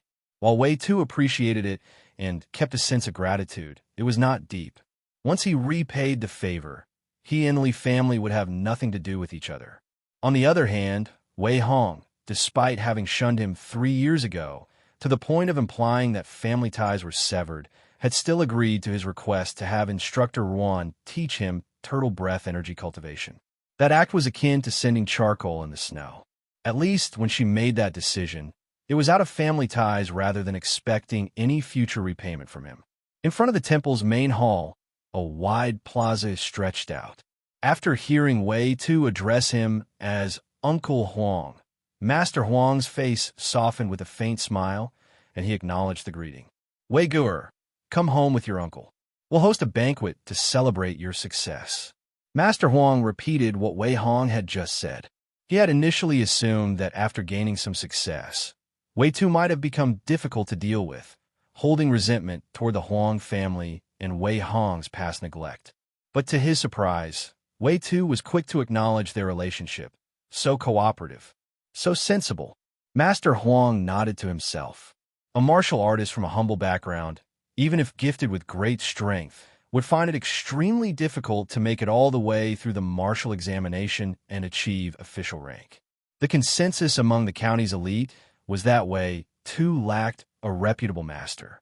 Based on Master Huang's assessment, Wei Tu's willingness to curry favor with him now was most likely an attempt to secure a promising future, perhaps to use the Huang family's wealth to hire a skilled teacher and compensate for his shortcomings. But he didn't mind. Money could always be earned again, but encountering a promising martial talent with family ties was a rare opportunity. If he's properly trained and eventually earns an official rank, he'll be a strong asset for the Huang family. With this thought in mind, Master Huang warmly invited Wei Tu onto his carriage. That country bumpkin who came begging for a cultivation manual years ago. Standing nearby, Instructor Yuan, who had been completely ignored by Master Huang, suddenly recalled something as he watched Wei Tu step into the carriage. His brows knitted tightly. It was hard to connect the memory of a ragged young man from the countryside, desperate for a martial arts manual, with the Wei Tu he saw today, the one who had shocked the entire county by lifting a 500 gene stone lock. The difference was simply too great. I didn't even score as well as him in any of the strength and skill tests, even his weakest subject, blade techniques. As that thought sank in, Instructor Yuan felt a wave of frustration and resentment surge through him. His fists clenched involuntarily. After Wei Tu's astounding performance in the stone lifting trial, the crowd of spectators, scholars, merchants, and even county officials had all been eagerly watching his subsequent results. If Wei Tu had been a complete stranger, Instructor Yuan might have felt admiration rather than envy. But unfortunately, he knew him. 3 years ago, Instructor Yuan had shown contempt when Wei Tu came to ask for guidance. He had not followed Wei Hong's instructions to personally teach Wei Tu turtle breath energy cultivation. Instead, he had casually handed him a manual and dismissed him. If I had known this day would come, I should have taken him in as a registered disciple and taught him a few real techniques. Instructor Yuan deeply regretted his past actions. If word of this spread, he would be mocked by other martial artists in the county. Worse yet, he could even lose his position at the Huang residence. Judging by Master Huang's obvious favor toward Wei Tu, if Wei Tu made even the slightest complaint, Instructor Yuan might be packing his bags and leaving the Huang estate by morning. I need to take the loss, apologize, and hope he doesn't hold a grudge. Instructor Yuan hurried after the carriage, making up his mind along the way. Inside a luxurious study on the second floor of the main residence. Qinghe, where's the gift that Wei Gur gave me 3 years ago? I need to see it. Wei Hong had rushed back to her quarters, giving the order urgently. Second madam, who is Wei Gur, and what gift? Qinghe, her trusted maid, noticed Wei Hong's anxious expression and immediately became nervous, asking for clarification. Wei Hong thought for a moment before replying. 3 years ago, he gave me a gift box. It should be a lacquered case from the cosmetics shop on the west side of town. The west side cosmetics shop? Qinghe repeated the words under her breath, then hurried into the inner chamber, searching through the cabinets. After a quarter hour, she suddenly seemed to remember something. She stood on tiptoe, reaching up to the top of a wooden cabinet, where she retrieved a dust-covered lacquered box and placed it on the table. Second madam, is this the one? Yes, this is it. Wei Hong's eyes lit up with excitement. She took the box from Qinghe's hands, tore off the wax paper seal, opened it, and pulled out a small case of rouge. This is Golden Swallow Rouge.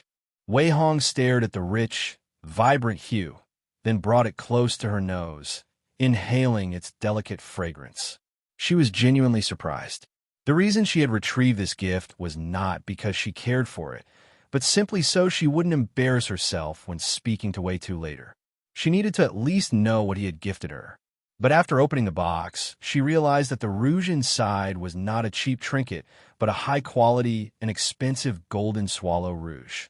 One small case of Golden Swallow Rouge was worth 5 qian, equivalent to 2 months' wages for her personal maid. This was no minor gift. For the first time, Wei Hong felt a bit ashamed of how she had treated her family in the past. Master Huang was personally hosting Wei Tu, instructing the maids to prepare a fine pot of tea. This tea is Mingxian Cloud Mist tea. When brewed 3 times, a delicate mist lingers above the cup, just like drifting clouds. A tea of this quality costs 3 taels of silver per jean. If not for your visit today, I would never have let the maids brew it for a mere guest. Master Huang lifted his teacup, using the lid to gently skim off the floating tea leaves, then took a sip and smiled. For someone like Wei Tu, who was clearly seeking fortune, Master Huang had dealt with his kind countless times. The best strategy was to flaunt luxury, subtly displaying his financial power. Once the other party was tempted, they would naturally fall in line. However, Wei Tu barely reacted. Instead, his brows furrowed slightly. After a brief pause, he lifted his tea, took a small sip, then set it down on the table without another glance. Then, he shifted his gaze away from Master Huang, casually studying the calligraphy and paintings hanging on the walls. He made it obvious that he had no interest in the conversation. The guest hall of the Huang residence was noticeably more lavish than that of the Li Manor or the Dan family stronghold. The furniture and decor were of superior craftsmanship, with porcelain ornaments stamped with imperial kiln seals, and calligraphy and paintings on the walls bearing the signatures of renowned contemporary artists. The centerpiece was a majestic landscape painting, a work of none other than Grand Scholar Ouyang, a name revered both in court and among the literati. Wei Tu believed that his silent response should have made Master Huang understand. He had no interest in climbing the social ladder through the Huang family. Wei Gur, are you interested in calligraphy and painting? Master Huang chuckled, assuming that, like many poor scholars and martial artists, Wei Tu was merely pretending to appreciate fine art to seem more refined. Wei Tu shook his head. He understood that Master Huang had already formed his own biased opinion about him. It was the same as when first Madame Li Tongshi had struggled to believe he was serious about taking the martial examination, despite his clear and rational explanations. Master Huang's expression darkened slightly as he set his teacup down. Wei Gur, do you wish to hire a renowned master to study martial arts and military strategy to improve your chances in future examinations? Master Huang respected ambition. He admired those who understood the value of titles and status. For wealth was fleeting, but a title in the martial examination system could open limitless opportunities. But seeing Wei Tu's unabashed greed left Master Huang feeling uneasy. It meant the Huang family would need to invest far more resources into him to keep him satisfied. Outside, the northern wind howled, rustling the withered bamboo leaves in the courtyard. The fading sunlight streamed through the lattice windows, casting a golden hue upon Wei Tu's expression, making his momentary surprise clearly visible even to the maids standing outside. Wei Tu looked directly at Master Huang, his tone steady. There's no need for you to concern yourself with that, uncle. My master is already teaching me, so I won't require instruction from the Huang family.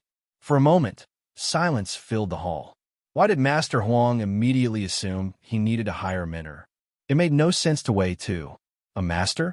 But surely not a renowned one. After all, your martial arts skills could not have been developed without some kind of teacher. Master Huang wasn't surprised at Wei Tu's claim. After all, none of the county's elite recognized his master's name. The consensus among the gentry was that Wei Tu had no formal master, at least not one of notable reputation. There was a significant difference between a teacher and a renowned mentor. Hearing these words, Wei Tu stood up, adjusted his posture, and respectfully bowed. Uncle, my master is indeed a renowned figure. I would appreciate it if you chose your words carefully. If Master Huang had merely belittled him, he could ignore it. Family members often clashed over differences in background and temperament. But belittling his master was another matter entirely. At best, it was an insult. At worst, it was a grievous offense, one that could never be forgiven. The hall fell into complete silence. Outside the doorway, Chui Lu, one of Wei Hong's personal maids, grew anxious. Wei Tu's blunt response was an outright challenge to Master Huang. She understood how much effort it had taken second Madame Wei Hong to get Master Huang to accept Wei Tu as a relative. At this moment, Wei Tu's status was nowhere near comparable to that of Master Huang.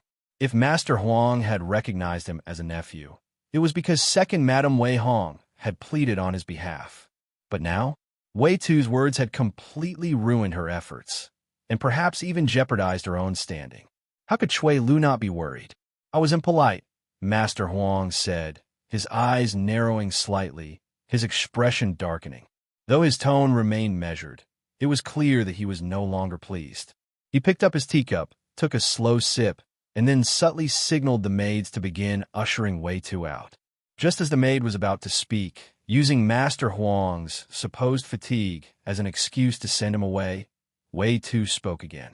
Uncle, my master is single martial scholar Dan Wu Ju of Sanyuan Township. Would that not qualify him as a renowned mentor? His voice was calm and even. The maid froze, instantly lowering her head and stepping aside. The title of martial scholar carried little weight in the imperial court. After all, there were many ranks above it. But Master Huang was not an official. He was merely a wealthy merchant, his status respectable, but far from the level of a high-ranking official or a noble family. Unlike civil scholars who must wait for an official appointment from the Ministry of Personnel, martial scholars could be directly appointed as military officers upon passing the examination, immediately assuming positions at the local level.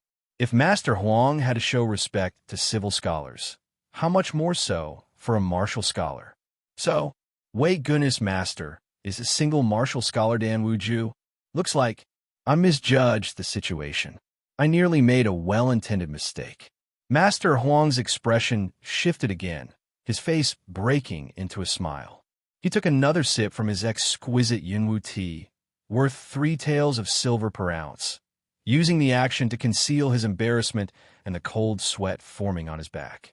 An ordinary disciple of a martial scholar meant nothing, not a direct heir, unable to inherit wealth or prestige. But a disciple who could lift a 500-gene stone lock, that was different.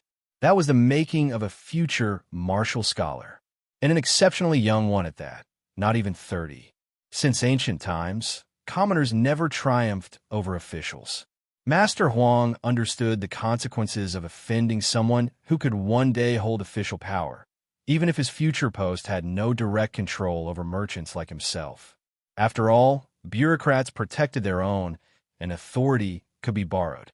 Even if Wei Tu couldn't destroy the Huang family, he could still cause them irreparable damage, a risk that Master Huang could not afford to take. As for whether Wei Tu was lying about his master, Master Huang didn't think he would dare joke about something like this. Furthermore, if it weren't true, Wei Tu wouldn't have so confidently refused his offer to hire a prestigious instructor. Uncle is being too polite. Wei Tu sat down again and took a sip of the Yunwu tea. Ever since arriving in the county, his calm demeanor around the Li family and the Huang family came not just from his martial confidence, but also from his background confidence. With his master's reputation, he could now speak as an equal with figures like Master Huang and Master Li Yaozu. Wei Gur, do you feel confident about passing the martial examination this time? Master Huang resumed his composure, smiling as he asked. Hard to say. Wei Tu shook his head. With a first-class result in the stone lifting exam, even if I perform poorly in other categories, I should still qualify for the prefectural exam. But the prefectural examination is far more competitive. I can't say for certain whether I will secure a scholar's title. As he spoke, he adjusted his phrasing, switching from Wei Gur to nephew, making the conversation feel more familiar and respectful. Inside the hall, the two continued their conversation in an increasingly cordial tone. Not long after, Wei Hong entered, leading a young boy in a blue robe toward Wei Tuesday. She stopped beside him and gently nudged the boy forward, instructing, Yuan Shan, greet your cousin. Just a quarter hour earlier, she had rushed to the back courtyard upon hearing from Chui Lu that Wei Tu was Dan Wuju's disciple. Without hesitation, she dragged Huang Yuan Shan, who had been napping, over to formally acknowledge his cousin. Cousin. Huang Yuan Shan greeted him reluctantly, his tone lacking enthusiasm. You brat. Wei Hong twisted Huang Yuan Shan's ear, her annoyance clear. Second aunt, Yuan Shan is still young. Wei Tu chuckled. Only then did he notice that Wei Hong's makeup looked different from when he had seen her earlier at the Chenghuang Temple. Wei Tu did not realize that Wei Hong had deliberately reapplied her golden swallow rouge makeup to impress him. He simply assumed that wealthy households had more elaborate customs, and that changing makeup before meeting guests was part of proper etiquette. Thus, after a brief glance, he shifted his gaze away without further thought. After that, Wei Hong continued exchanging pleasantries, inquiring about Wei Tu's living arrangements, daily expenses, and his relationship with the Li family. There was nothing much for Wei Tu to hide, but before responding, he still carefully considered his words. For instance, he chose to leave out the fact that Li Yaozu had once coveted Xinghua. I still have some private savings. I can lend them to you for Xinghua's redemption, or I can personally make the trip myself. It wouldn't be right for her to remain a servant in the Li household forever. As for a place to stay, the Huang residence has plenty of guest rooms. I'll take charge and set aside a room for you two. At this point, Wei Hong's expression sharpened. She narrowed her eyes and tapped her silk handkerchief against her palm, her voice laced with disdain. Li Yaozu is cunning. You shouldn't have had to pay that much for your redemption. 11 taels and 5 qian. Even if it were just 8 taels and 8 qian, they still made a profit. And on top of that, they wanted you to owe them a favor. Having spent years immersed in the world of merchants, Wei Hong had long since become adept at evaluating the price of servants. One glance, and she immediately saw through Li Yaozu and first Madame Li Tongshi's deception. Master Li and Madame Li agreed to let me redeem myself without causing trouble, and later even recommended me to Master Dan. A small profit like this isn't worth nitpicking over. Wei Tu shook his head, unwilling to let Wei Hong dwell on the matter further. 3 years ago, he had estimated that his redemption cost should have been around 10 taels, perhaps slightly more or slightly less. But he had no real say in the matter. His fate had been entirely in the hands of the Li family. Unlike bargaining in a marketplace, where he could haggle over price, he had no such privilege when it came to his own freedom. The final amount was whatever Li Yaozu and First Madame Li decided it to be. All right, let's not talk about this anymore. What about Xinghua's redemption? Wei Hong asked with a smile. There's no need for Second Aunt to trouble herself over this matter. Wei Tu shook his head. If I had intended to borrow money for Xinghua's redemption, I would have already asked Master Dan while I was of the Dan household. A fine steed like the Qingtsung horse, worth 100 taels, had been lent to him without hesitation. The cost to redeem Xinghua was unlikely to even reach 10 taels.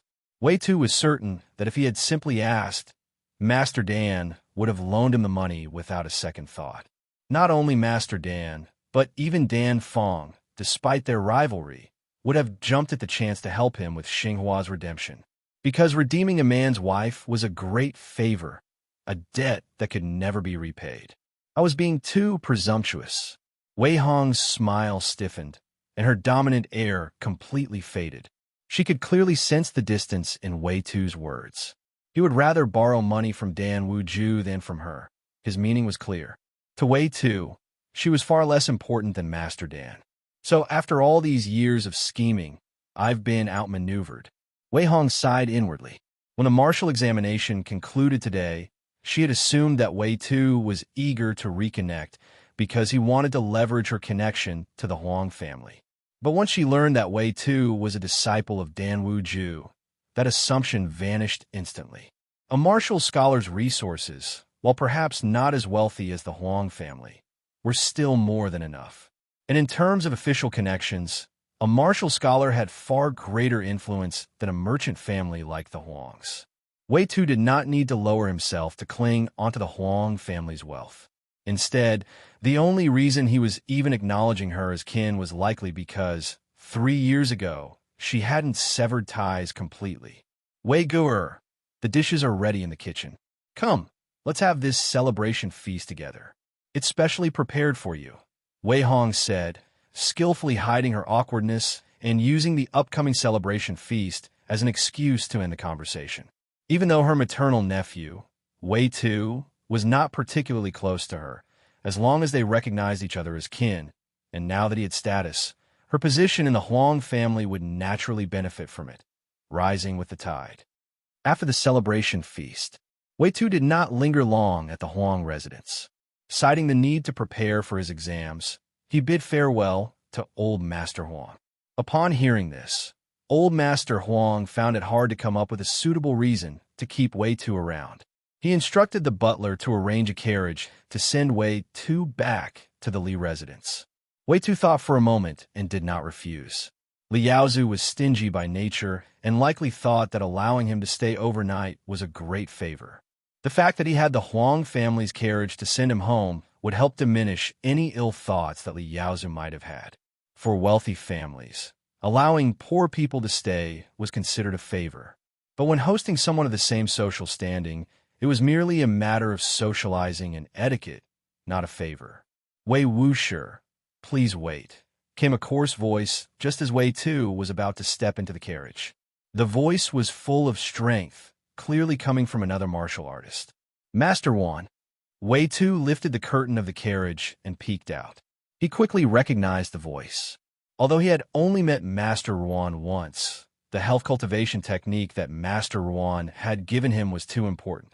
Even after 3 years, Wei Tu still remembered Master Ruan's face. Back then, I, Ruan, was quite contemptuous of you, Wei Wushi. Afterward, I often blamed myself. It was my fault.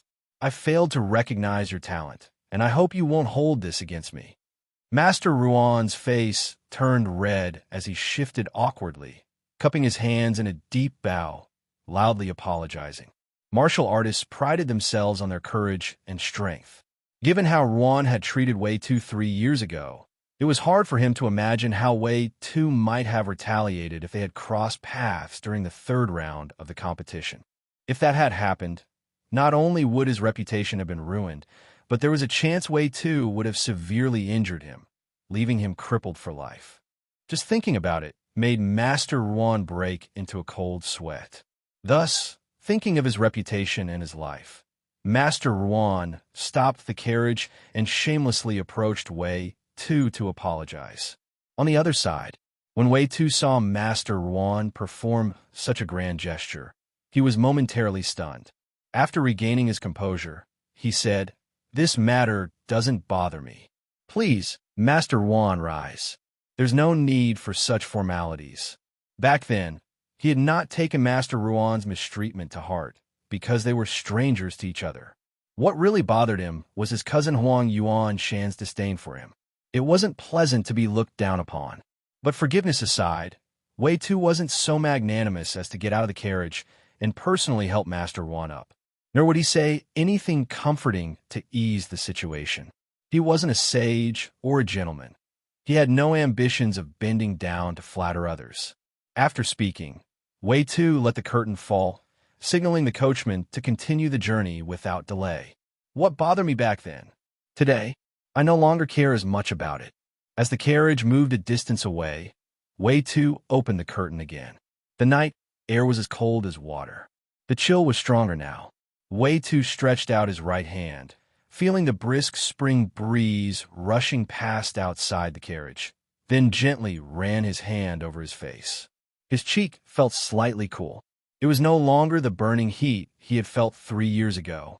As Wei Tu had anticipated, after learning that he had returned to the Li Manor using a carriage borrowed from the Huang family, a subtle shift occurred in Master Li Yaozu's attitude.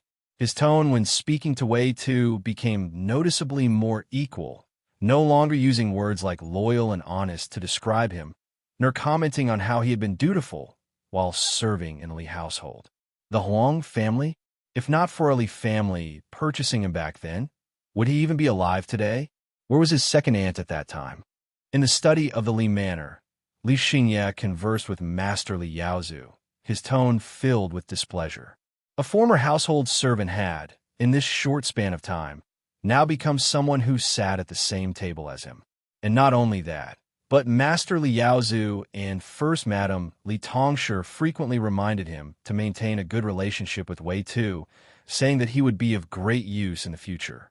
Although Li Xingye obeyed his parents' wishes and outwardly treated Wei Tu with civility, acting as if they were equals, deep inside, his resentment grew.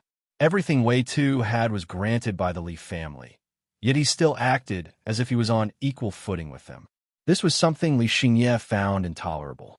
Moreover, he himself was ranked in the top 10 of the county examination, with high hopes of securing an official title in this round. Why should he have to consider the opinions of a former servant before making any decisions? A few days ago, he had managed to tolerate it. But today, seeing that Master Li Yaozu was treating Wei Tu with even more courtesy, speaking to him with visible deference, Li Xingye could no longer endure it. To see his father bowing and scraping before a former household servant, it was an outright humiliation. Good heavens, my dear ancestor, lower your voice. Don't let the servants overhear you. Master Li Yaozu was startled by Li Xingye's words. He hurriedly walked to the door, looked around carefully, and, after confirming that no servants were nearby, immediately closed the windows and shut the door tightly. What does it matter? Li Xingye didn't take it seriously and casually sat down on a straight-back chair near the study desk. However, he still lowered his voice slightly, listening to his father's request. Just endure it for a few more days. Soon, I will send him away. Master Li Yaozu coaxed him. Fine. Li Xingye raised an eyebrow and did not argue further. Oh, right, father, tell the maid to bring me some more pastries. I'm hungry. At this moment, Li Xingye spoke again. Hungry? Didn't we just have dinner? Hearing this, Master Li Yaozu, secretly cursed Li Xingye for being wasteful, feeling the pinch of spending money. Having an extra meal at night. How much would that cost? I refuse to touch food that he has touched. Li Xingye scoffed as he held a book of Confucian classics in his hands, his voice full of disdain. The next day, in the square before the main temple of Changwang Temple on West Main Street, the second round of the martial examination commenced. This round consisted of 3 tests: mounted archery, foot archery, and combat trials. Once these 3 tests were completed, it would mark the end of the outdoor portion of the examination, leaving only the final segment, the indoor strategy assessment. Upper first class, middle first class. Soon, Wei Tu's results for mounted archery and foot archery were announced. For both exams, he had secured a first-class ranking, placing him among the top martial candidates. He actually has a trained Qingtsong horse. Outside the examination grounds, a group of gentry were visibly shocked. They had not expected that someone of Wei Tu's humble background would be riding a Qingtsong horse in the mounted archery trial instead of using the subpar horses provided by the county. Just what is this Wei Tu's background? Was he deliberately concealing his true status in the previous rounds? Many of them wore grim expressions, but before long, they dismissed this idea. In a martial examination, pretending to be of common birth had no real advantage. In fact, it could even lead to being looked down upon by the examiners, potentially lowering one's score. The night before the last round ended, I saw Master Huang meeting this Wei Tu with one of his concubines. Could it be that they have a prior connection? A curious gentryman asked. The Huang family was one of the wealthiest in Qingmu County, and every action they took was closely observed by their peers. Although no one had seen Master Huang publicly acknowledge Wei Tu, word had still spread that he had visited the Huang estate. Master Huang hesitated for a moment before finally speaking. He is my concubine's nephew, which makes him my nephew as well. So, this Wei Tu is related to the Huang family. The gentry beside him immediately pressed for confirmation. If Wei Tu was indeed from the Huang family, then their previous assumptions about him being a commoner were likely mistaken. This time in the county martial examination, Wei Tu had a high chance of securing the county's top martial ranking. Even if he did not claim the top spot, with his outstanding results in the outdoor assessments, placing among the top few on the ranking list was more than certain. At this moment, aside from his blade technique performance in the skill and courage category, where he only managed an upper second-class ranking, all of his other results were in the first-class tier. Now, the county martial examination had only 2 tests left, the combat trial and the final indoor assessment, the strategy examination. The combat trial was a direct duel between martial candidates, and with the level of strength Wei Tu had already demonstrated, earning a first-class grade was not difficult. That meant only the strategy examination remained to determine the final rankings for this county-level martial examination. However, in the Zheng Kingdom, the martial examination followed the principle of first comes martial skill, then comes strategy. In other words, the strategy assessment had limited influence on the final rankings. As long as Wei Tu did not write complete nonsense during the strategy examination, his overall results would be enough to place him within the top 5, possibly top 3, or even take the top spot. And as for the strategy examination, the gentry families had their own ways to obtain the exam questions in advance from the county magistrate.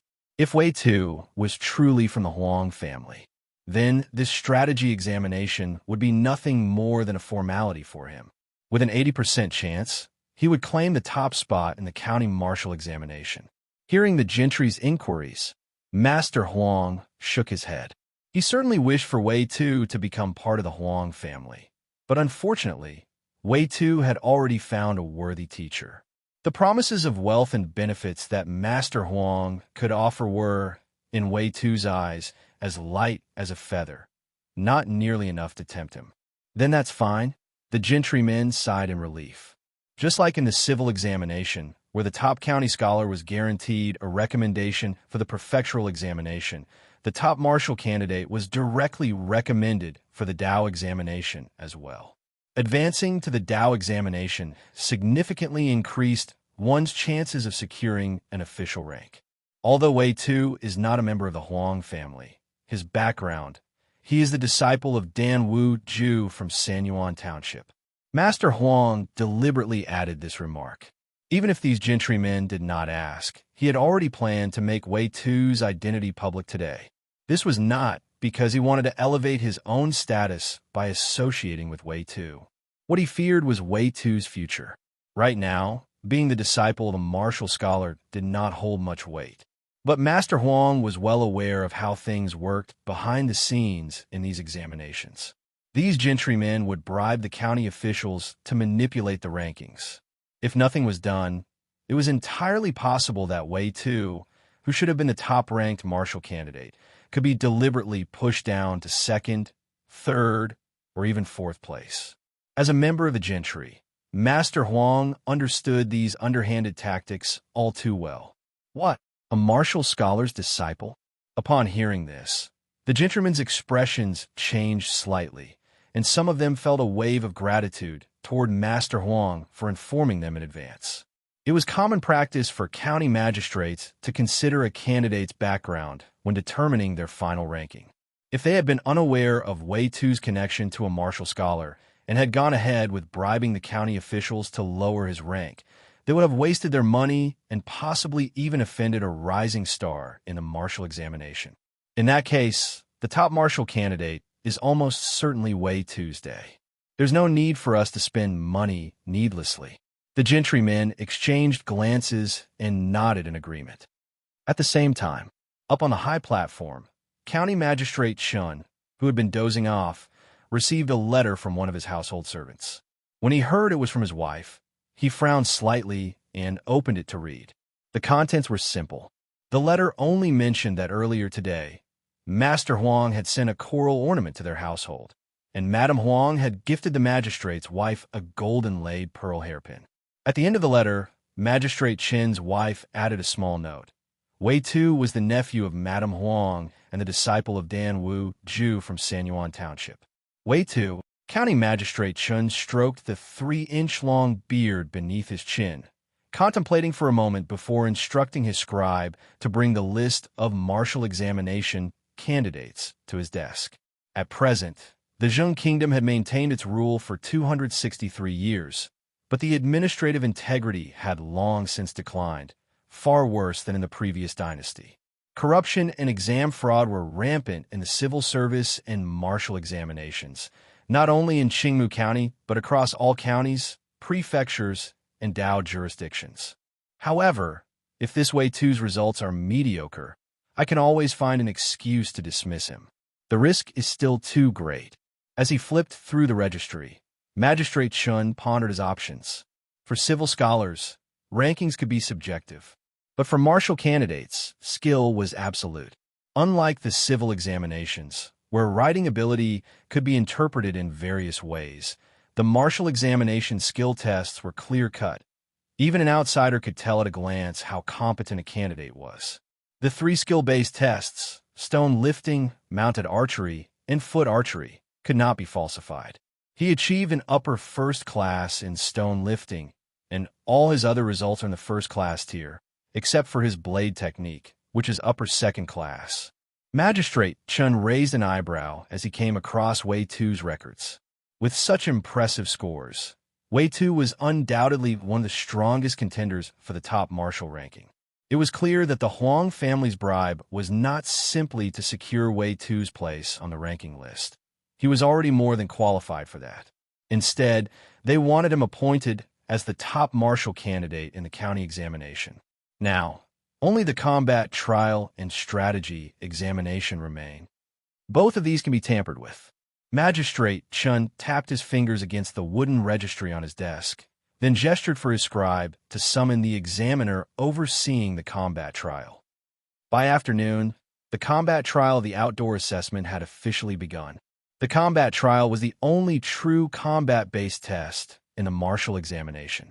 Candidates were paired up for one-on-one duels, and those who secured a spot among the top 10 were granted a first-class ranking.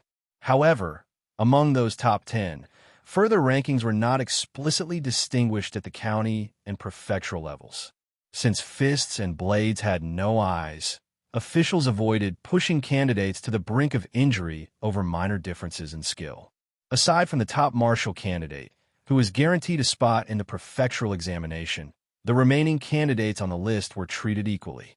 There was no need to determine second, third, or fourth place. Every ranked candidate had the same status. That it was only in the Dao examination, where martial scholars competed for official positions, that individual rankings truly mattered.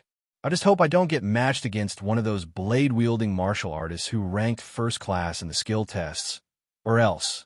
As the examiner called out names to pair up the combat trial participants, Wei Tu silently prayed. After all, in total, he had only practiced blade techniques for less than half a year, with no real combat experience. Whether it was the blade performance test or the actual combat trial, he was at a clear disadvantage compared to those who had trained with weapons since childhood. Before long, the examiner had assigned his opponent. This martial artist doesn't look familiar. Seems like he didn't make it into the first-class ranks. Wei Tu glanced at his opponent and compared him to the list of first-class martial candidates he had memorized in his mind.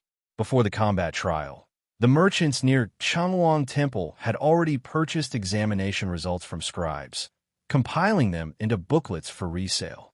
One of the key features of these booklets was identifying the martial artist who had achieved first-class rankings, marking them as the top contenders in the examination. Wangdu Township's Mahong. I asked martial candidate Wei to go easy on me. Soon, both Wei Tu and his opponent stepped onto the platform and exchanged names.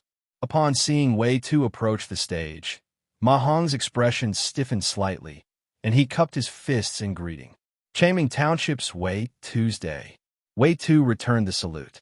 With formalities completed, they immediately began their duel. Moments later, after exchanging a dozen moves, Wei Tu forced Mahong off the platform, securing his first victory. An upper second-class ranking in blade technique wasn't considered weak. The only opponents Wei Tu was wary of were the dozen or so martial artists who had secured first-class rankings in the blade performance test. The combat trials continued. To Wei Tu's surprise, in each match, the examiner assigned him opponents who were noticeably weaker martial candidates. Could it be? After his fifth match, Wei Tu paused at the stone steps of the platform, his gaze instinctively shifting toward Master Huang among the gentry. When something unusual happens, there is always a reason behind it. During this county martial examination, the only people aware of his status as the disciple of Dan Wuju were those in the Huang estate. He had deliberately chosen not to publicize this connection. After all, he wasn't confident that he would secure the top ranking. There was no need to bring up his background without good reason. This meant that the examiners were not adjusting his opponents because of Dan Wuju's influence. Someone else was helping him from behind the scenes. For someone to have enough sway over the examiners and be willing to assist him, there was only one possibility. Aside from Master Huang, who had publicly acknowledged their familial connection, no one else fit the criteria. Exam fraud. Wei Tu frowned. It wasn't that he was unaccustomed to such corruption. Rather, he was worried about the possibility of someone using this against him.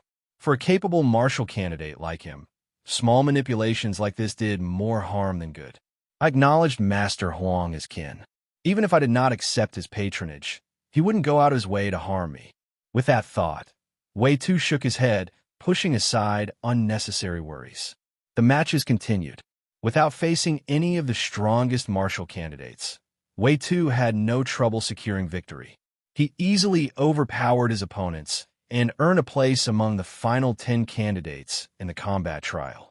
None of the other martial artists or spectators noticed these minor manipulations. After all, Wei Tu's earlier performance was already outstanding. He was one of the favorites for the top ranking, so his easy victories over other martial candidates did not seem unusual. Wei Tu, among the final 10, a young man with sharp, slanted brows, glanced at Wei Tu with a hint of contempt. Most people hadn't noticed the tampering in the combat trial, but he had. Because he was wary of Wei Tu's physical strength, he had been closely observing him, analyzing his movements and planning strategies for their potential match. But in doing so, he noticed that something was amiss. Forget it. Making a big scene over this wouldn't benefit me either. The young man, Wei Fei, shook his head and withdrew his gaze. Accusing someone of cheating in the martial examination wouldn't just target Wei Tu. It would implicate all the officials in Qingmu County involved in the process. He wasn't bold enough to do something so reckless during the examination. Besides, even if the accusation succeeded, his own future would be ruined. Officials always protected each other. That was not an empty saying. After the matches ended, Wei Tu sought out Master Huang to confirm his suspicions about the combat trial. As expected, he was right. Master Huang had indeed spoken to County Magistrate Chun before the examination. The county's top martial candidate may seem insignificant. Its only official privilege is guaranteeing a place in the Dao examination. But, in reality, when it comes to official appointments, the government often takes county rankings into consideration when assigning martial positions. Besides, even if I didn't intervene, the other gentry would do the same for their own nephews and sons. Giving County Magistrate Chen a small reminder was simply to ensure that your rightful ranking wasn't lowered just because you didn't pay a bribe. Inside the carriage, Master Huang sat across from Wei Tu, speaking in a calm and measured tone. Upon hearing this, Wei Tu couldn't help but feel a sense of helplessness. If everyone was bribing the officials and you alone refused to do so, it was inevitable that your ranking would be lowered. That was simply how the world worked. However, next time you make such a decision, I would appreciate it if Uncle could inform me beforehand. Otherwise, Wei Tu said in a deep voice. The Huang family had helped him this time, but he didn't believe for a second that Master Huang had done it purely for his benefit. Master Huang's manipulation of the exam to make him the top martial candidate in the county examination served two purposes. First, it forced him to owe the Huang family a favor. Second, once he became the county's top martial candidate, the very act of bribery would become a stain on his record, something that could be used against him in the future. Of course, Master Huang chuckled, though he felt a slight unease. Only now did he realize that he might have underestimated Wei Tu's day. Upon learning that he had been designated the top candidate, Wei Tu did not react with excitement, but instead he issued a warning. From start to finish, his expression had remained calm, showing no trace of anger. As soon as he finished speaking, the carriage arrived at the entrance of the Li Manor. Wei Tu lifted the curtain and stepped down from the carriage. He took the reins of the Qingcong horse from one of the Huang family servants before walking toward the side gate of the Li Manor and knocking a few times. Go on, let's return home. Inside the carriage, Master Huang watched Wei Tu's departing figure for a moment before lowering the curtain and instructing the driver to set off. However, after the carriage had traveled for a short distance, Master Huang suddenly sneezed several times in succession. Assuming it was due to the night chill, he pulled a soft blanket over his legs for warmth. The next day, the strategy examination for the martial candidates. Unlike the previous tests, this one was not held in the square of Changhuang Temple, but rather in the examination hall used for the civil scholars. The questions were simple. 3 passages from a new book of effective discipline as interpretation exercises, and 1 strategy essay analyzing the Battle of Yeren, which took place 100 years ago between Zheng Kingdom and Jing Kingdom. Thanks to Master Huang's bribe, Wei Tu had already received the exam questions before entering the examination hall. As a result, he swiftly completed the 3 interpretation exercises. For the final strategy essay, he gathered his thoughts and formulated his response according to the principles taught by Dan Wuju. Before long, he had finished his paper. However, when it came time to submit, Wei Tu deliberately waited, handing in his exam forth to last. 2 days later, the county martial examination results were posted. Wei Gur, you ranked first in the county examination. Outside the county yamen, crowds of people gathered. Xinghua, who had taken the day off, had arrived early and secured a good spot near the notice board.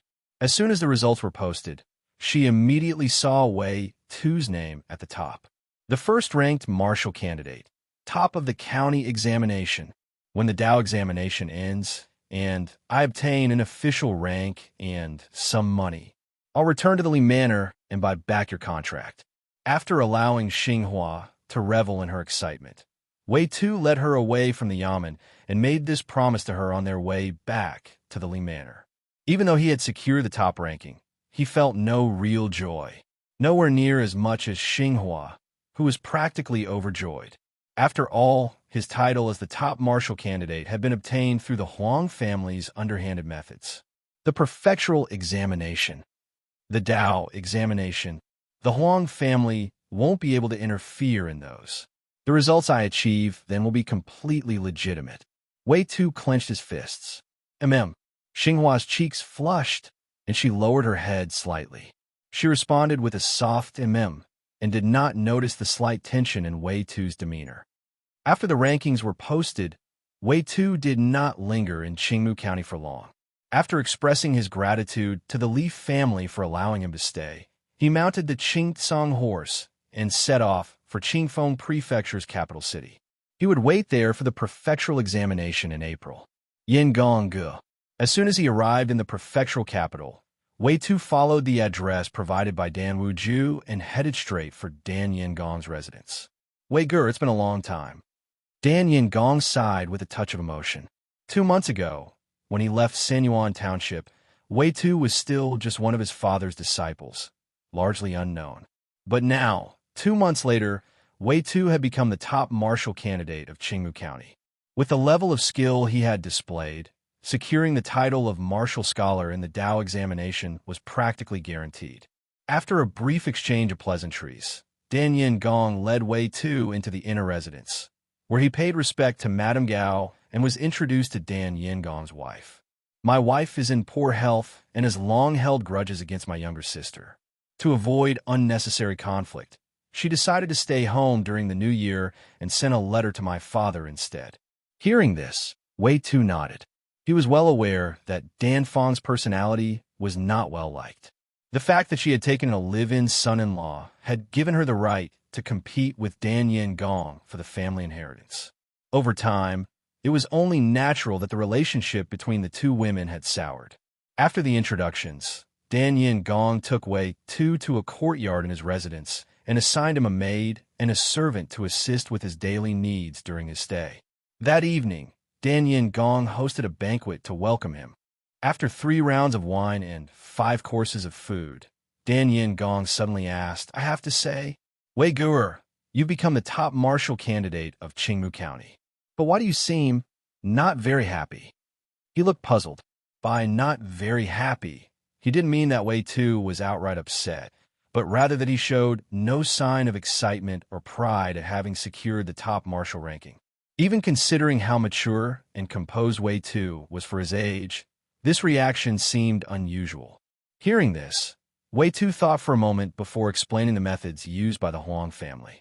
Dan Wuju was his teacher, and Dan Yingong was Dan Wuju's son. Their fates were closely tied. One's honor or disgrace affected the other.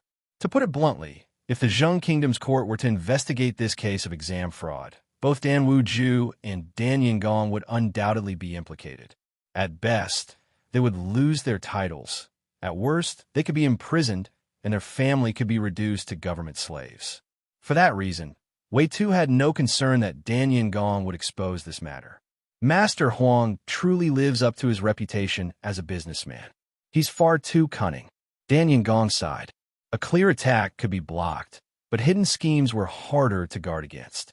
Since Wei Tu had publicly acknowledged his ties to Master Huang, anything the Huang family did would inevitably be linked to him.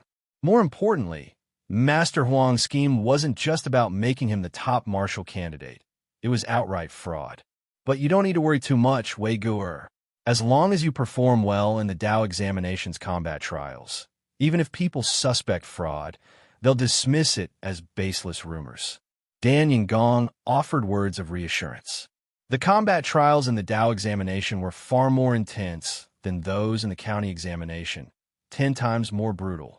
At that level, ranking was determined purely by martial prowess. I understand. Wei Tu nodded firmly. He was determined to prove himself in the Dao examination and wipe away this disgrace. Time flew by. In the blink of an eye, it was already June, and the Dao examination was about to begin. During these 4 months, Wei Tu had easily passed the prefectural examination due to his status as the top martial candidate of Qingmu County. He even secured 6th place in the rankings. It's a pity my turtle breath energy cultivation is still incomplete. I haven't yet stepped into the Qi perception realm. If I had, I could have easily taken the top martial rank in the prefectural examination as well. At the Dan residence in the prefectural capital, Wei Tu had just finished practicing his cultivation technique for the 10th time that day. He wiped the sweat from his brow and focused his mind inward, examining his late bloomer destiny. Turtle breath energy cultivation, 91 out of 100 practicing 9 times a day, completion in 5 years. Tiger and crane twin form fist, 33 out of 100 practicing 7 times a day, completion in 3 years. But at least I've broken through to minor accomplishment in Tiger and Crane Twin Form Fist, and my blade technique has improved as well. That makes up for my last major weakness. Wei Tu reflected. The county examination had taken place in February, while the prefectural examination had been in April. That had left him with 2 months to refine his blade skills. Through persistent training, he had finally pushed Tiger and Crane Twin Form Fist to the minor accomplishment stage before the prefectural examination. With that breakthrough, his blade technique had improved as well. As a result, he had achieved first-class rankings in both the blade performance test and the combat trial during the prefectural examination. As for the provincial examination in August, I won't be participating this time. I'll wait for the next one instead. Wei Tu made his decision in silence.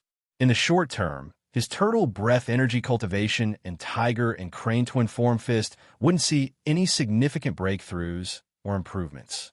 Unlike the Dao examination, the provincial level martial examination was far more brutal. It didn't just include the newly appointed martial scholars, but also past candidates who had retained their qualifications. These veteran martial scholars were formidable, and some are even stronger than certain martial examination graduates. Even if Wei Tu participated in this year's provincial examination, he would struggle to secure a high ranking. And rankings were crucial. They determined the future assignments of local martial officials. He only had one opportunity, but if he waited 3 more years, by then, he would have completed 5 full years of practicing turtle breath energy cultivation and would undoubtedly have stepped into the Qi perception realm.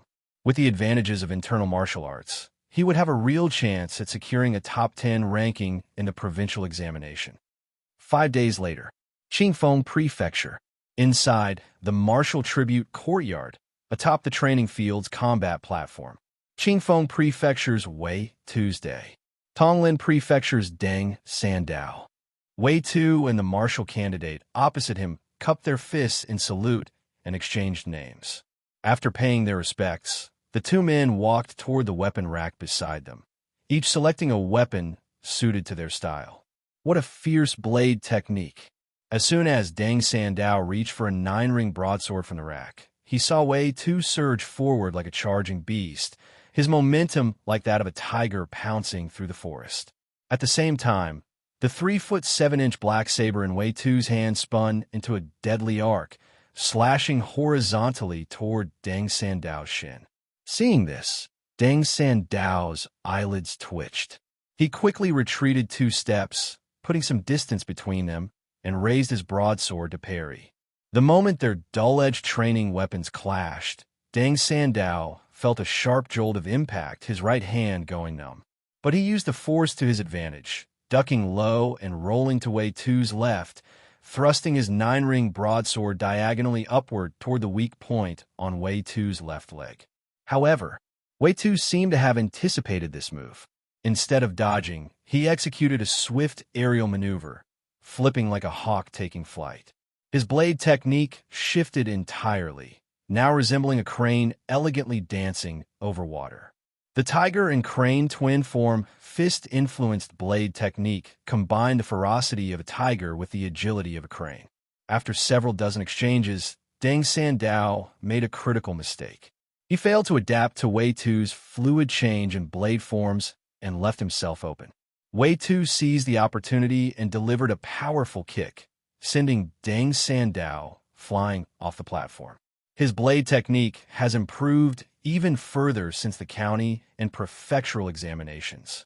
From the stands, Wei Tu, a fellow candidate from Qingmu County, frowned as he observed the fight. He wasn't sure if his suspicions from the county examination were still valid. Could someone truly achieve such rapid mastery of blade techniques in just 2 months? He found it hard to believe. Meanwhile, at another section of the venue, on a high platform on the southern side of the martial tribute courtyard, a middle-aged official in a purple robe sat at the center of a group of officials clad in crimson and green robes. He watched the duels below with amusement, nodding approvingly. This year's Dao examination candidates are stronger than in previous years. The purple-robed official sighed with satisfaction. That's all thanks to your efforts, Lord Wang. Ever since you took office as the governor of Southern Mountain Dao, you've emphasized the recruitment and training of martial talents. Without your leadership, our martial culture wouldn't be thriving as it is today. One of the crimson-robed officials flattered him. The Zheng Kingdom governed 2 capital cities and 13 Dao jurisdictions. Southern Mountain Dao was one of them, and the Lord Wang, they referred to as Wang, the Grand Governor of Southern Mountain Dao, a second-rank official responsible for both military and administrative affairs. Even within the Zheng Kingdom, he was a powerful figure, a key figure in the imperial court. I would say my efforts only account for 30% of the success. The other 70% belongs to the martial luck pavilion. Governor Wang glanced at one of the crimson-robed officials beside him, his lips curling into a faint smile. I heard that several of the top martial scholars from the last Dao examination weren't assigned to official positions, but were instead recruited as disciples of the Martial Luck Pavilion. The Martial Luck Pavilion has been very active in Qingfeng Prefecture. Prefect He, are you aware of this matter? Governor Wang's tone was calm, but there was an underlying pressure in his words. This matter. I truly have no knowledge of it. Prefect He felt sweat forming on his forehead as he quickly shook his head in denial. In truth, as the prefect of Qingfeng Prefecture, the administrative center of Southern Mountain Dao, he did know a little about the Martial Luck Pavilion. However, this organization was not under government control, and it had recruited a significant number of martial artists. Since ancient times, those who wielded martial power often challenged authority. The very existence of the Martial Luck Pavilion was a direct provocation and potential threat to the government. If he admitted knowledge of it, it would mean acknowledging his failure in governing his jurisdiction properly, a dereliction of duty. Very well. Since Prefect He claims ignorance, I won't press further. Governor Wang shook his head and shifted his gaze back to the combat trials taking place in the martial examination grounds. Prefect He's heart tensed upon hearing these words. He quickly followed up, however, I do have a method to gather some intelligence on the Martial Luck Pavilion. Oh, Governor Wang narrowed his eyes and turned to Prefect He. His imposing build, square jaw, and neatly trimmed beard gave him a naturally authoritative air. Combined with his years of martial training, his gaze alone carried enough weight to make those around him uneasy. This was the presence he had cultivated over years of holding office. Since the Martial Luck Pavilion actively recruits top-ranking martial scholars after the Dao examination, we could counter them by offering lucrative incentives to those with strong potential. If we can entice some of these martial talents into government service, they could act as informants within the Martial Luck Pavilion. After all, martial candidates are loyal subjects of the kingdom. Given a clear choice, they should know where their allegiance lies. Prefect He spoke carefully, pausing to gauge Governor Wang's reaction. Loyalty to the kingdom was an undeniable truth. With the promise of official positions and wealth, Prefect He was confident that most martial scholars would choose to serve the government rather than join an independent martial sect. This is indeed a viable strategy. Governor Wang nodded slightly, stroking his beard in thought. Since time immemorial, independent martial sects have been a persistent concern for the imperial court. If he could eliminate the Martial Luck Pavilion, which had been entrenched in Southern Mountain Dao for years, it would be a major achievement in his tenure as governor. After completing his combat trials in the Dao examination, Wei Tu returned to the Dan residence, waiting for the official rankings to be released. He was confident in his performance. Even if he didn't make it into the top 10 and secure a first-class martial scholar title, he was certain that he would at least earn a second-class ranking. After all, during the prefectural examination in Qingfeng Prefecture, he had ranked 6th among all martial candidates. Qingfeng Prefecture was the administrative heart of Southern Mountain Dao, a gathering place for elite scholars and warriors alike. In both the civil and martial examinations, the candidates from Qingfeng Prefecture consistently ranked among the best. For the past 3 consecutive Dao examinations, the top-ranking martial scholar had come from Qingfeng Prefecture. Wei Ger, there are Yamen officers and clerks here from the prefectural government. They're waiting in the main hall and said they need to escort you to the prefectural office.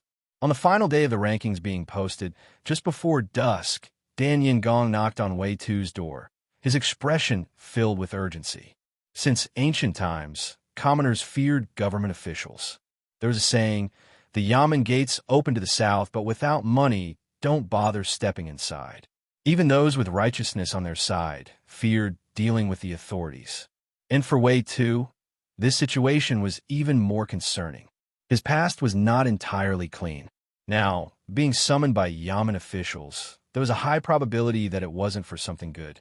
Dan Yingong worried that the prefectural government had uncovered evidence of the fraud during Wei Tu's county examination. If that were the case, their arrival could mean an official summons for questioning, or worse, summoned by the prefectural office? Hearing Dan Yingong's words, Wei Tu felt a moment of panic. With his current status and strength, he no longer feared the Li family or the Huang family, but he was far from being able to stand against the government. However, after the initial wave of anxiety, he quickly calmed himself. If the prefectural office truly intended to arrest him, they wouldn't have sent officials with such courtesy, allowing Dan Yingong enough time to reach his courtyard and inform him. Instead, they would have deployed soldiers to surround the Dan residence and take him by force. Moreover, while examination fraud was not uncommon in the Zheng Kingdom, it was rare for such cases to be officially investigated.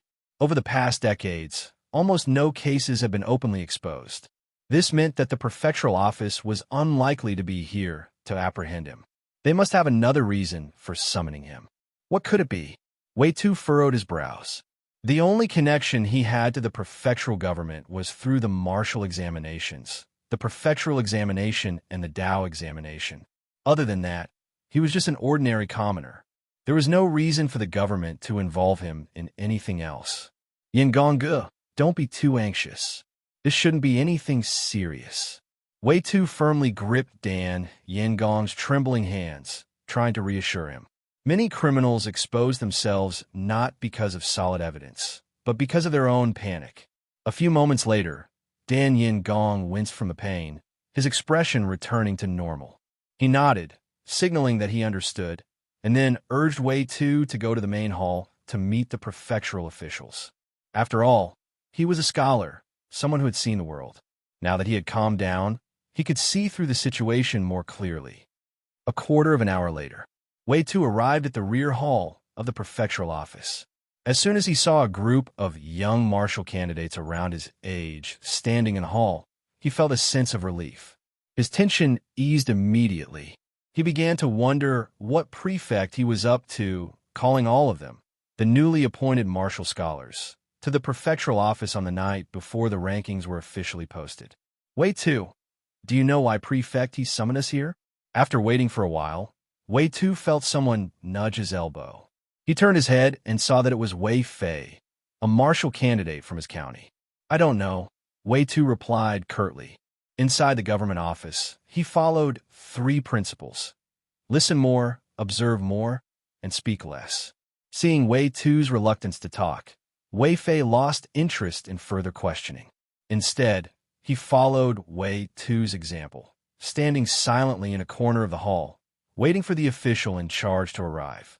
Before long, the noise in the hall gradually faded. Wei Tu raised his gaze and looked toward the center of the hall, where prefect he sat in the main seat, dressed in the robes of a civil official. I have summoned all of you here today because there is an important matter that requires discussion. Prefect, he said after taking a sip of tea to moisten his throat. At his signal, the attendants around him began moving, bringing stools and chairs into the hall for the young martial scholars. Once everyone was seated, Prefect, he continued. A few days ago, Governor Wang issued an order regarding the presence of a martial sect in Southern Mountain, Dao, known as the Martial Luck Pavilion. This sect actively recruits top-ranking martial scholars from each Dao examination, taking them in as disciples. Such actions undermine the foundations of the imperial court and threaten the stability of the kingdom. Prefect, he spoke slowly, his tone deliberate. Hearing this, Wei Tu's brow twitched slightly, though he remained outwardly expressionless. He silently pondered why Prefect he was bringing up the Martial Luck Pavilion to them, the newly appointed martial scholars. This was the first time he had ever heard of such a large-scale martial sect in the Zheng Kingdom. Back in Qingmu County, he had encountered various martial schools and training halls, but none of them held significant influence. Most of their teachings consisted of flowery but impractical techniques. At least during the county examination, he had not seen many martial candidates from these schools who had the ability to advance to the prefectural level.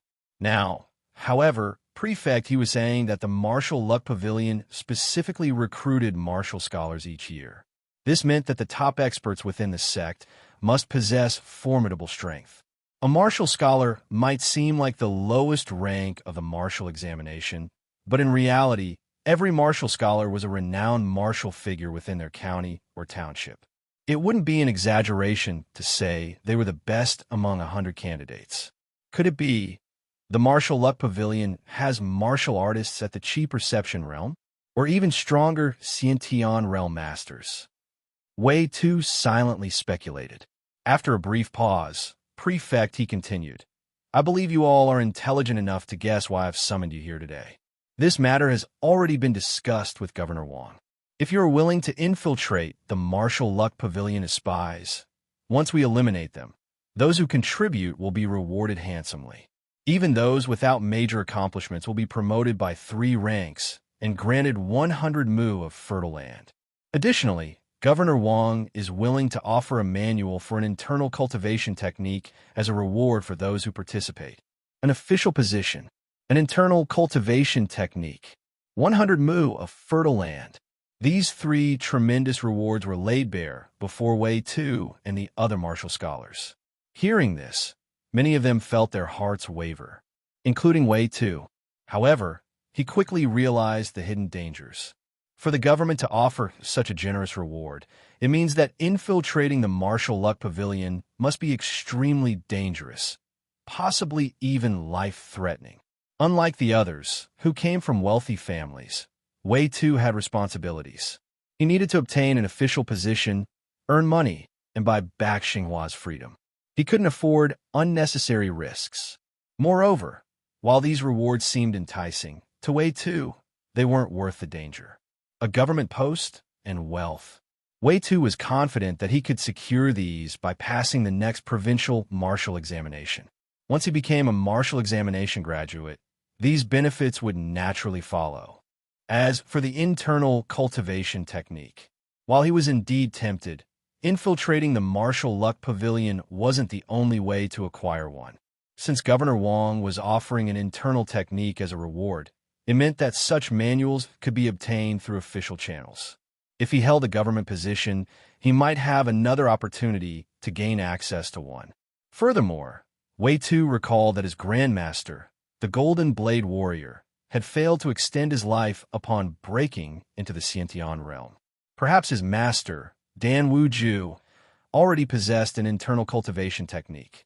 If that were the case, there was no need for Wei Tu to take such a reckless risk. Lastly, there was another factor. One could never be too careful when dealing with others. With so many people infiltrating the Martial Luck Pavilion, there was no guarantee that someone wouldn't leak information. If their cover were blown, they would be completely isolated, unable to call for help. Prefect he, may I ask if we are allowed to decline this mission? Soon, another martial scholar voiced the same concerns that Wei Tu had. An official post, money, and an internal cultivation technique. These were things not everyone desperately needed. Even those who did wouldn't necessarily be willing to risk their lives for them. Of course, you may refuse. Prefect, he placed his teacup down and nodded, his expression remaining calm and unchanged. While a martial scholar held a lower rank than him as a prefect, their status still distinguished them from commoners. A martial scholar had the right to meet an official without bowing. He couldn't simply force them into compliance. Punishing a martial scholar required a valid legal reason, and any charges had to be submitted to the Ministry of Justice for final approval. After he finished speaking, several of the martial scholars seemed hesitant, preparing to follow the first scholar's example and decline outright. If you agree to infiltrate the Martial Luck Pavilion, in addition to these rewards, I will personally grant you 100 taels of gold and arrange for my legitimate daughter to marry into your family. Seeing the wavering expressions of the group, Prefect, he finally lost his patience. He gritted his teeth and made a bold offer. Governor Wang had put him under immense pressure. If he failed this mission, he might lose his position as prefect. Marrying his daughter to a martial scholar was not necessarily a disgrace to his family. By then, the martial scholars who had made contributions would return to Southern Mountain Dao with multiple promotions, gaining the recognition of Governor Wang. Their status would no longer be that of mere martial scholars. Marrying off his daughter in exchange for such an opportunity was not a loss. Under heavy rewards, there would always be those willing to take risks. Very soon, 3 or 4 martial scholars stepped forward, expressing their willingness to follow the government's orders and infiltrate the Martial Luck Pavilion as spies.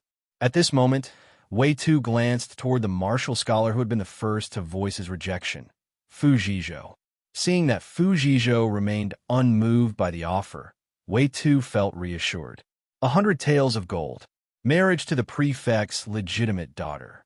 Even with these added rewards, Wei Tu was not tempted. He still remembered the lesson he had given himself while training under Dan Wuju. Using martial skills to earn a title and elevate one's status was fine, but one must avoid unnecessary conflict and protect one's life above all else. He had a promising future ahead of him. There was no need to risk his life over something like this. At this moment, the rewards offered by the prefectural office seemed generous. But if it meant gambling his own life, it was simply not worth it. All of the martial scholars in the room were familiar faces, well-known figures in the Dao examination. Among them, Fu Zhizhou was a top contender for the title of Dao examination champion this year. Seeing that no one was paying attention to him, Wei Tu moved toward Fu Zhizhou. Using the same method Wei Fei had used earlier, he nudged Fu Zhizhou's elbow and asked, "Martial Scholar Fu, do you still hold your stand from earlier?" "I feel the same way." With Prefect, he raising the stakes. If any martial scholars still refused to comply, the consequences would be predictable. They would be making an enemy of a prefect, essentially a marquis governing 1,000 li. Thus, if Wei Tu was going to refuse, he needed to form a group. If they opposed the prefect together, it would lessen the chances of his resentment falling solely on him. Fu Zhizhou reacted similarly to Wei Tu's day, seeing someone he didn't know well approach him like this. His brows furrowed slightly.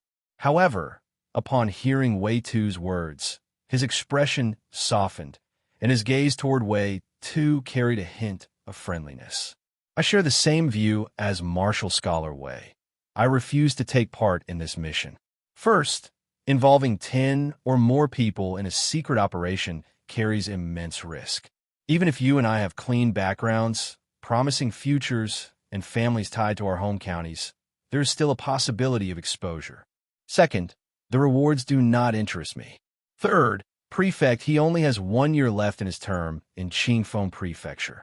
Fu Zhizhou thought for a moment, then pulled Wei Tu toward a corner of the hall and lowered his voice. "I see it the same way," Wei Tu replied. Seeing that Fu Zhizhou shared his reasoning and was willing to openly state his stance, Wei Tu changed how he addressed him. "Brother Fu." Hearing this, Fu Zhizhou let out a small smile. In turn, he began referring to Wei Tu as Brother Wei.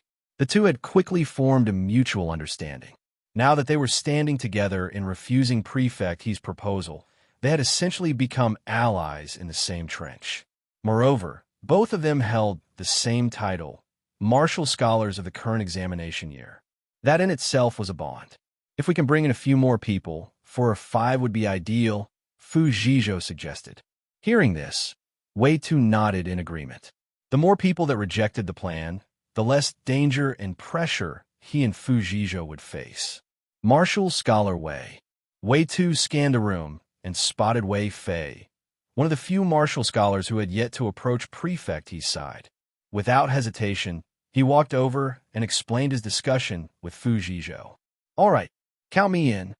Wei Fei didn't hesitate much before nodding in agreement. A short while later, Fu Zhizhou also convinced a close friend from his county to join them. This martial scholar was named Ko Liang, another prominent figure in the current Dao examination. 4 of us, that's nearly a third of the group here. Wei Tu's eyes gleamed with confidence. With their ranks strengthened, they had the foundation to firmly refuse Prefect He's demands. After all, they were martial scholars. Their titles carried weight.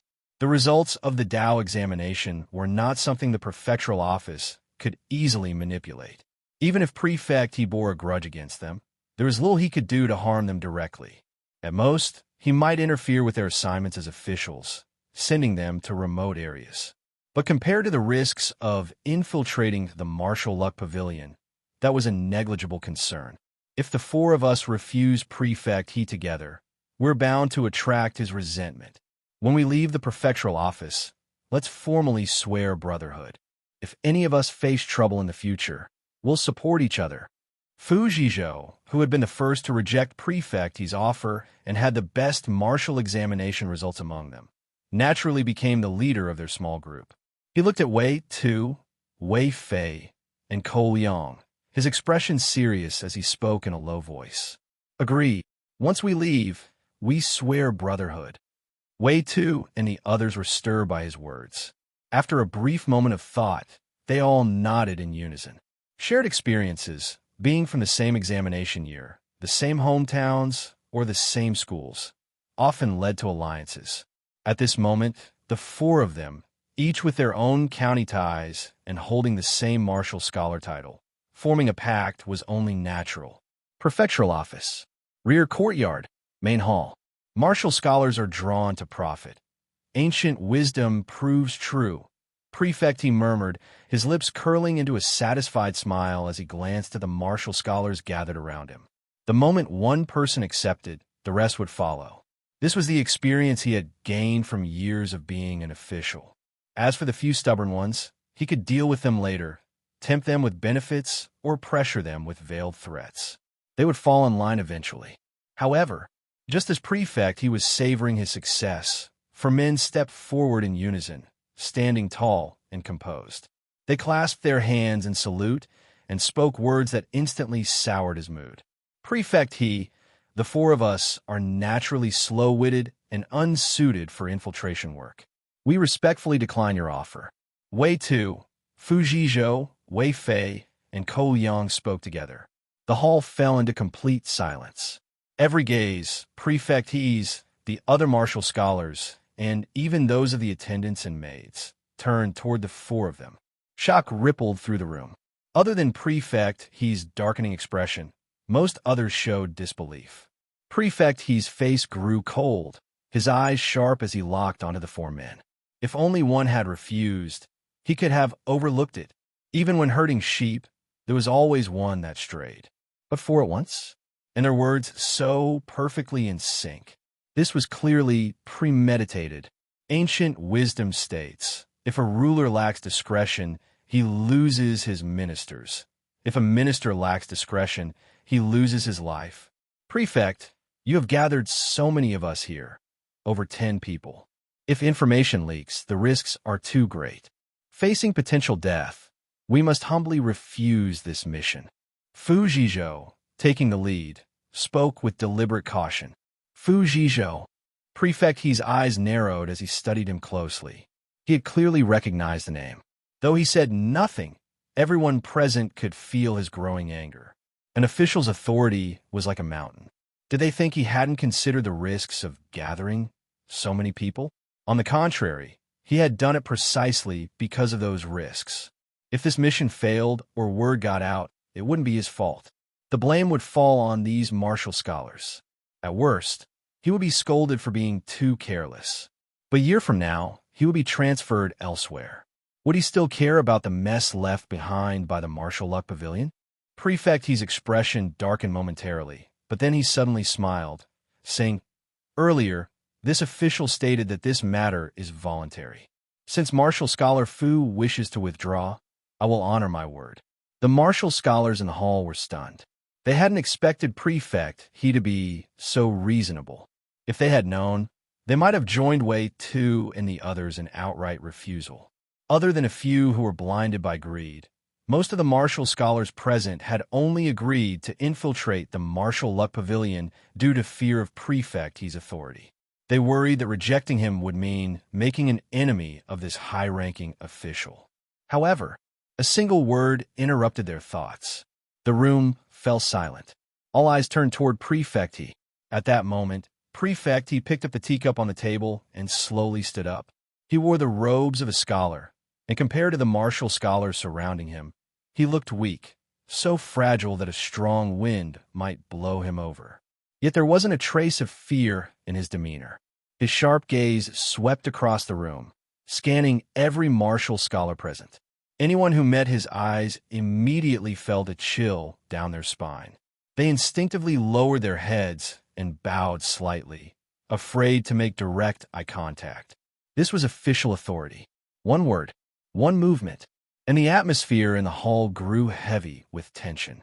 A suffocating silence filled the air, making even the sound of breathing feel loud. Finally, Prefect He's gaze moved past the rows of martial scholars, lingering on Fu Zhizhou before settling on Wei Tu, Wei Fei, and Ko Liang. At that moment, all the pressure in the room shifted onto them. The other martial scholars, who had been holding their breath, exhaled in relief, grateful that they were no longer the ones under scrutiny. But Fu Zhizhou is not the same as you three. His uncle is a captain in the Shaoi Prefecture garrison, a 7th-rank military official. Even if he forfeits this opportunity to rise through the ranks, his uncle will ensure that he has other chances in the future. But you three? Unexpectedly, Prefect He's words were not harsh.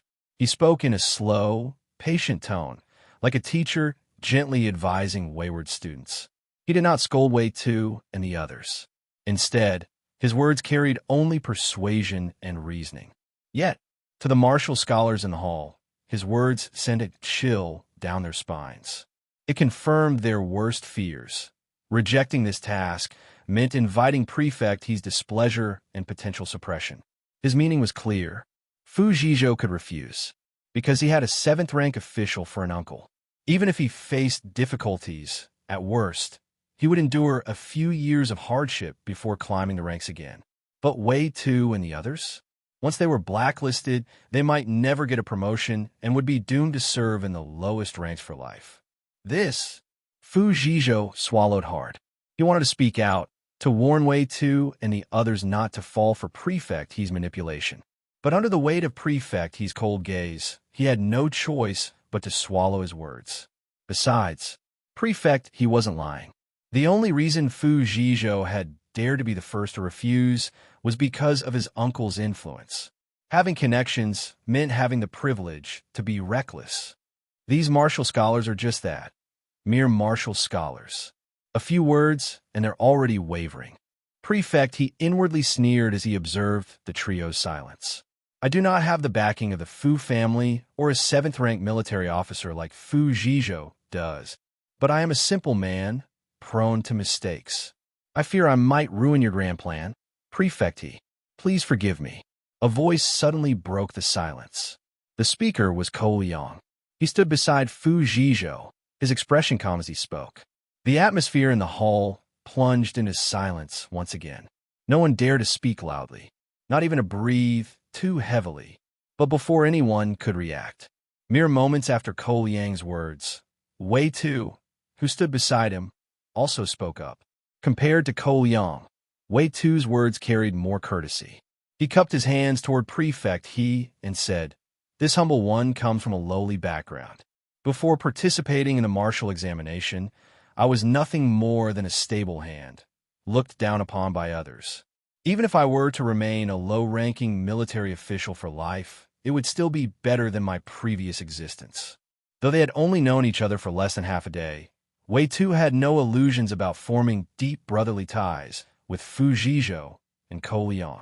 But he was certain he had to avoid this impending disaster at all costs, even if it meant being suppressed by Prefect He.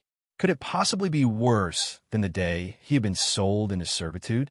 Soon after, hearing Wei Tu's words, Wei Fei clenched his teeth and spoke as well, though he said only a simple sentence. "I feel the same." It was just a few words, but the message was clear. Whether one spoke at length or briefly, it was the stance that mattered. Hearing the words of the three, Prefect He no longer needed further confirmation. He had fully grasped their intent. Without pressing the matter, he simply etched their names into his memory. Then, his gaze shifted to the remaining martial scholars in the hall. "You are hesitant because you fear secrecy may not be maintained? You were invited here by this official because you all come from clean backgrounds with bright futures ahead. I do not believe anyone among you would easily divulge what has been discussed here. As for the maids and servants in this hall, they are all my trusted aides. They will not speak carelessly." With those words, many martial scholars who had previously wavered in following Wei Tu's example found their resolve shaken. They hesitated, their steps faltering. Prefect He's reasoning held weight.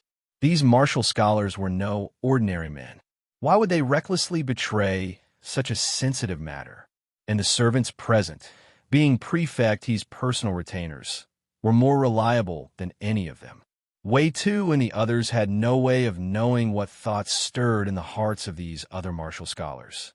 Exchanging glances, the four of them cupped their hands, politely took their leave from Prefect He, and strode out of the hall, under the watchful eyes of the remaining martial scholars. The four of them walked side by side out of the guest hall, leaving behind the magistrate's office of Qingfeng Prefecture.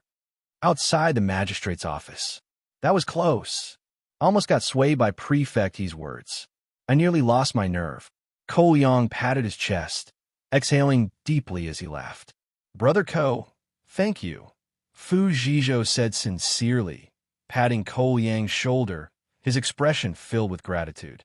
Had Ko Liang hesitated for even a moment earlier, had he failed to speak up in time, Fu Zhizhou would have found himself in a most precarious situation. And Brother Wei Fei, this debt of gratitude, I won't put into words, but I won't forget it. Fu Zhizhou turned to look at Wei Tu and Wei Fei. He let out a hearty laugh and gripped their hands firmly in his own. He and Ko Liang shared ties of hometown kinship. But with Wei Tu and Wei Fei, their connection was that of mere acquaintances. Yet they had chosen to stand with him against Prefect He. Though part of it was undoubtedly self-interest, there was still genuine camaraderie in their actions. Back in the magistrate's office, we already agreed. Once we walked out of there, we'd become sworn brothers. From now on, if any of us finds himself in trouble, we'll help each other out. Prefect He might try to suppress us for a while. But once this overlord moves on, I'll make sure to pull you all up with me. Fu Zhizhou thumped his chest, speaking with conviction. Let's head to Shuana Tower for drinks. By dawn, the Dao examination rankings will be posted. Let's see if Prefect He has any tricks left up his sleeve. Ko Liang chuckled as he suggested. Through this shared ordeal, the four of them had forged a bond stronger than familiarity alone could bring. The Dao examination is a major talent selection event for the Southern Mountain Dao. What can mere prefect do?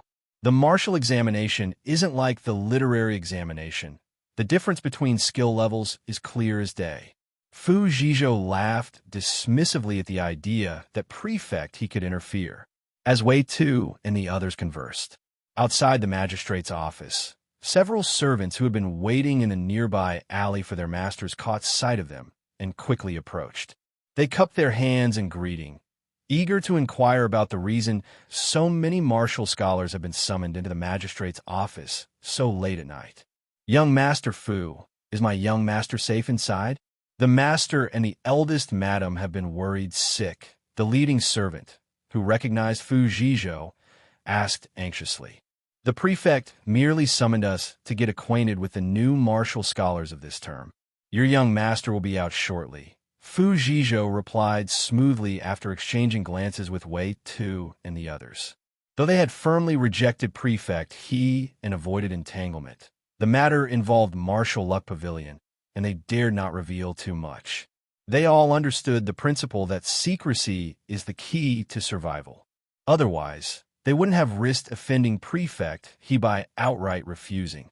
Hearing this vague yet reassuring response, the servants refrained from pressing further. It was enough to know that their young masters were not in immediate danger. At that moment, servants from Fu Zhizhou's and Ko Yang's families, as well as a runner sent by Dan Gong, also arrived, waiting to attend to them.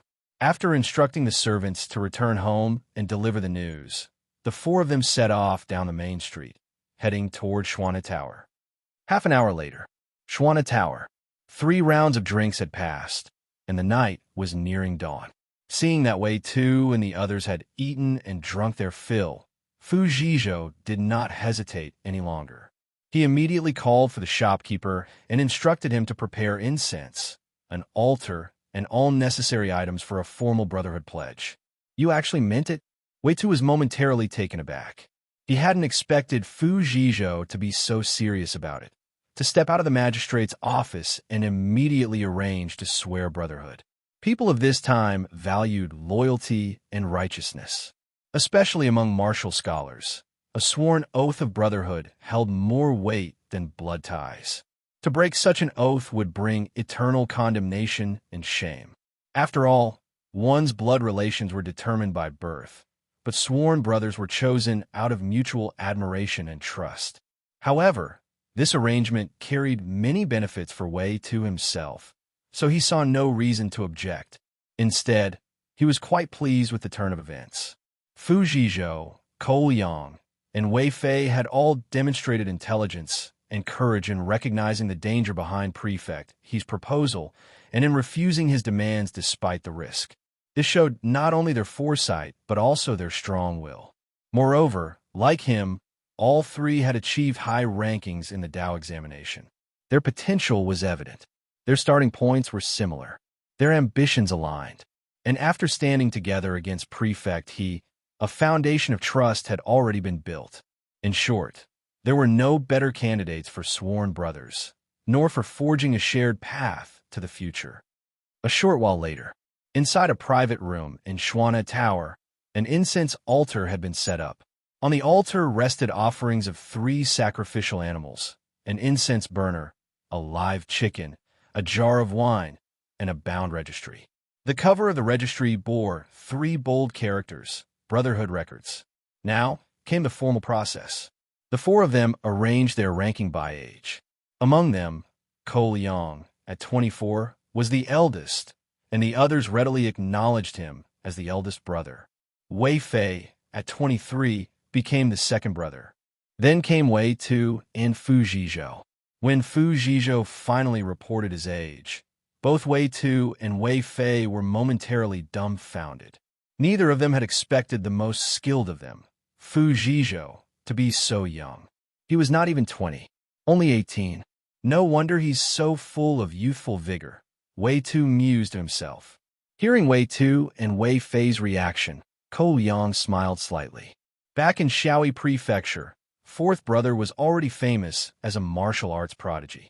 Originally, I thought he would wait for the next martial scholar examination, but unexpectedly, he took it alongside me in this session, he said. After speaking, Ko Yang did not waste any more words. He reached to his waist, drew a dagger, grabbed the live chicken on the incense table, and swiftly sliced its neck. Blood immediately spurted from the wound, dripping into the wine jar. Following this, Ko Yang made another quick cut across his palm, allowing his own blood to mix into the wine. One by one, Wei Tu, Wei Fei, and Fu Zhizhou took the dagger and repeated the same process. The wine, now infused with their blood, was poured into 4 rough porcelain bowls. The 4 of them raised their bowls, drinking deeply as they swore their oath of brotherhood. Today, we four stand here as sworn brothers, with heaven above and the earth below as our witnesses. From this day forth, we are bound as brothers, sharing life and death, aiding each other in times of misfortune and celebrating together in times of fortune. No betrayal, no abandonment, no deceit. One by one, they recited their oath. After this, they formally acknowledged each other by rank and decided upon a name for their brotherhood, the Righteous Society. The name was proposed by Wei Tu and was quickly approved by Cole Yang, Wei Fei, and Fu Zhizhou. As their voices fell silent, outside the sky had brightened. The rankings are out. The results for this session's Martial Scholar Examination have been posted. A sudden burst of excitement erupted from outside Xuana Tower. Many martial scholars hurriedly left their rooms, eager to rush to the martial tribute court and see the rankings for themselves. At that moment, the shopkeeper of Xuana Tower knocked on their private room's door. Standing outside, he respectfully addressed Fu Zhizhou. "Congratulations, Master Fu. You have placed second in this session's Martial Scholar Examination and have been awarded the title of First-Class Martial Scholar." Xuana Tower was one of the most prestigious establishments in Qingfeng Prefecture. Besides offering fine accommodations, it also provided services for scholars and warriors, including sending runners to check examination rankings on their behalf. Earlier that night, Fu Zhizhou had paid a handsome fee to have Xuana Tower retrieve the results for him. Thus, the moment the rankings were released, the shopkeeper immediately dropped everything and rushed to deliver the news personally.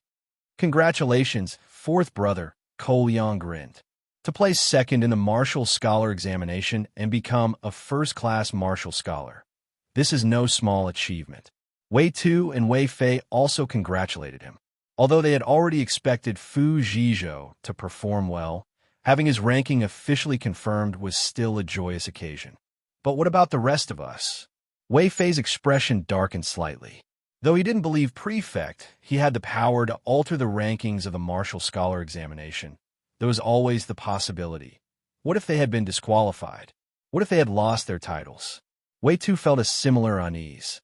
"Don't worry," Fu Zhizhou reassured them. "Prefect, he wouldn't dare interfere. A man like him values stability above all else. Even if he had the ability to tamper with the rankings, he wouldn't take such a risk." His voice was calm, but firm. Just then, the voice of a young servant rang out from outside their room. "Wait, shopkeeper, you haven't finished reporting the names." Hearing this, the shopkeeper stopped in his tracks, turning with a puzzled expression. "What? The other three gentlemen from room Tion 3, they're also on the rankings." The shopkeeper was stunned. He had assumed that Fu Zhizhou was the only one among them to make it onto the list. After all, achieving such a rank in a martial scholar examination was no easy feat. What were the odds that all four of them had passed? Yet, the young servant quickly confirmed it. All four guests from room Tion 3 are listed on the official rankings at the Martial Tribute Court. Then, he began reading the results aloud. Wei Tu, ranked 12th in this session's Martial Scholar Examination, awarded the title of Second-Class Martial Scholar. Cole Yang, ranked 17th, awarded the title of Second-Class Martial Scholar. Wei Fei, ranked 34th, awarded the title of Third-Class Martial Scholar. At this moment, as the servant finished announcing the rankings, Wei Tu and the others, who had been anxious ever since they left the government office, finally felt a weight lift from their shoulders. With the title of Martial Scholar now secured, the three of them were officially listed under the military registry, no longer considered mere commoners. This meant that even if Prefect he still wanted to deal with them, it wouldn't be so easy anymore. From now on, the sky is vast and the sea is wide. After enduring Prefect he's tenure for just one more year, the four of us will have great prospects ahead. As the eldest brother, Cole Yang clapped Wei Tu and the others on their shoulders, speaking words of encouragement. There is no such thing as a feast that never ends.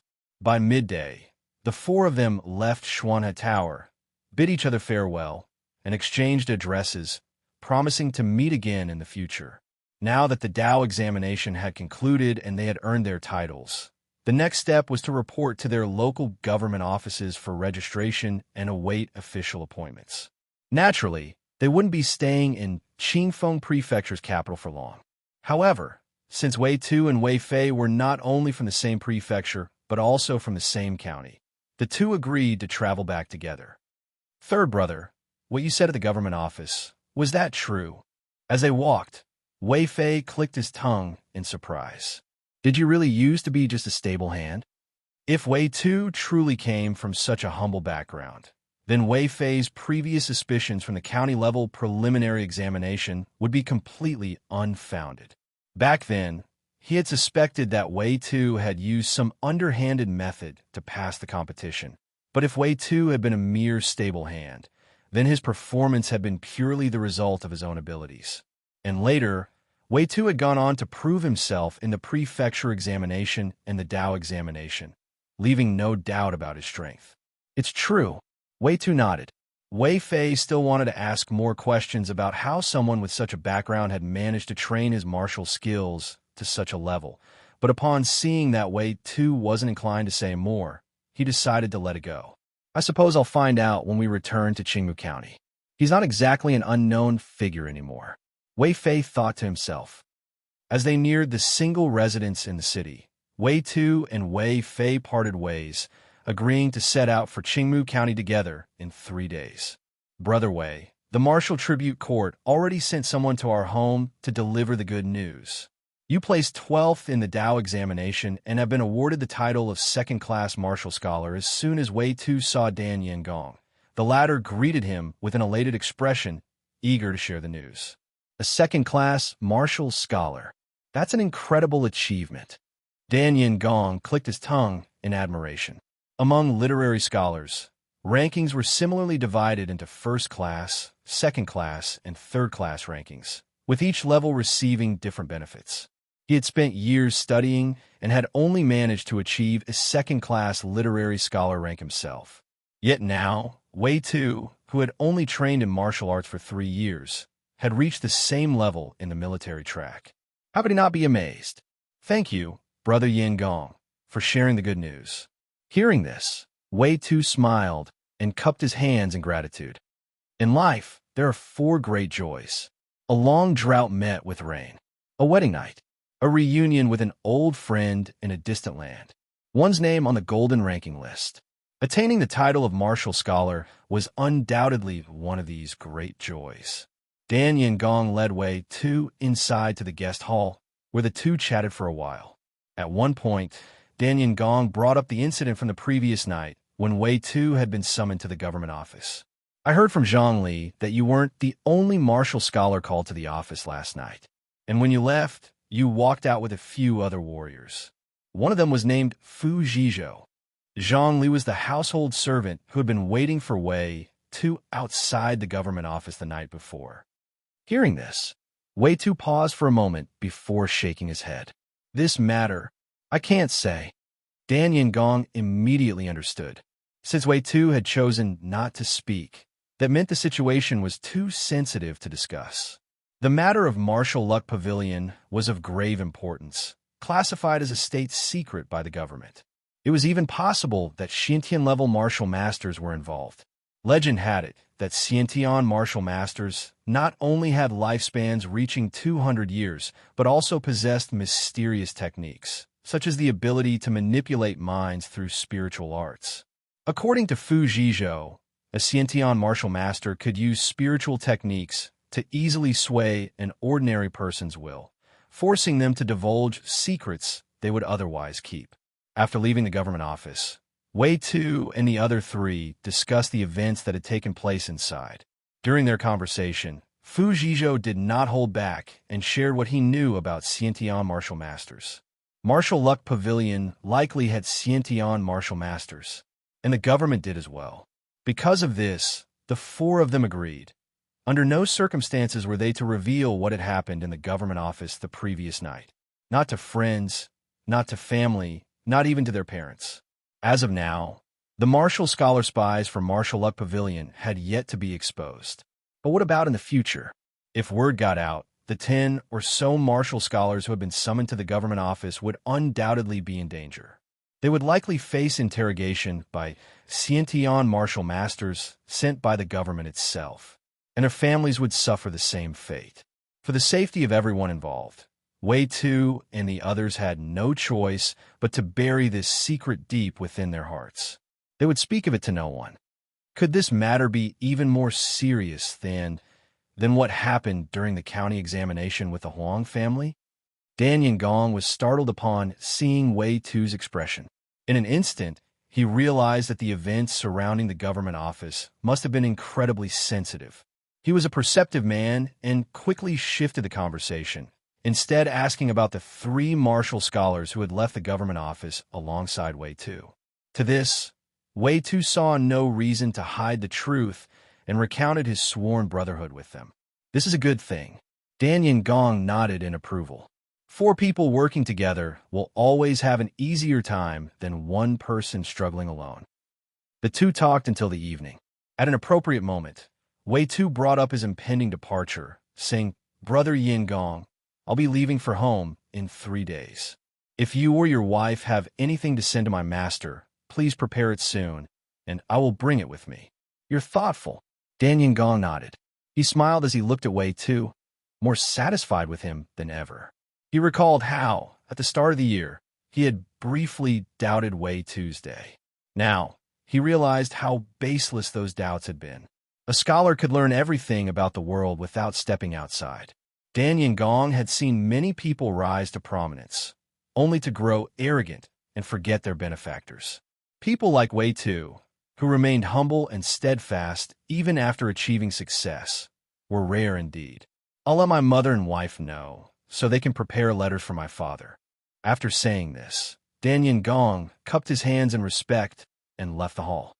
3 days later, Wei Tu and Wei Fei set off together, galloping towards Qingmu County on swift horses. On the road, through conversation with Wei Fei, Wei Tu learned more about his background.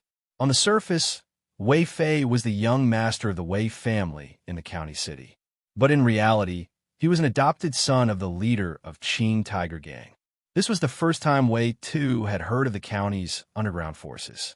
Curious, he asked a few more questions. "I never heard about Qing Tiger Gang when I was in the county. Are these groups simply discreet in their operations, or?" He spoke casually. At Li Manor, the movements of servants and maids were restricted. They had to request leave and specify their destination before being allowed to leave the premises. Because of this, Wei Tu knew little about the specific forces at play in the county. The government holds the real power. How could any gang dare openly challenge them? Our Qing Tiger Gang is just a group of enforcers secretly raised by the magistrate's office. If we dare to show our faces openly in town, that would be a direct slap to Magistrate Chen's face. Wei Fei tugged on the reins, bringing his horse to a brief halt on the official road. With a wry smile, he spoke in a self-mocking tone. The distance between the prefectural city and the county was nearly 100 li. By the time dusk fell, Wei Tu and Wei Fei managed to reach the county gates with 3/4 of an hour to spare before they closed. At a fork in the road, the two bid each other farewell and went their separate ways. Wei Tu did not linger in town. He led his Qingtsong horse directly toward Li Manor.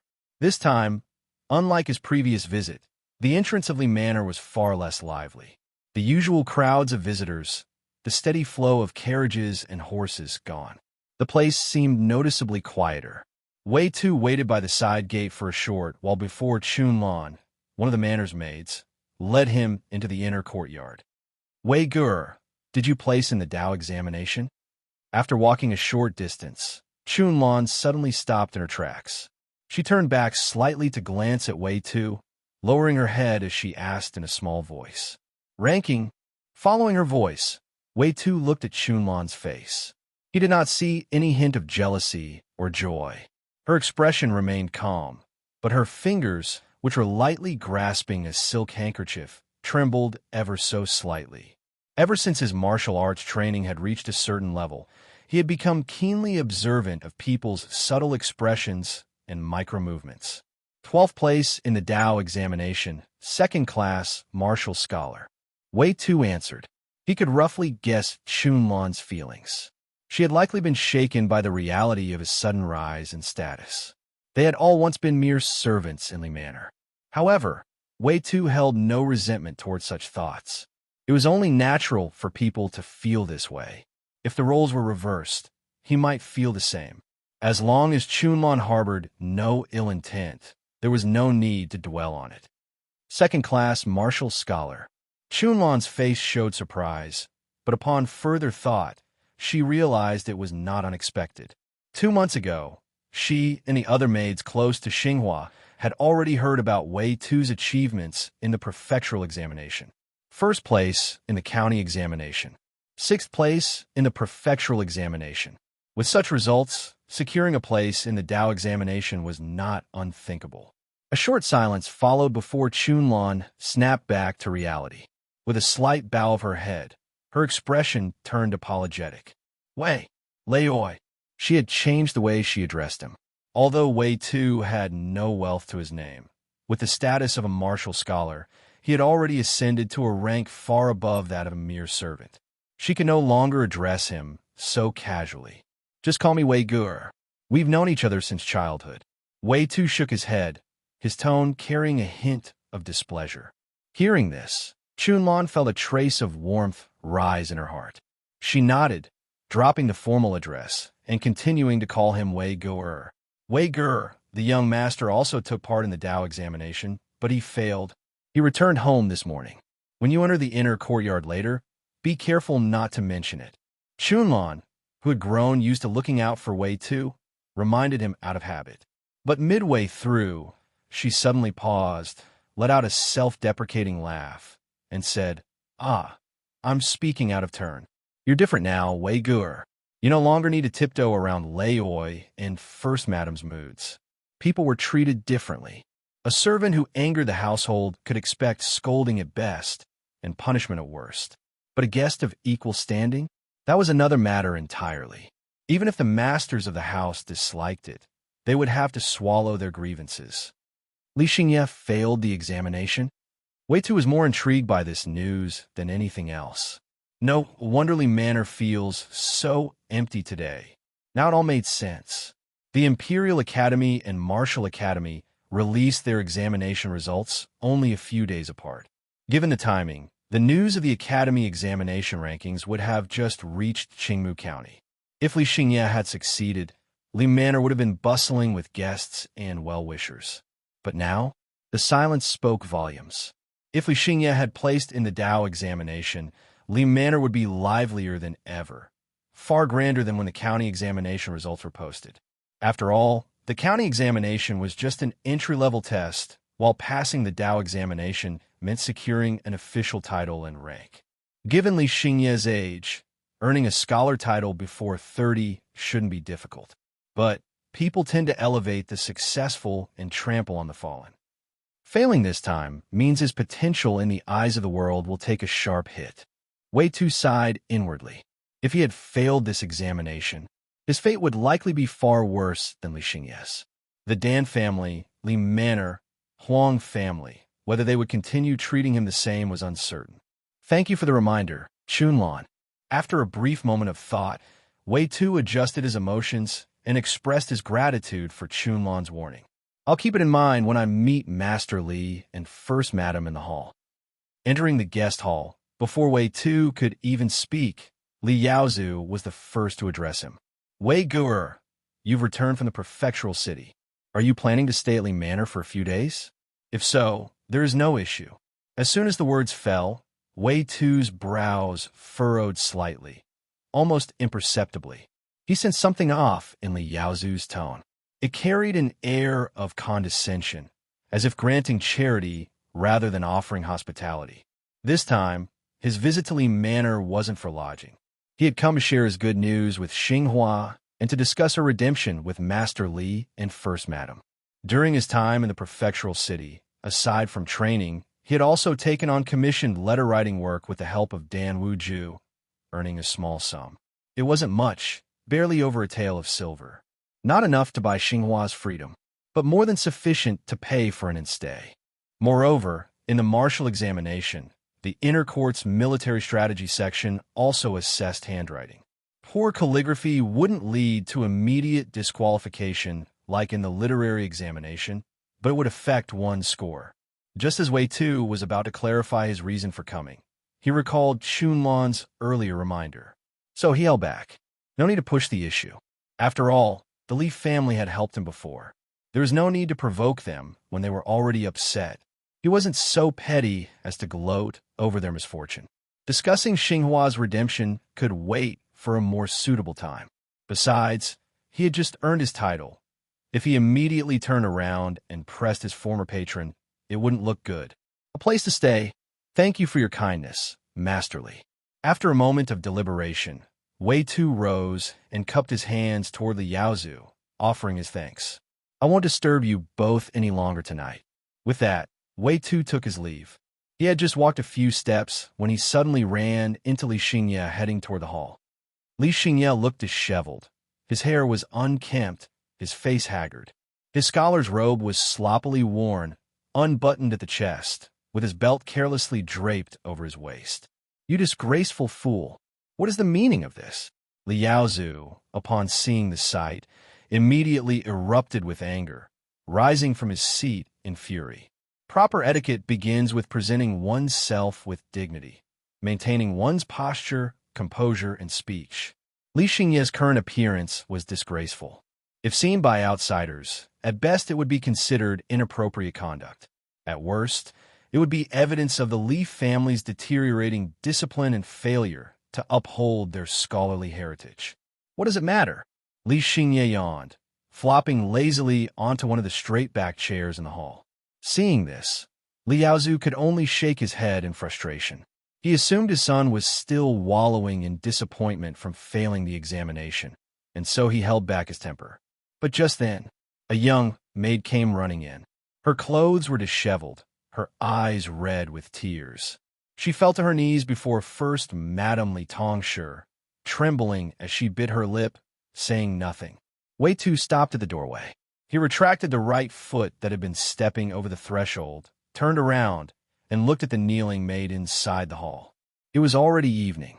The oil lamp in the hall stood on the half-table near the southern wall, casting light on Master Li Yaozu and First Madame Li Tongshi, their robes and hair ornaments forming long shadows stretching from the table all the way to the threshold, covering the crying maiden kneeling on the floor. Wei Tu stood still, stepping on a shadow cast on the stone floor, then moved forward again, returning to the hall and standing beside the maid without saying a word. Having spent years in the Li manor, Wei Tu was familiar with all the maids and servants.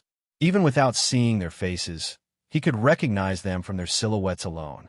If this had been just any other maid, a common occurrence in a wealthy household, he would have immediately turned and walked away without hesitation. He was not yet strong enough to challenge the established order of the world. But this was Caixia. No matter what, he couldn't just take that step forward and pretend he hadn't seen this. He couldn't leave the Li Manor's hall as if nothing had happened. Though he did not owe Caixia enough to go against the entire Li family for her, standing up for her was the least he could do. Back then, if it hadn't been for Caixia's reminder, prompting him to redeem his indenture early and avoid Master Li Yaozu's scheme, at this very moment, he might have already fallen into a life of crime, hiding in the mountains as an outlaw. Or worse, his head might have already rolled to the ground, cut down by the blades of government soldiers. Inside the Li Manor's hall, Master Li Yaozu and First Madame Li Tongshi exchanged uneasy glances upon seeing Wei Tu stand beside Caixia. Their hearts filled with hesitation, unsure of how to handle this small matter. Mistreatment of maids was technically prohibited under the laws of the Zheng Kingdom, but the punishment was nothing more than a fine. To them, the law was merely ink on paper. Normally, after an incident like this, First Madame Li Tongshi would scold Li Xingye a little, punish him with a brief period of reflection, and then compensate Caixia with some money, brushing the matter under the rug. If they were willing, they could even arrange for Caixia to become one of Li Xingye's concubines in secret. But now, The real problem was that Wei Tu had taken a stand for Caixia. Even though he had yet to say a word, his stance was clear. Wei Tu's own strength, coupled with the backing of Master Dan Wuju and the Huang family in Qingmu County, forced Master Li Yaozu and First Madam Li Tongshi to carefully consider how to resolve this matter without offending him, or Caixia. Caixia, what's done is done. Even if I reprimand Xingye, it won't change anything. You may make a request. As long as it is reasonable, I will consider granting it. After a long silence in the hall, First Madam Li Tongshi finally spoke. Anything, except the position of his primary wife. She added that last remark. Caixia was once Master Li Yaozu's personal maid. Though he had never touched her under First Madam Li Tongshi's watchful eye, the status itself remained. Allowing Li Xingye to take her as a concubine would be improper and against etiquette. Her words were a warning. She was telling Caixia not to even think about becoming Li Xingye's concubine. Caixia's sobbing came to an abrupt stop. She pressed her lips tightly together, uttered only 2 words, and then fell silent again. Caixia, mother, she's just a maid. Father doesn't need her, and I haven't taken a wife yet. If I take her into my household, it won't be an issue. Li Xingye rubbed his drowsy eyes and casually interjected. Upon hearing this, Caixia seemed to have made up her mind. She first lifted her gaze toward Wei Tu, then turned to Li Tongshi and said, Madam, I humbly ask for your mercy. Please grant me my freedom and a sum of silver to return home. Is that all? Li Tongshi was surprised by Caixia's request and looked at her with a hint of disbelief. If Wei Tu hadn't intervened on Caixia's behalf, this demand would have been outrageous. She wouldn't have even considered granting it. A master bestowing favor upon a maid was an act of benevolence. After all, everything about the maid belonged to the master. But now things were different. Li Tongshi had already prepared to be extorted for a considerable sum. Spending a little silver to keep the family scandal from spreading was the wisest course of action. Once word got out, not only would the Li family's reputation suffer, but it could also jeopardize Li Xingye's future in the imperial examination. I beg Madam's kindness, Caixia kowtowed twice. If you've made up your mind, then I shall grant your request, Li Tongshi sighed in relief. A short while later, Li Tongshi retrieved a lacquered tray from the inner hall. On it were 2 silver ingots and an unsealed envelope. These 2 ingots are full weight, 5 taels each, totaling 10 taels. Keep them safe. Inside the envelope is your indenture contract and an official release letter written by the master himself. She explained word by word. Thank you, madam. Caixia bowed again, her face filled with gratitude. Seeing this, Wei Tu felt there was no reason for him to stay any longer. He sighed inwardly and prepared to leave. People make their own choices. From his perspective, Caixia had made a reasonable decision. She secured her freedom and received 10 taels of silver instead of staying in the Li Manor. With her freedom and money in hand, as long as her parents were not deceitful or irresponsible, she could lead a good life back home. However, just when everyone thought the matter was settled, Caixia suddenly stood up. She quickly took the 2 ingots from the tray and said, Madam, I have always been close with Xinghua. She has helped me greatly in the manor. I would like to use these 10 taels of silver to purchase her freedom as well. May I have Madam's permission? As soon as these words fell, every gaze in the room turned toward Wei Tu. Xinghua was Wei Tu's wife. For Caixia to buy Xinghua's indenture contract, it ultimately depended on Wei Tu's consent. Li Yaozu and Li Tongshi exchanged glances. They understood that with Wei Tu's current status, if he had wanted to redeem Xinghua, he could have done so half a year ago. The fact that he hadn't meant it wasn't a matter of forgetting a wife from his difficult past. It was simply that borrowing money to redeem her would place him under significant obligation. Now, Caixia offering to buy Xinghua's contract was undeniably an act of goodwill toward Wei Tu. However, to the disappointment of Li Yaozu and Li Tongshi, Wei Tu did not object. Instead, after hearing Caixia's words, he remained silent. Releasing a servant's indenture requires their own consent. Li Yaozu hesitated, searching for a way to refuse. He still intended to use Xinghua as leverage over Wei Tu's day. If Cai Xiao bought Xinghua's contract, then the favor would be owed to Cai Xiao instead. But before he could finish speaking, a married woman follows her husband. For that, I, Wei Tu, give consent on Xinghua's behalf. Wei Tu finally spoke, agreeing on Xinghua's behalf. This was the first thing Wei Tu said after Cai Xia entered the Li Manor's main hall. His words were calm and concise, but to Li Yaozu and his wife, there was a deeper meaning.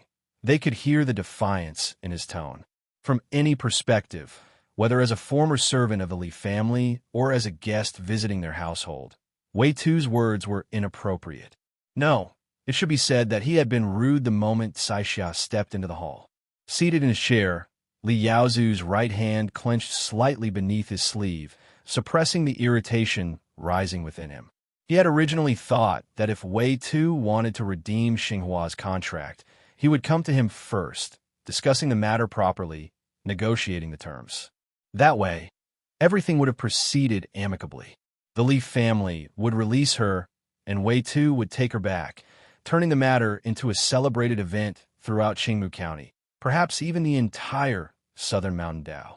Such an outcome would have earned the Li family great prestige, and during the imperial examinations, the examiners might have viewed Li Xingye more favorably, increasing his chances of passing.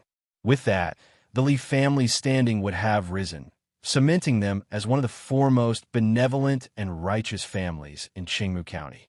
But now, with just a single sentence, Wei Tu had shattered his vision. Wei Tu had so easily agreed to Cai Xiao's request, without even considering how this matter affected the Li family. How could he be so ungrateful? Li Yaozu gritted his teeth. He couldn't just sit back and watch all the investment he had put into Wei Tu over the past 6 months go to waste. The more enthusiasm he had shown toward Wei Tu before, the deeper his anger burned now. Li Tongshi didn't think as far ahead as her husband, but after hearing Wei Tu's response, she instinctively felt that something was off, though she couldn't quite pinpoint why. Does Master Li believe that I am not qualified to make decisions on Xinghua's behalf? Seeing that neither Li Yaozu nor Li Tongshi had spoken for a long time, Wei Tu's brow furrowed slightly, his tone sharpening. When he had arrived at the Li Manor today, he had originally intended to heed Chunlan's advice, delaying the matter of Xinghua's release and waiting for a more opportune time, out of consideration for the past kindnesses he had received. But plans often failed to keep up with sudden changes. Then came Cai Xiao's predicament, the scene of a wealthy young master taking advantage of a maid. It immediately made Wei Tu realize that this was not a safe place for Xinghua. The sooner she left, the better. He still remembered that day back in February when, after the banquet, Li Xingye had viciously kicked the old cypress tree in the courtyard. Now, after failing the imperial examinations and falling into a state of madness, if he learned that Wei Tu had passed the exam, who knew whether he would take his resentment out on Xinghua? A situation like that was completely unpredictable. By that point, even if Wei Tu held an official title, he might not be able to intervene in matters concerning Xinghua. After all, her indenture contract was still with the Li family. Xinghua was still legally their property. Thus, when Cai Xia spoke up just now, it had given Wei Tu the perfect opportunity. After some thought, he decided to go along with it, using this moment to take back Xinghua's contract instead of dragging things out any further. And as for today's events, Wei Tu was certain that the Li family would not spread rumors afterward, accusing him of being ungrateful, because doing so would inevitably expose what had happened with Cai Xia. For the Li family, this was an embarrassing scandal. The moment had come. Wei Tu would not hesitate any longer. Of course not. Li Yaozu exhaled deeply and shook his head. Wei Tu was Xinghua's husband. Naturally, he had the right to decide whether to redeem her indenture contract. No matter how much Li Yaozu tried to argue, it would be futile. It would only lead to an outright conflict with Wei Tu, and he still didn't want the Li family to become enemies with him. However, just as Li Yaozu finished speaking, Li Xingye abruptly slapped the table and stood up. He paced back and forth across the hall, scrutinizing both Cai Xia and Wei Tu, before sneering. Wei Tu, are you really going to go against the Li family for the sake of this lowly maid? During the 16th year of Qingyan, Qingfeng Prefecture suffered a great drought. The fields yielded nothing. The Li family took you in and saved your life. Have you forgotten their kindness? Last year, when you redeemed your indenture, my father took pity on you. Despite the reputation of our family being at stake, he personally wrote a letter of recommendation to Scholar Dan on your behalf. Is this how you repay such kindness? By standing here today and openly defying my parents? Li Xingye sneered as he spoke. Earlier, he had already resigned himself to the fact that Sai Xiao would leave and that Xinghua would be redeemed. But what he couldn't accept was how brazenly Wei Tu had spoken, how he had dared to pressure his parents like this. Now, he could no longer hold back. Each of his words carried the weight of his frustration, his humiliation, his resentment over failing the examination. He threw them at Wei Tu like stones, tried to regain some semblance of dignity. As soon as he finished speaking, the hall fell into an eerie silence. Li Yaozu and Li Tongshi did not say a word. Sai Xia too was stunned. All three of them turned to look at Wei Tu, wondering how he would respond to this blatant attempt to shame him. But Wei Tu remained calm, as if he had already anticipated Li Xingye's outburst. The kindness of the Li family is something I have never forgotten.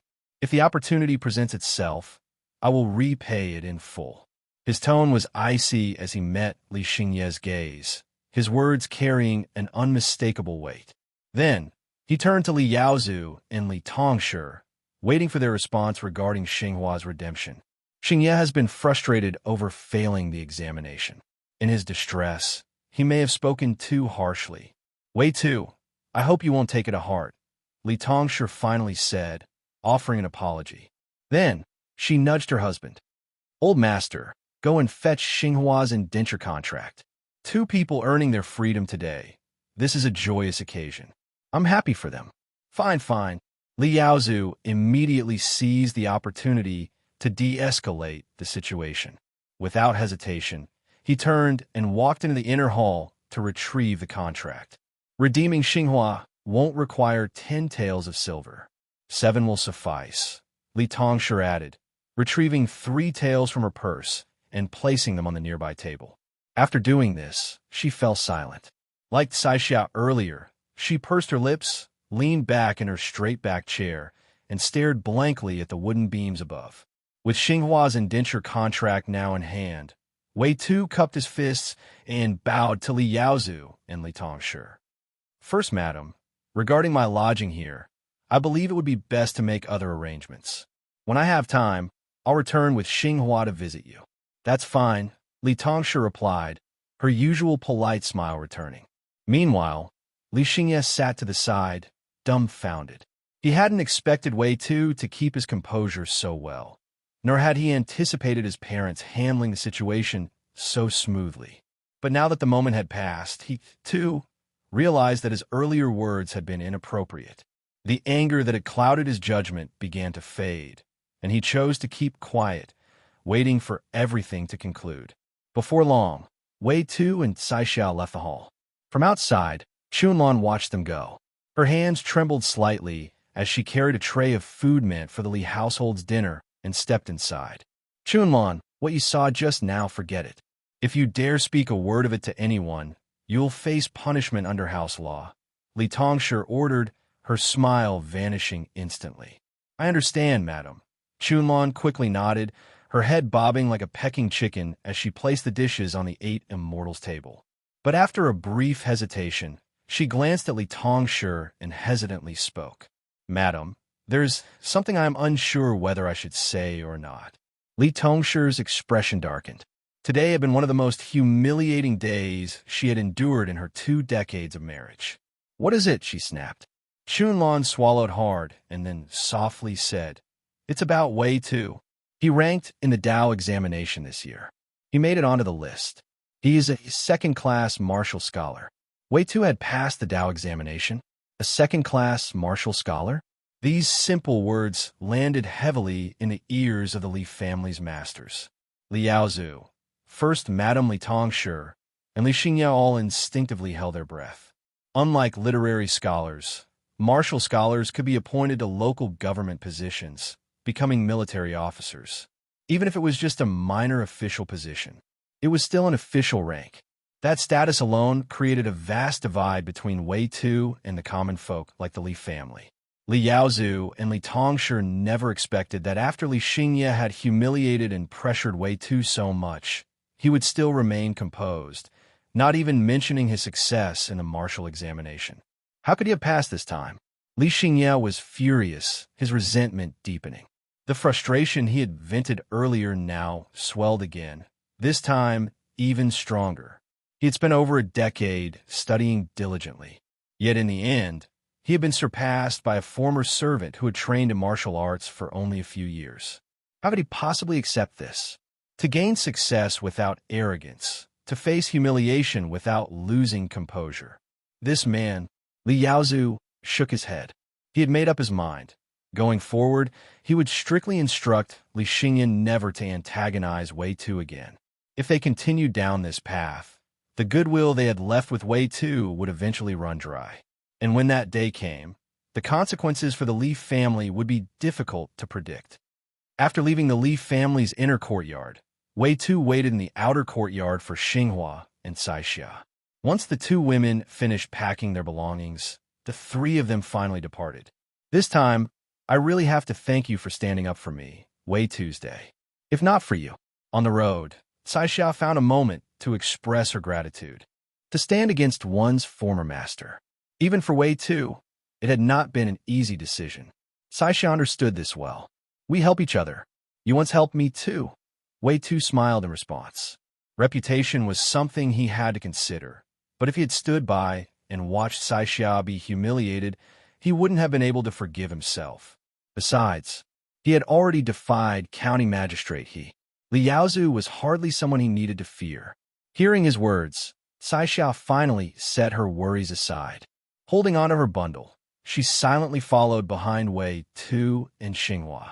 The three of them arrived at a nearby inn and rented 2 lower rooms. That evening, Xinghua asked Saixia about her future plans.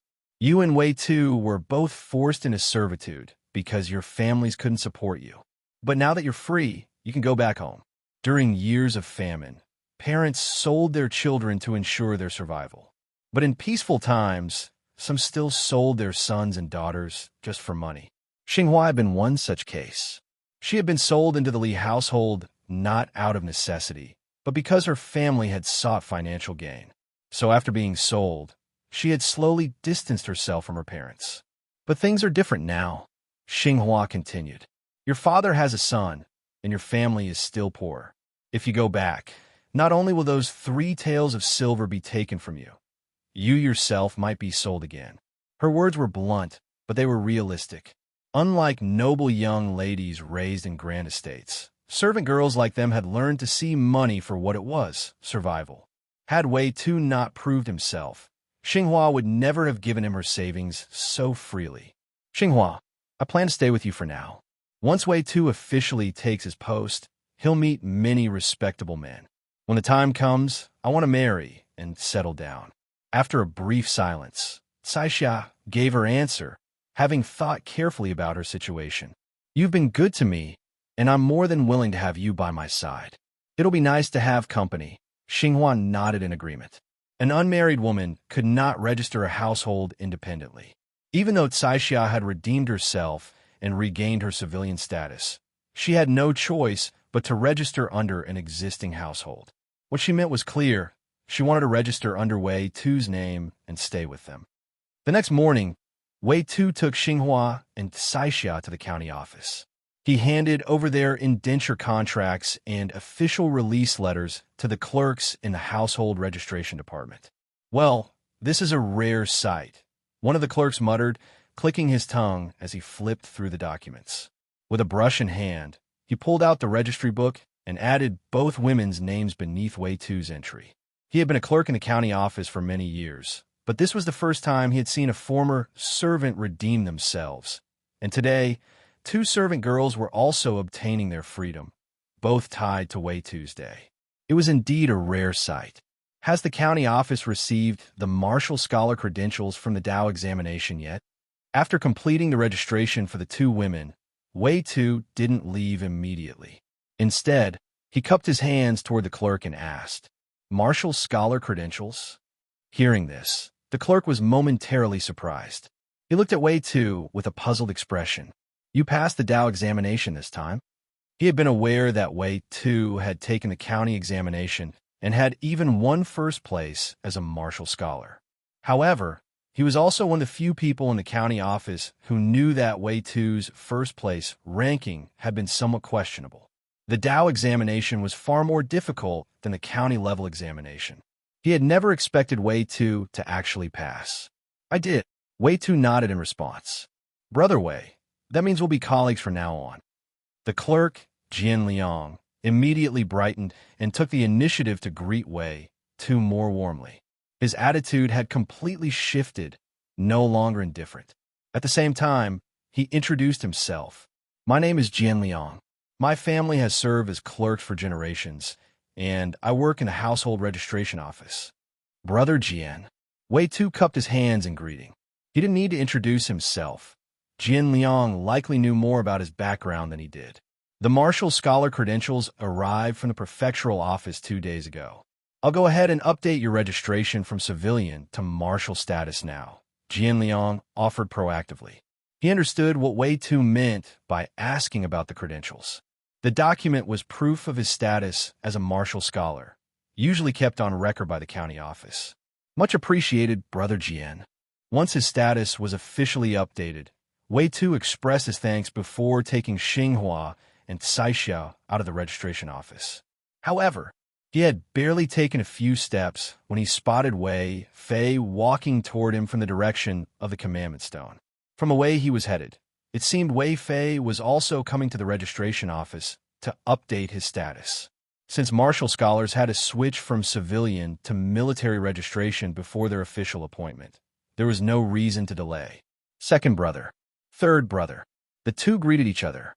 "This is my wife and my younger sister." Wei Tu introduced Xinghua and Saixia. "Sister-in-law, Miss Saixia." Wei Fei greeted them politely. At first, he had mistaken them for Wei Tu's servant girls. But upon realizing one of them was his wife, he was slightly taken aback. However, once the initial surprise wore off, Wei Fei secretly admired Wei Tu even more. Few men, after achieving success, would remain devoted to their first wife. Wei Tu is a rare kind of man. "I didn't bring anything with me today, but I'll prepare a proper gift for sister-in-law and Miss Saixia another day," Wei Fei said with a smile. After exchanging a few more words, the two parted ways. Wei Tu led the two women out of the county office and headed toward a real estate broker to find a new residence. With the help of an agent, he quickly selected a small courtyard and purchased it for just over 5 taels of silver. "I borrowed money from you this time. Once my military officer's salary comes in, I'll repay you," Wei Tu promised Saixia. Since he had little money left, more than half of the cost had been covered by Saixia. Saixia lowered her head slightly and responded with a soft, not rejecting the idea. After all, this money was nearly all she had. "The only thing I don't know is when the county office will issue our appointments. Hopefully, county magistrate, he won't try to suppress or obstruct me." Wei Tu felt a quiet sense of urgency. Time passed slowly. Wei Tu did not receive an official appointment from the county office. Instead, he received a letter from Fu Zhizhou. In the letter, Fu Zhizhou mentioned that shortly after leaving Qingfeng Prefecture, elders from the Martial Luck Pavilion had sought him out and invited him to join them. But he had firmly refused. At the end of the letter, Fu Zhizhou warned Wei Tu not to be tempted by their offers. No matter how attractive the benefits, he urged him not to join the Martial Luck Pavilion. After reading the letter, Wei Tu was slightly surprised.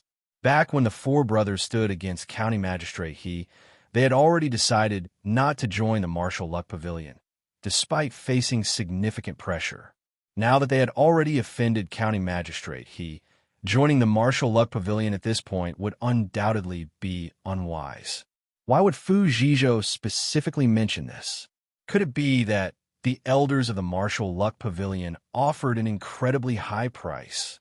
After considering it carefully, Wei Tu found this to be the most likely explanation. Each year, Martial scholars were considered the elite of a county, with promising futures ahead. If not for the Martial Luck Pavilion offering exceptionally high benefits, other martial scholars would not risk joining such an organization, knowing it was a thorn in the side of the government. To hesitate and waver is to court disaster. No matter how high the Martial Luck Pavilion's offer is, I will firmly refuse. Wei Tu made up his mind. After contemplating for a moment, he tossed Fu Zhizhou's letter into the brazier, watching as the flames consumed it completely. Wei Fei came to visit, and the two discussed matters in private for half a day. First, they reaffirmed their stance on refusing the Martial Luck Pavilion's invitation. Then, they turned their attention to the appointment credentials, deliberating on how to obtain information about their official postings. It had already been 7 or 8 days since they had switched their registration to the military registry, yet they had still not received their official appointment from the county office. This delay was unusual compared to previous years. While discussing their next steps, Wei Fei noticed Wei Tu's financial struggles and suggested that he cover the cost of gifts this time. In return, once Wei Tu's salary as an officer was issued, he could treat him to a good meal to settle the matter. Wei Tu did not argue and accepted Wei Fei's generosity with a simple word of thanks. With that settled, they headed to the West Market to purchase suitable gifts. They each bought 3 jin of mutton, 2 jin of pork, and several boxes of pastries before heading to Jian Liang's residence to pay him a visit. Seeing the generous gifts, Jian Liang was quick to be forthcoming with the reason for the delay in their appointments. Brother Wei, as a second-class martial scholar, you should be appointed as an military registrar, according to past customs. This is a miscellaneous office, a clerical role in the military, not ranked, but still considered a good position within the county garrison. You won't have to deal with the elements or face dangerous duties, Jian Liang explained. As for Brother Wei Fei, being a third-class martial scholar, while his post won't be as high, he should still receive an appointment as a military adjutant, responsible for overseeing punishments and rewards within the military ranks. But now, Jian Liang trailed off, shaking his head and pointing in the direction of the prefectural capital. Have you two perhaps offended someone important back in the prefectural city? He asked in a lowered voice. Government clerks were fixtures in the system, while officials came and went. The Jian family had served as clerks for generations in Qingmu County. Though not a wealthy or noble family, they had deep-rooted connections, making them unafraid of distant prefectural officials. Thus, Jian Liang was rather candid in his remarks. Offended someone? We don't recall offending anyone. Wei Tu and Wei Fei had already suspected that county magistrate he might be deliberately delaying their appointments, so they had prepared their response in advance. Feigning ignorance, they played dumb. Seeing this, Jian Liang immediately understood their predicament and subtly pointed them toward a solution. The county's garrison troops are under the temporary command of County Captain Su, and his wife is known to be extremely greedy for money. If you two visit the Su residence and offer a gift to housekeeper Liu, the appointment should be arranged without trouble. However, while the bribe will secure your appointment, it won't necessarily guarantee that you will receive the position of military registrar or military adjutant. That part remains uncertain. Jian Liang's words were clear. Upon hearing this, Wei Tu and Wei Fei immediately expressed their gratitude, and Wei Fei took out a silver ingot from his purse, discreetly slipping it into Jian Liang's hand. Many thanks, Brother Jian, for showing us the way. Wei Fei bowed in gratitude. Having someone inside the bureaucracy was always helpful. Without Jian Liang's guidance, even if they had attempted to offer a bribe, they might not have known the right person to approach. We're all colleagues. Today, I help you too. Tomorrow, you might help me. Jian Liang chuckled as he returned the silver ingot to Wei Fei. I'll accept the gifts, but there's no need for the money. Leaving Jian Liang's residence, Wei Tu and Wei Fei decided that there was no time to waste. Without delay, they went straight to a jewelry shop in the county town, carefully selecting an appropriate gift before heading to the Su residence, where County Captain Su lived. After making arrangements with housekeeper Liu at the Su residence, they had him present their gifts to Su's wife. That very afternoon, the two of them received confirmation, Madame Su had given her word that they should wait at home, as their official appointment documents would be issued soon. The next day, while Wei Tu was practicing stance work in his courtyard, a county garrison soldier arrived, personally delivering his appointment certificate. Opening the document, Wei Tu saw 3 large characters written across it. Dejunshi, military commandant. His appointment had been lowered by 1 rank. This must be the county office's way of responding to the prefectural magistrate. They can't just outright ignore He Jifu's influence. Wei Tu pondered the situation. The rank of military commandant was typically granted to 3rd-class martial scholars. As a 2nd-class martial scholar, he was originally entitled to the military registrar rank, which was slightly higher. The appointment itself isn't the real issue. The real suppression from He Jifu isn't this. It's the blocking of future promotions. Wei Tu let out a quiet sigh. Martial scholars who passed the official exams and received their titles were highly valued in the local garrison forces. After being assigned as auxiliary officers, their promotion paths were generally stable and steady. With 10 years of experience, they had a good chance of advancing to a 9th-rank officer. With 20 years of service, an 8th-rank title was possible. But because of He Jifu's interference, their entire careers could be stalled indefinitely. If no opportunities arose, they might remain at the lowest level of the county garrison until they retired, with no hope of moving up the ranks. Even if He Jifu was transferred to another position next year, the damage had already been done. The administrative system was rigid. If you didn't take action, you wouldn't make mistakes. And within Qingfeng Prefecture's bureaucratic structure, He Jifu's former colleagues and allies still held key positions. Even if he himself lost influence after leaving, the remaining network of officials would still be enough to suppress martial scholars from humble backgrounds, preventing them from ever making real progress. But I'm different. If I pass the next provincial martial exam and become a provincial martial graduate, the entire system in Qingfeng Prefecture won't be able to hold me down. A sharp light flashed through Wei Tu's eyes. He clenched his fist and, with a single palm strike, split a willow tree in the courtyard clean in half. A provincial martial graduate's appointment was at a completely different level. The top-ranked martial graduate was granted a 7th-rank military officer title, equal to a county magistrate. Those ranking within the top 20 were assigned 8th-rank officer positions, similar to assistant magistrates. If he could master internal energy and reach the chi perception realm, then securing a place in the top 20 would not be out of reach. I'll endure for 3 years. Wei Tu walked back into the house and had Xinghua carefully store his appointment certificate. Military Commandant. Wei Ji, you finally made a name for yourself. Xinghua looked at the document with joy, her expression far different from Wei Tu's. She didn't understand all the political maneuvering behind martial appointments. She only saw that her husband had now officially become an officer. Yes, I've finally made it. Looking at the bright smile on Xinghua's face, the frustration in Wei Tu's heart faded significantly. His mind quickly calmed down. Yes, he had been suppressed by He Jifu. But compared to last year, his status and social class had already changed drastically. His life had undergone a complete transformation. There was no need to dwell on these minor setbacks. After all, he possessed the late bloomer destiny. In a few years, he would rise again. Wasting time worrying over these small obstacles would only bring unnecessary frustration. The next day, Wei Fei came looking for Wei Tu, carrying his appointment certificate in hand, complaining bitterly. After reading through Wei Fei's appointment document, Wei Tu realized that his situation was even worse than his own.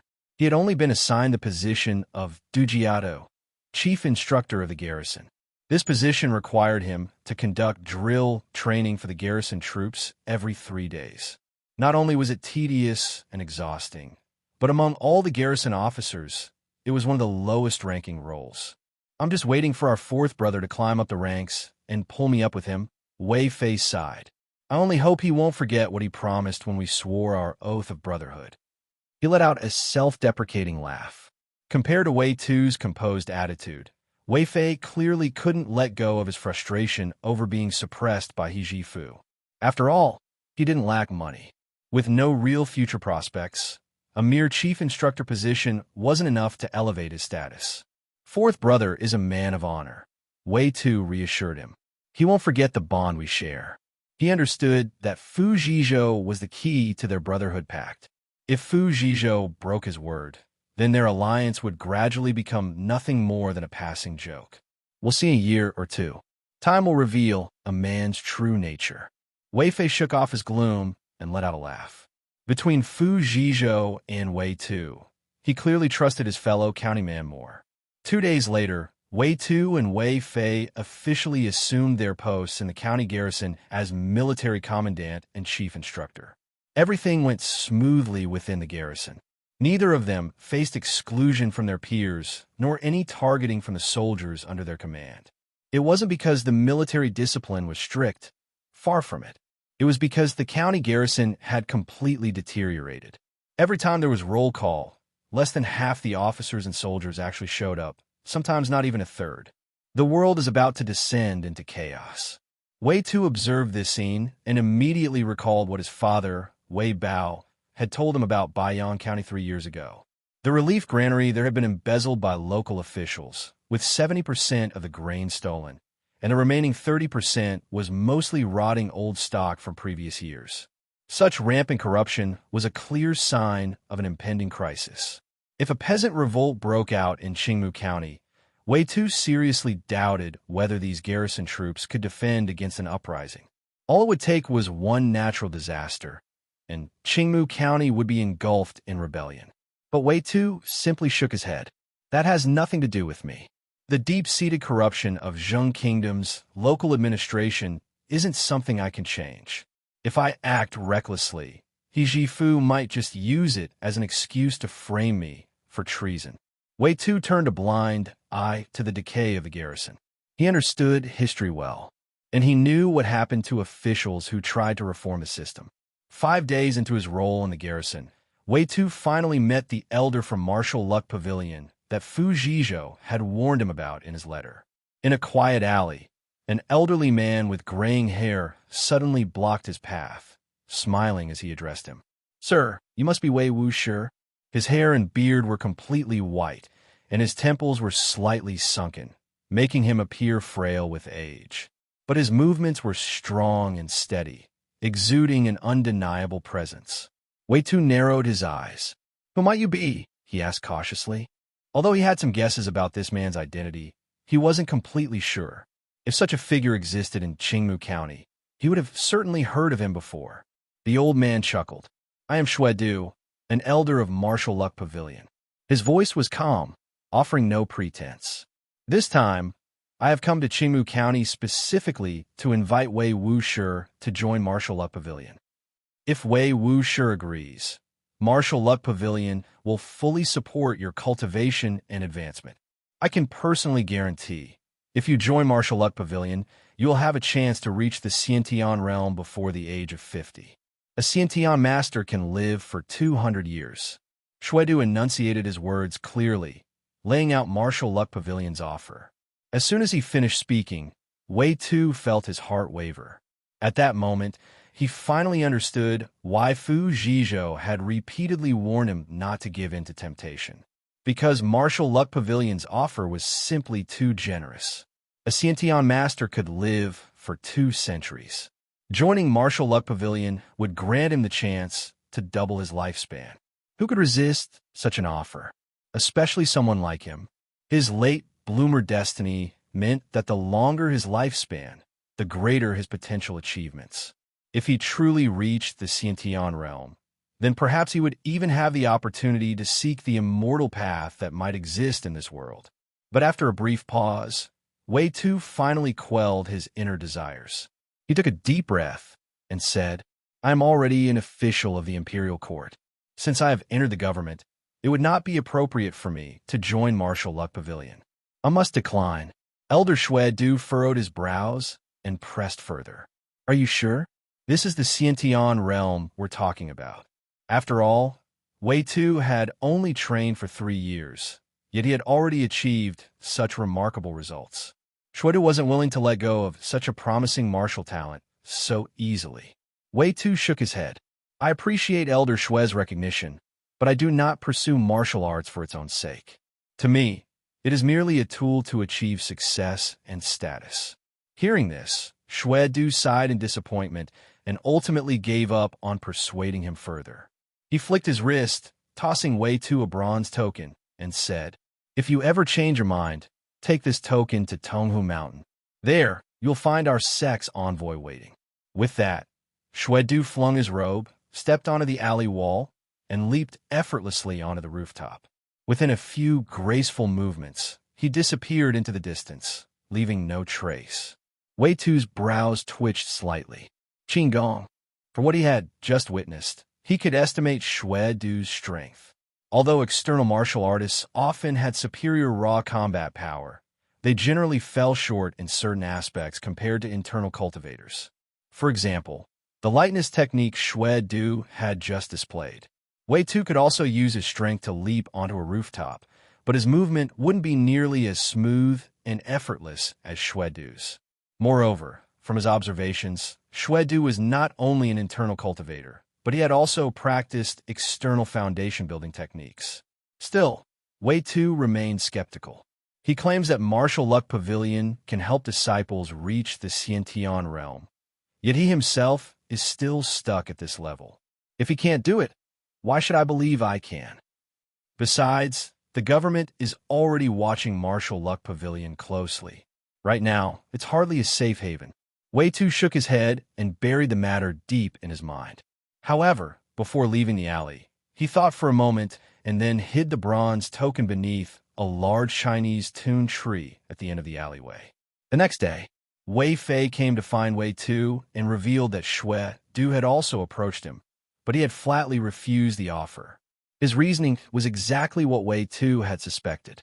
Apart from their prior agreement in the provincial capital, there was one more reason. Both of them had already recognized that Martial Luck Pavilion was a sinking ship.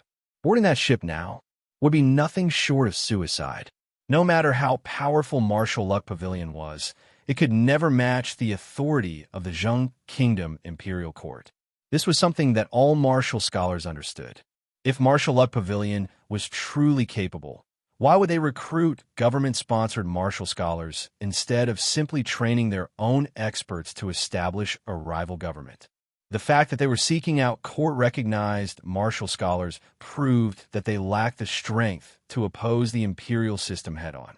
Having both turned down Martial Luck Pavilion's invitation, Wei Tu's life returned to a stable daily routine.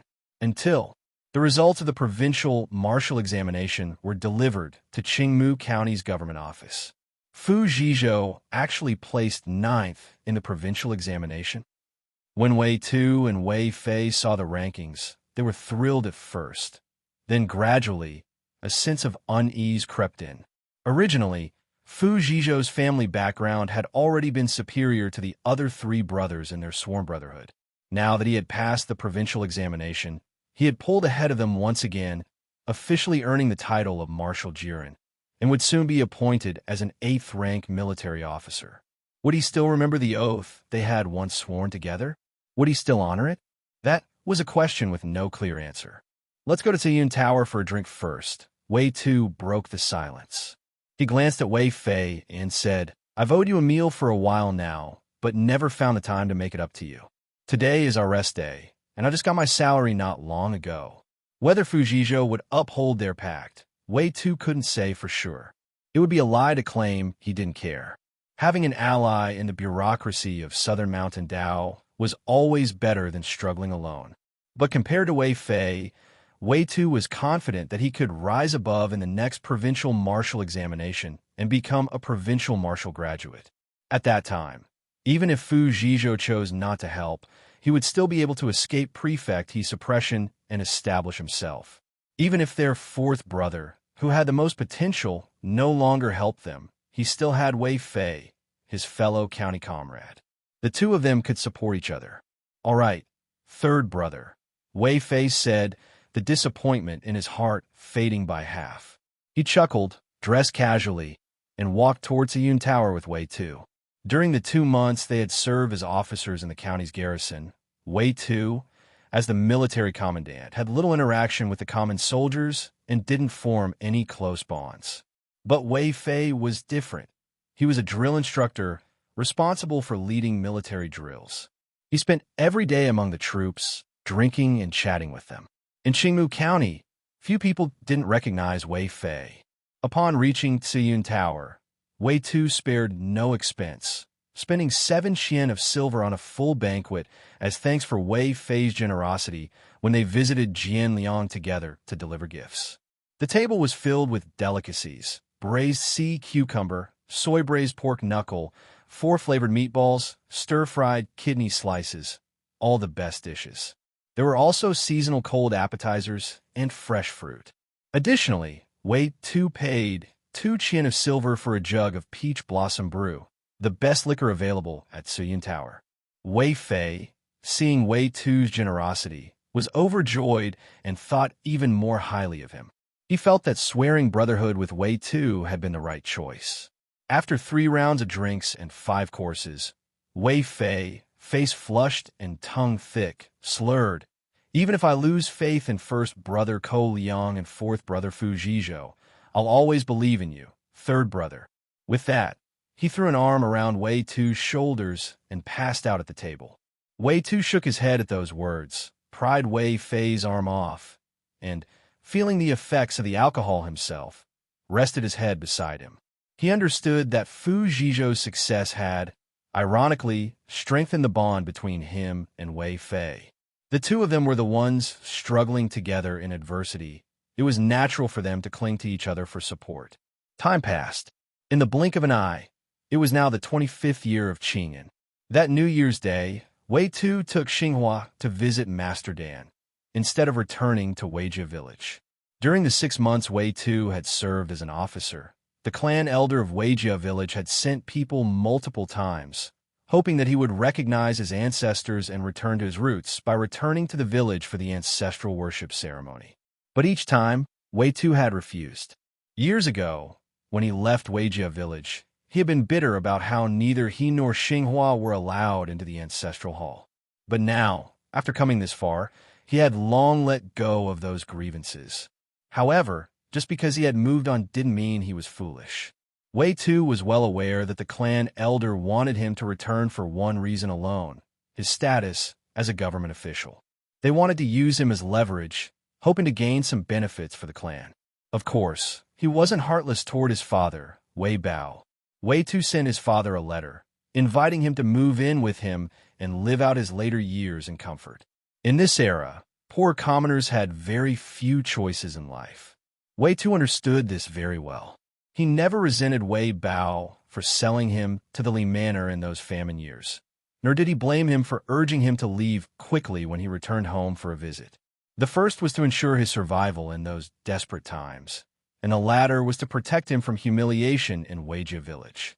If not for the 1 tael of silver that Wei Bao had secretly stuffed into his hands back then, his redemption from servitude might have taken far longer than it did.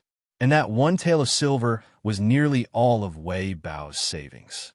However, what Wei Tu hadn't expected was that his father made a decision completely opposite to that of the clan elder. Not only did Wei Bao not try to cling to him for power and status, but he instead took the initiative to cut ties with him. Wei Bao sent word that he still had other sons to care for, and that Wei Tu did not need to provide for him. He only asked that Wei Tu live well with Xinghua and sent him some gifts during holidays. Seeing this, Wei Tu could only accept it. He chose to respect his father's wishes and simply sent seasonal gifts, clothing, and food each year. Though his position as a military commandant now gave him some financial stability, he still had a debt to repay to Tsaixia. Her money had covered Xinghua's redemption fee and the purchase of their home, a sum that wasn't insignificant. With his current resources, providing for Wei Bao alone was manageable, but taking on the responsibility of raising his 2 younger brothers as well would be too much. Half-grown sons starve their fathers. For that reason, since returning to Weijia village was out of the question, Wei Tu instead brought Xinghua to Master Dan's home for New Year's greetings. A teacher is like a father. When Wei Tu left Changming Township the previous year, Master Dan had lent him a Qing horse worth a full 100 taels of silver. But in truth, it was no different from a gift. Even after Wei Tu completed his martial examination, Master Dan never asked for it back. This time, the youngest daughter didn't come. She's probably still sulking over last year. Sitting in the main hall, Madame Dan Min looked at Dan Fong, Wei Tu, and Xinghua, and let out a quiet sigh. Although she was displeased with her daughter's greed, now that Dan Fong wasn't here to chatter incessantly by her side, she felt that something was missing. Additionally, Dan Fong's absence meant that she hadn't brought along her son, the family's only grandson, Danny Wu. Yin Gong, if things don't work out, you should take a concubine. Your wife hasn't given you a child in all these years, and this cannot continue. Madame Dan Min shifted her gaze to Dan Yin Gong, who stood stiffly to the side, frowning as she spoke. When they were in Qingfeng Prefecture, she had refrained from saying such things out of respect for his wife. But now that they were back in Sanyuan Township, she had no such reservations. Mother, about this matter. Dan Yin Gong hesitated. Listen to me. In a few days, I'll find a suitable match here in Sanyuan Township and arrange a marriage for you, Madame Dan Min said decisively. Hearing this, Dan Yin Gong sighed. Unable to argue, he silently accepted the decision. Lacking in air was one of the reasons he had always been at a disadvantage when dealing with Dan Fong. Brother Tu, shouldn't we also have a child soon? Beside him, Xinghua, seeing how the Dan family was handling the issue of heirs, suddenly grabbed Wei Tu's wrist and whispered the question. Wei Tu raised an eyebrow. Let's wait a few more years. There's no rush for us, he said calmly. Over the past 6 months, he had discussed the Xiantian realm with Master Dan and learned even more about the mystical abilities of Xiantian martial masters. Beyond their mental interrogation techniques, Xiantian warriors were also capable of helping unborn children undergo marrow cleansing and tendon transformation. A child born after such a process would have an extraordinary physique, making their martial cultivation progress several times faster than normal. If possible, Wei Tu planned to wait until he reached the Xiantian realm before considering having children. He wouldn't let himself grow old just to bury his own child. After returning from the Dan family's New Year visit, a month and a half later, Wei Tu received an invitation to Dan Yin Gong's concubine-taking ceremony. Glancing at the address on the invitation, the Dan residence in Qingfeng Prefecture, Wei Tu couldn't help but admire Madame Dan Min's skillful maneuvering. He wondered how she had managed to convince Dan Yin Gong's wife to agree to her husband taking a concubine. Back when he had stayed in the Dan residence for a few months, Wei Tu had observed that, while Dan Yin Gong's wife appeared gentle and mild-mannered, unlike the sharp-tongued Dan Fong, she was firm at her core. Otherwise, Dan Yin Gong wouldn't have delayed taking a concubine for so many years. It just so happens that elder brother Ko Liang wrote me a letter inviting me and Wei Fei to meet at Xuana Tower for a gathering to rekindle old ties. Wei Tu glanced at the date on the invitation and made a mental note. Nearly a year had passed, and just as Fu Zhizhou had said back in the prefectural office, prefect, he was approaching the time for his reassignment. The rumors had already spread throughout the county office, and it was only a matter of time before the official decree arrived. Wei Tu speculated that Ko Liang's letter, gathering all 4 sworn brothers, was likely meant to discuss this matter. Without delay, he sought out Wei Fei, and the two set a date to travel together to Qingfeng Prefecture. Xuana Tower, room number 3. Second brother, third brother. Hearing their voices outside the door, Ko Liang stepped out and greeted them personally. Smiling, he patted them both on the shoulders and exchanged pleasantries. Elder brother, Wei Tu and Wei Fei glanced at each other before giving a respectful bow with cupped fists. After more than a year apart, Ko Liang hadn't changed much. Clad in a crisp white martial tunic, tall and broad-shouldered, exuding an air of strength and vigor. However, both Wei Tu and Wei Fei noticed a faint sense of weariness between his brows, a lingering frustration that had settled into his expression. It was clear that, like them, Ko Liang had also suffered suppression from the local authorities in Xiaoyi Prefecture. Yet compared to Wei Tu and Wei Fei, who had at least each other for support. Cole Yang had been fighting alone all this time. Where is fourth brother? Stepping into the private dining room, Wei Fei swept his gaze around, but Fu Zhizhou was nowhere to be seen. His brows furrowed slightly. The entire way here, he and Wei Tu had hurried without pause to ensure they arrived ahead of schedule. Since Fu Zhizhou was their sworn younger brother, there was no reason for him to be late, making them, his elder sworn brothers, wait. Fourth brother has caught the attention of Governor Wang, and now serves as one of his personal guards. He is often occupied with duties and cannot leave freely. We will wait a little longer. Seated on a wooden stool, Cole Yang shook his head and explained. Second brother, have some wine to quench your thirst. Wei Tu took a seat and subtly signaled to Wei Fei, reminding him to be patient. He knew exactly what was making Wei Fei restless. Ever since they had received Fu Zhizhou's first letter, neither of them had heard from him again for half a year. It felt as though Fu Zhizhou had forgotten their sworn brotherhood, forgotten them. The three of them sat waiting, with the servants of Xuana Tower bringing one pot of wine after another. Only when the sun began to set did they hear the distinct clinking of armor outside the door. The three men inside the room immediately looked toward the entrance. At last, they saw the long-awaited Fu Zhizhou.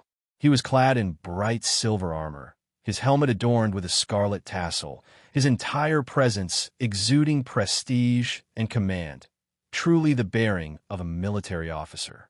The contrast between him and the three in the private room was stark. Fu Zhizhou had risen. The other three had remained stagnant. Elder brother, second brother, third brother. Fu Zhizhou removed his helmet, revealing the dark fabric of his underarmor, then cupped his fists and bowed low in greeting. His posture was respectful, with no arrogance whatsoever. Seeing this, the three men breathed a sigh of relief, their weariness melting away. They welcomed him back into their hearts once more. After a round of formal greetings, Cole Yang motioned for the attendant to serve their long-prepared meal and warm the wine. I apologize for making my sworn brothers wait so long. I have been occupied with an official duty, and I have been stationed at the governor's office for some time now. For reasons of secrecy, I have not been able to send letters. If this has caused any offense to my sworn brothers, I hope you will forgive me. Fu Zhizhou, noticing the unspoken tension, took the initiative to explain his absence over the past year. An official duty? Cole Yang immediately caught onto the key words. His gaze sharpened slightly as he studied Fu Zhizhou. If Fu Zhizhou were merely a military officer in the governor's personal guard, there would be no reason for him to cut off all contact with them for so long. It had to be something more. If elder brother asks, then I will speak plainly. I only ask that the three of you keep this matter secret. Fu Zhizhou hesitated for a moment before gritting his teeth and speaking. He knew that if he didn't explain today, this meeting would be their last. Their sworn brotherhood would fracture after tonight's banquet. If he measured their bond, he knew they weren't yet at the level of dying for one another. But they had sworn an oath. They had spilled blood and vowed to rise together. For that reason alone, Fu Zhizhou was willing to take this risk. Fourth brother, if this is something you cannot share, then don't force yourself. Cole Yang and Wei Fei immediately understood Wei Tu's unspoken meaning and nodded in agreement. If this information leaked, the consequences wouldn't just fall on Fu Zhizhou alone. A Xiantian martial master's mental techniques could easily trace the source of a leak, and all three of them, Wei Tu, Cole Yang, and Wei Fei, would be implicated as well. Seeing their concern, Fu Zhizhou shook his head and explained, "This matter is closely tied to my sworn brothers' futures. If you remain unaware of this intelligence, you may find yourselves caught unprepared when the time comes. Moreover, with my current position, as long as my sworn brothers keep this confidential and do not speak carelessly, the authorities will not easily trace it back to me." His words made Wei Tu and the others exchange glances before finally agreeing to let Fu Zhizhou share what he knew. Last year, the four of us opposed Prefect He over the matter of Martial Luck Pavilion. And in doing so, we formed our sworn brotherhood, pledging to support one another in both advancement and hardship. What I am about to reveal is also related to Martial Luck Pavilion. The governor-approved prefect he's planned to send martial scholars in a Martial Luck Pavilion as spies, but that was merely a move on the surface. In reality, the governor had already laid his true strategy in secret. He has been waiting for Martial Luck Pavilion to reveal irrefutable evidence of its crimes before making his move. When the time comes, the Southern Mountain Dao will mobilize local militia forces to attack Martial Luck Pavilion, and my sworn brothers, all accomplished martial artists, will undoubtedly be included in the conscription. The governor's personal guards are being prepared as the elite force for this operation. And this event could take place as soon as 3 to 4 months from now, or as late as 1 to 2 years. Fu Zhizhou spoke slowly, his tone serious. An assault on Martial Luck Pavilion? The news did not come as a shock to the three. They had long anticipated that the government would eventually take action against Martial Luck Pavilion. It was a sinking ship. What they hadn't expected was that the governor planned to mobilize local militia forces for the attack. They knew better than anyone the state of these militia forces. Most of them were mere commoners drafted into service, peddlers, farmhands, and vagrants. If they faced a truly formidable enemy, they would crumble in an instant. If the local militia was being called upon, then their officers, including Wei Tu, Ko Yang, and Wei Fei, would also be conscripted. This is our chance to earn military merits. If we train our troops diligently once we return, we might be able to secure promotions from this campaign, Ko Yang said, full of fighting spirit, already looking at the bright side. Wei Fei shared his enthusiasm, but Wei Tu was not as optimistic. Unless it was absolutely necessary, he had no desire to step onto the battlefield. War was unpredictable. Blades and arrows did not discriminate. A single misstep, and all ambitions would end in an unmarked grave. My sworn brothers, now that you know this, return home and begin training your troops in secret. Procure quality armor. When the battle begins, you will have the chance to make a name for yourselves. Fu Zhizhou smiled. By sharing this intelligence, he was honoring the oath they had made last year to support his sworn brothers whenever an opportunity arose. Many thanks, fourth brother. Wei Tu sighed inwardly, but composed himself, joining Ko Yang and Wei Fei in expressing their gratitude to Fu Zhizhou. As a military commandant, he had some soldiers under his command, but they weren't a formal unit, meaning he wouldn't have the same opportunity to train troops. This battle, this chance at glory, had little to do with him. But knowing this information in advance is still beneficial. I can prepare high-quality armor in advance. Having proper protection might just save my life when the time comes. Wei Tu thought to himself. Half an hour later, Fu Zhizhou donned his gleaming silver armor, bid them farewell, and left Xuanhe Tower to return to his post at the governor's office. Shortly after, the remaining three also left one after another. Returning to the Dan residence in Qingfeng Prefecture, Wei Tu stayed for 2 to 3 days. After attending Dan Yan Gong's concubine-taking banquet, he and Wei Fei returned to Qingmu County. Back in the county, Wei Tu no longer hesitated when it came to borrowing money. For the sake of acquiring a quality suit of armor, he sought out Wei Fei and borrowed 50 taels of silver. He then went to the Huang family and, after writing a promissory note, borrowed another 30 taels from his second aunt, Wei Hong. A total of 80 taels of silver. Wei Tu took all of it to the militia armory, commissioning a blacksmith to forge a custom suit of heavy armor with enhanced protection. Time passed quickly. In the blink of an eye, the year Qingyan 26 arrived. This year marked the 5th year of Wei Tu's training in turtle breath energy cultivation. In his courtyard, after completing his 12th round of stance training, he suddenly felt a faint flow of energy circulating through his meridians. This energy was different from the warmth he usually felt when practicing stance training. This time, he could control it with his mind. He could guide it out of his meridians and direct it outside his body. Realizing this, Wei Tu's heart skipped a beat. He had finally, through years of nurturing external strength, cultivated his first strand of internal energy. At that moment, he immediately turned his focus inward, onto his late bloomer destiny, to check the status of his progress. Turtle breath energy cultivation 100 out of 100 training 9 times daily, fully mastered in 5 years. It's done. I not only broke through before the 5-year mark, I also achieved this before the assault on Martial Luck Pavilion. My strength has taken a massive leap forward. Wei Tu's face lit up with excitement. He clearly remembered that he had started practicing turtle breath energy cultivation in late autumn of Qing in 21. Now, he had reached Qi perception realm in early summer of Qing in 26. The difference was only a few months, but it proved one thing. His hard work had paid off, and he was not bound by the predetermined timelines of his late bloomer destiny. If he pushed himself, he could achieve his breakthroughs ahead of schedule. Aside from this, Wei Tu's attention shifted toward another line of text on his golden-purple late bloomer destiny. Tiger and Crane twin form fist, 94 out of 100 practicing 7 times a day, mastery in 3 years. Yesterday, my progress in Tiger and Crane twin form fist was only at 72%, but after completing turtle breath energy cultivation and generating internal energy, the progress jumped to 94%, increasing by 22%. This means that the time required to perfect Tiger and Crane twin form fist will also be reduced from 3 years to just 2.5 years.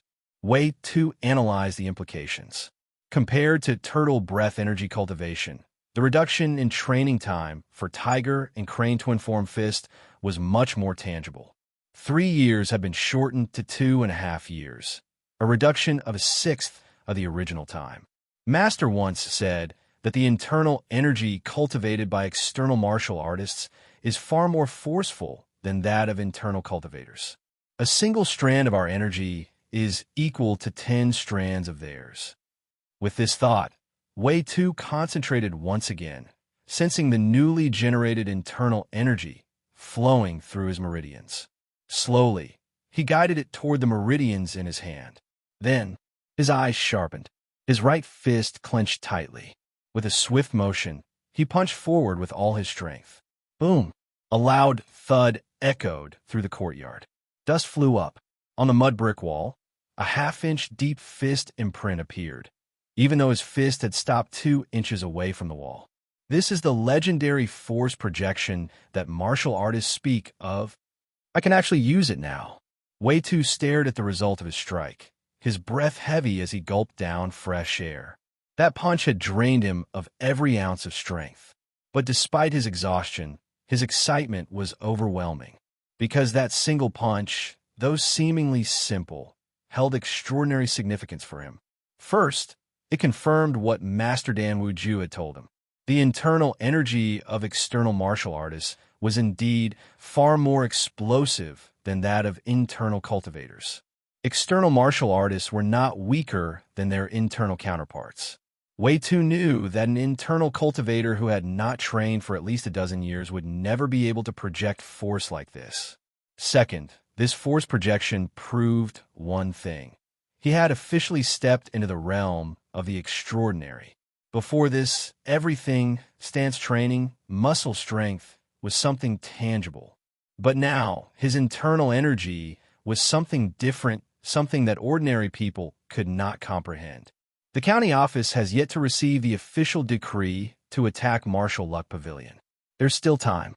I should visit Sanyuan Township and consult Master about my breakthrough. Wei Tu pondered.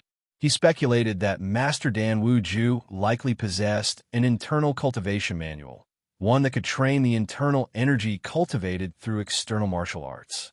After all, Golden Blade warrior Shi Ming, Master's grandmaster, had once attempted to break through to the Xiantian realm but failed, leading to his untimely death. If there was no follow-up internal energy technique, then Shi Ming would never have been able to attempt such a breakthrough in the first place. The next day, at the crack of dawn, Wei Tu took leave from the militia command office, mounted his horse, and rode towards Sanyuan Township. Upon arriving at the Dan residence, he knocked on the door and explained his purpose. A maid quickly led him to the inner courtyard's reception hall to wait. Before long, he heard a series of coughs from outside the door. Wei Tu immediately stood up and walked outside. He saw Madame Dan Gaosher supporting Master Dan Wuju, helping him walk over. Wei Tu hurried forward, taking hold of his master's arm and carefully assisting him to the main seat in the reception hall. His expression flickered with surprise as he glanced at Madame Dan Gaosher, his eyes filled with curiosity. Barely a month ago, when Wei Tu had last visited to bring gifts, his master's health, while slightly deteriorated, was no different from that of a strong, elderly man of the same age. At the time, he certainly hadn't needed assistance just to walk. What had changed so suddenly? 5 days ago, Master was out riding when an old injury flared up. He fell from his horse and was badly hurt, Madame Dan Gaosher explained, her lips pressed together. It's nothing serious, just a minor injury. After a few days of rest and some nourishing tonics, I'll be fine, Dan Wuju said as he leaned on his cane, waving his hand dismissively to reassure Wei Tu. At that moment, Madame Dan Gaosher stepped forward and draped a robe over him. Wei Tu, what brings you here today? Dan Wuju asked with a smile after taking a sip of hot tea to moisten his throat. Typically, Wei Tu would only visit in the afternoons, always bringing a couple of gifts. But today, he had rushed over at dawn, interrupting his master's rest. Clearly, something urgent had brought him here. This matter, Wei Tu's voice lowered as he glanced at Madame Dan Gaosher and the maids serving in the room. Dan Wuju immediately caught on and coughed lightly before motioning for Madame Dan Gaosher and the maids to leave. A moment later, only Master and disciple remained in the reception hall. Master, the reason I came today is because yesterday, while training, I finally entered the realm of Qi perception. Wei Tu spoke slowly, his tone steady. What? Qi perception? Dan Wuju, who had been calmly drinking tea, froze in shock. He stared at Wei Tu for several moments, his gaze sharp and unwavering. Are you certain? Qi perception. He had practiced martial arts for decades and never once managed to generate internal energy from external training. And now, his disciple, who had only trained for 5 years, was standing before him claiming to have stepped into Qi perception. How could he not be astonished? Master, please watch. Wei Tu didn't waste words. He locked his gaze on the teacup resting on the table, then mimicked the technique he had performed the night before, throwing a punch through the air. Boom! A sharp explosion echoed through the room. The teacup shattered into pieces, fragments scattering across the table. Force projection. This is force projection. Dan Wuju murmured, staring at the scene before him, momentarily speechless. It took him a while to collect his thoughts. Finally, he looked at Wei Tu with a newfound appreciation in his eyes. With a deep sigh, he said, The last time I saw this technique was 39 years ago, when your Grandmaster, Golden Blade Warrior Shi Ming, displayed it. I never expected that after all these years, I would see force projection once more, and from my own disciple. Now I understand why you've come in such a hurry. You're here to ask me about the next step in your martial path, aren't you? Dan Wuju chuckled, easily seeing through Wei Tu's intentions. Master is truly insightful, Wei Tu admitted, offering a small compliment. Martial training waits for no one. He estimated that the governor's order to attack Martial Luck Pavilion would come within a month or two. If he didn't seize this time to improve his strength, would he just wait to die on the battlefield? Right now, his control over internal energy was crude at best. But if he could receive proper guidance from Dan Wuju, his abilities could grow exponentially in a short amount of time. This was an opportunity he could not afford to miss. Your Grandmaster left behind a martial manual for external cultivators, one that teaches how to refine and enhance the internal energy you've generated. Dan Wuju leaned on his cane and motioned for Wei Tu to follow him. Not long after, inside the master's private quarters, Dan Wuju stood before an ancestral shrine, lighting incense and bowing 3 times. Then, with a solemn expression, he reached forward and removed one of the wooden name plaques from the shrine. Crack! He snapped the wooden plaque apart. Inside, nestled within the hollow space, was a thin sheet of silver paper. It was 5 inches long and 2 inches wide, etched with a detailed diagram of the human body's meridians and acupoints. Aside from the acupoint and meridian diagrams, the upper left corner of the silver parchment bore several lines of small characters, with the first line clearly stating the name of the manual, Marrow Refining Sutra. When your grandmaster left, he had already accepted his fate, Dan Wuju said, holding the now split ancestral plaque in his hands. He told me to only open it after breaking into chi perception, but I was too slow-witted, reaching old age without ever breaking through. A faint sigh escaped his lips as he gazed down at the parchment. Had it not been for accepting Wei Tu as his disciple, this manual might have remained sealed forever. Take this Marrow Refining Sutra, but remember, never reveal it lightly. Dan Wuju placed the silver parchment into Wei Tu's hands, his tone carrying an unmistakable sense of caution. I understand, Master. Wei Tu nodded solemnly. The tiger and crane twin-form fist was already considered a rare martial treasure, even within Qingfeng Prefecture. This Marrow Refining Sutra, however, contained methods for honing internal energy, a technique leading directly to the Xiantian realm. Without question, this was a priceless treasure. If leaked, not only would he be targeted, but the entire Dan family would also be in danger. Master, are you not planning to read it? Wei Tu couldn't help but feel surprised. Dan Wuju had handed over such a precious manual without even glancing at its contents, a gesture that was incredibly rare among martial masters. What's the point? Without internal energy, reading the Marrow Refining Sutra would only add to my frustration. Dan Wuju shook his head. External cultivators refine their bone marrow to nurture Xiantian energy. That was the key to stepping into Xiantian realm. But the prerequisite was reaching Qi perception realm. Without internal energy, the marrow is untouchable. How could one refine it? Even if he read the manual, it would be useless. Hearing this, Wei Tu did not press further. He hesitated for a moment before making up his mind, then cupped his hands and declared, "If a descendant of the Dan family ever reaches Qi perception, I will pass on this Marrow Refining Sutra, just as you have given it to me today. I will not hoard it for myself." A teacher's kindness is as deep as a mountain. Martial masters who freely shared their true teachings were rare. Many instructors treated their students as mere apprentices, only passing down true techniques in old age, if at all. Wei Tu understood how valuable Dan Wuju's trust was. If Dan Wuju had wanted, he could have forced him into a written contract, ensuring that Wei Tu would protect the Dan family's descendants for generations. Such agreements were not unheard of. Violating them would have made survival in both the martial world and the bureaucracy impossible. "There's no need to force an oath," Dan Wuju chuckled, shaking his head. "When your grandmaster gave me this manual, he asked for nothing in return.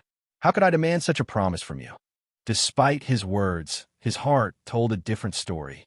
Had Wei Tu not proven his character over the past 2 years, he would have never received this inheritance so easily.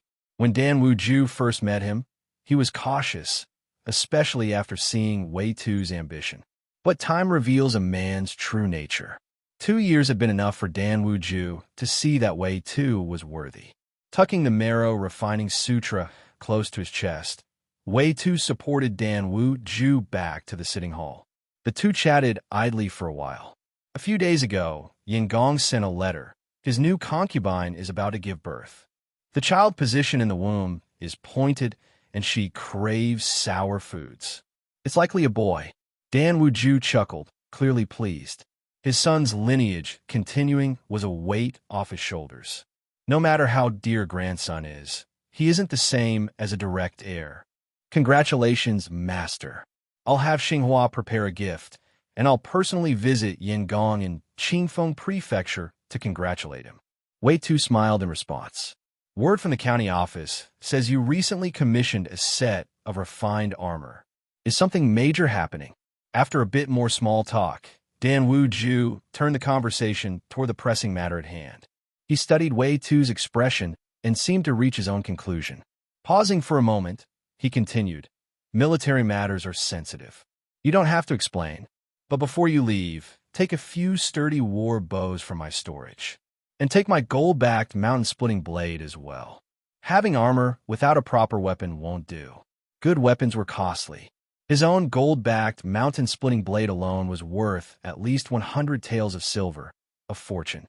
Dan Wuju could already guess that Wei Tu had emptied his savings just to forge that armor. "Thank you, master." Wei Tu sighed inwardly, bowing in deep gratitude. He owed his master more than he could ever repay. That afternoon, when Wei Tu departed from the Dan estate, he was far heavier laden than when he arrived. At his waist hung a gold-backed blade, and 3 bows were strapped to his back. Each served a distinct purpose: a foot archer's bow, a cavalry bow, and a 5-stone war bow for long-range kills. The first 2 were somewhat common, but the last, war bows with such high draw weight, were exceedingly rare. By Wei Tu's estimation, this 5-stone bow alone could be exchanged for 2 fine war horses like his Qingsong horse.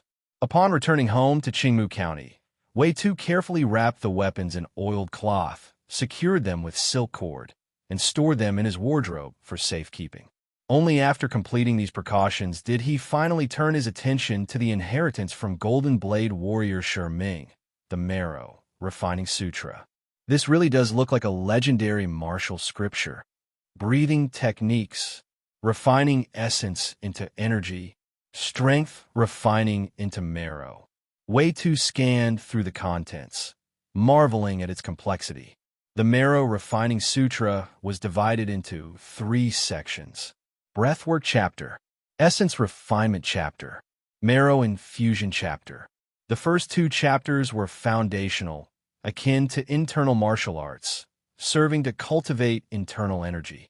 But the final chapter was its true essence, guiding the practitioner to refine strength into the marrow and awaken a Xiantian energy core, the key to the Xiantian realm.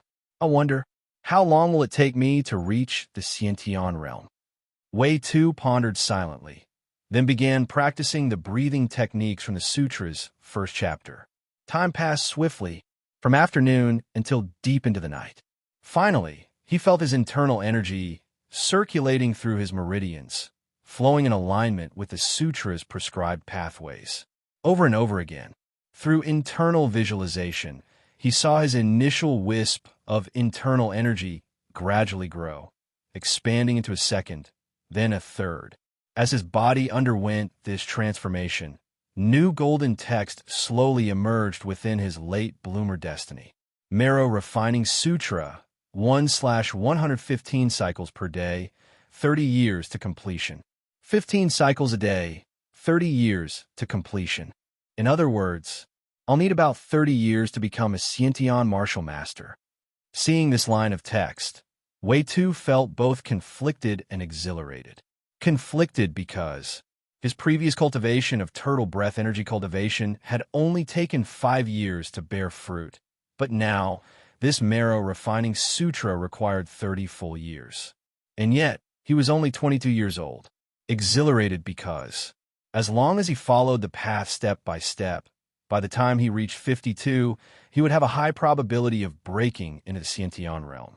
At that point, he could extend his lifespan for another century, living up to 200 years. A 50-year-old Xiantian martial master would still be considered young in Zheng Kingdom. Otherwise, when the elder from Martial Luck Pavilion, Wei Tu, had tried to recruit him, he wouldn't have claimed that Wei Tu had a chance to reach Xiantian before 50. Plans never keep up with change.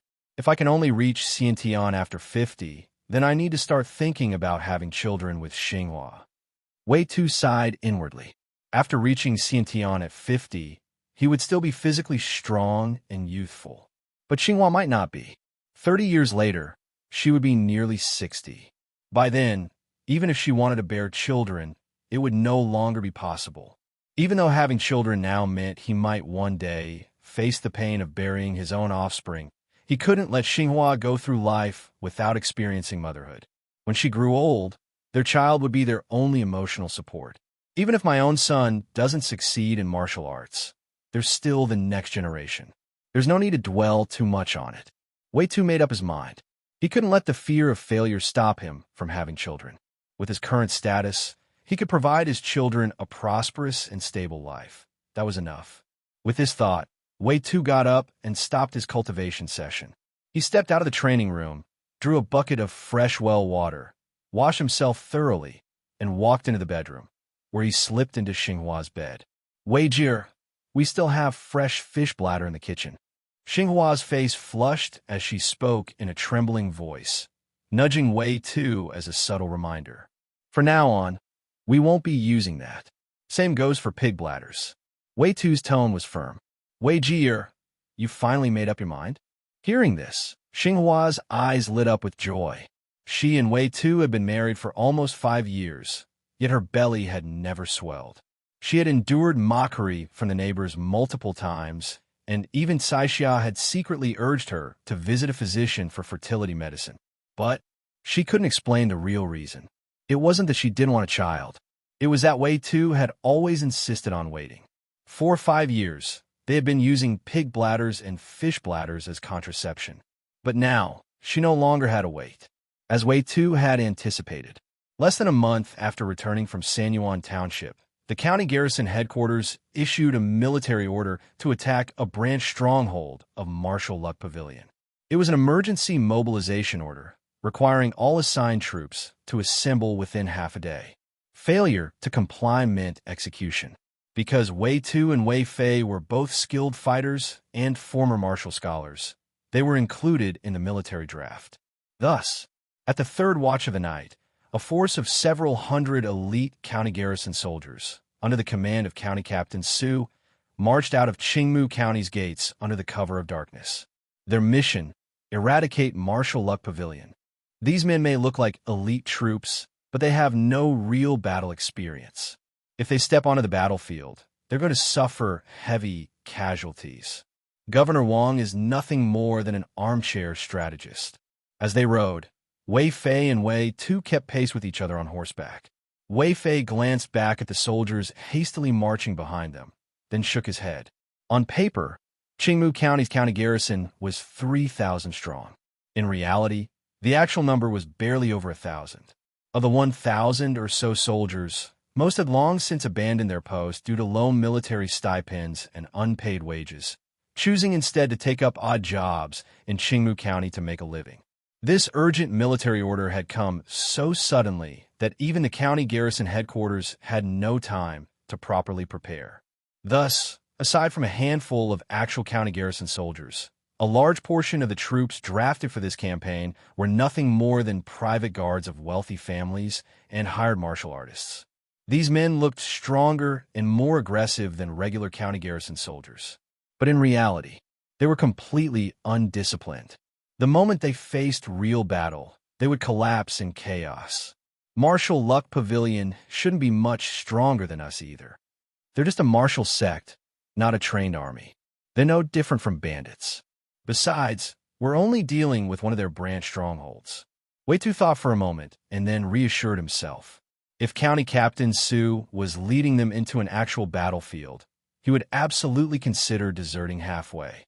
But he didn't believe that Martial Luck Pavilion was any better than them. If anything, they were probably worse. On the battlefield, it's all about being the lesser of two evils. As long as their side made fewer mistakes than Martial Luck Pavilion, they still stood a chance at victory. Right, we're just dealing with a branch stronghold. How many men could they possibly have? Hearing this, Wei Fei nodded, then let out a dry laugh.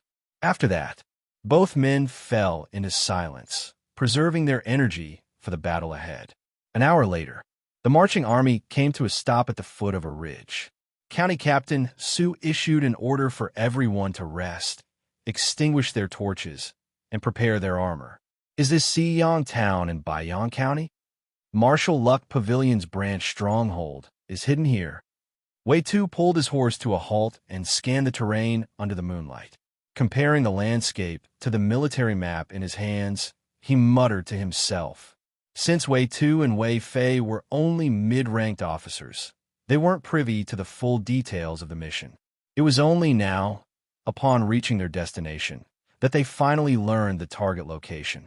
From his elevated vantage point, Wei Tu gazed down at Xiyang Town, comparing it to the map in an attempt to pinpoint where Marshal Luck Pavilion's branch stronghold might be hidden. But after observing for a long time, he failed to notice anything unusual about the town. Like many other small towns of this era, Xiyang Town was pitch dark at night, with only a few wealthy households leaving their lamps lit.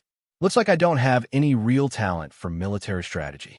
Wei Tu chuckled self-deprecatingly. Back during the martial examination, he had memorized several military classics and aced the tactical strategy papers. But now, faced with actual combat, he found himself utterly useless. No matter how much he racked his brain, he couldn't formulate a proper battle plan based on the terrain and military texts. At this moment, he truly felt at a loss. If not for my late bloomer fate helping me grow stronger, I would still be nothing but a nobody. Wei Tu sighed. In just 5 short years, he had mastered turtle breath energy cultivation, stepping into the chi perception realm, a feat his master, Dan Yin Gong, had never achieved in his entire lifetime. This had fostered a certain pride in his heart. Yet tonight, he realized the truth. He was still mediocre. Without his late bloomer fate, he was no different from anyone else. Just an ordinary man, struggling like the rest. With that thought, Wei Tu turned his horse around and rode back to rejoin the marching troops. Before long, County Captain Su finally disclosed their target. Lu Family Fortress. Built into the mountains, easy to defend, difficult to attack. It's located in the northwest corner of Xiyang Town, with the Mao River flowing beside it, a natural moat. Su spoke in a steady voice as he described their objective. A quarter of an hour later, the rapid response troops had donned their armor. Under the leadership of County Captain Su, they descended the ridge, passed through the earthen walls of Xiyang Town, and concealed themselves near the civilian residences close to Lu Family Fortress. Do we have any sharpshooters? Shoot down the 2 guards on the watchtower. County Captain Su turned to look at the dozen military officers behind him. At this distance, roughly 600 to 700 paces away from the Lu Family Fortress, only an elite marksman wielding a 5-stone bow would be capable of landing a fatal shot on the watchtower guards. For ordinary men, even those with excellent aim, drawing such a heavy bow with sufficient force was simply impossible. The gathered officers exchanged hesitant glances. While they were all skilled martial artists, none of them had the strength or marksmanship required to kill from 600 paces away. A 5-stone bow was something only a martial scholar could properly wield. I will do it. Seeing the hesitation, Wei Tu stepped forward without hesitation. He cupped his fists toward County Captain Su and took on the task. Back when they had last met at Xuana Tower, Fu Zhizhou had urged the sworn brothers to refine their martial skills and secretly train their troops, all in preparation for a moment like this, for the opportunity to distinguish themselves in battle. Wei Tu dismounted, retrieving his 5-stone bow from his Qingtsong horse. He drew an arrow, took a deep breath, and aimed at the 2 guards standing on the fortress watchtower. The moment he loosed the first arrow, he swiftly flipped his position, shifting his bow to his right hand. In a seamless motion, he knocked another arrow and drew back the bowstring with his left hand. 2 arrows, released in rapid succession. The first struck one of the guards square in the chest. The second found its mark a heartbeat later, piercing the other guard's throat.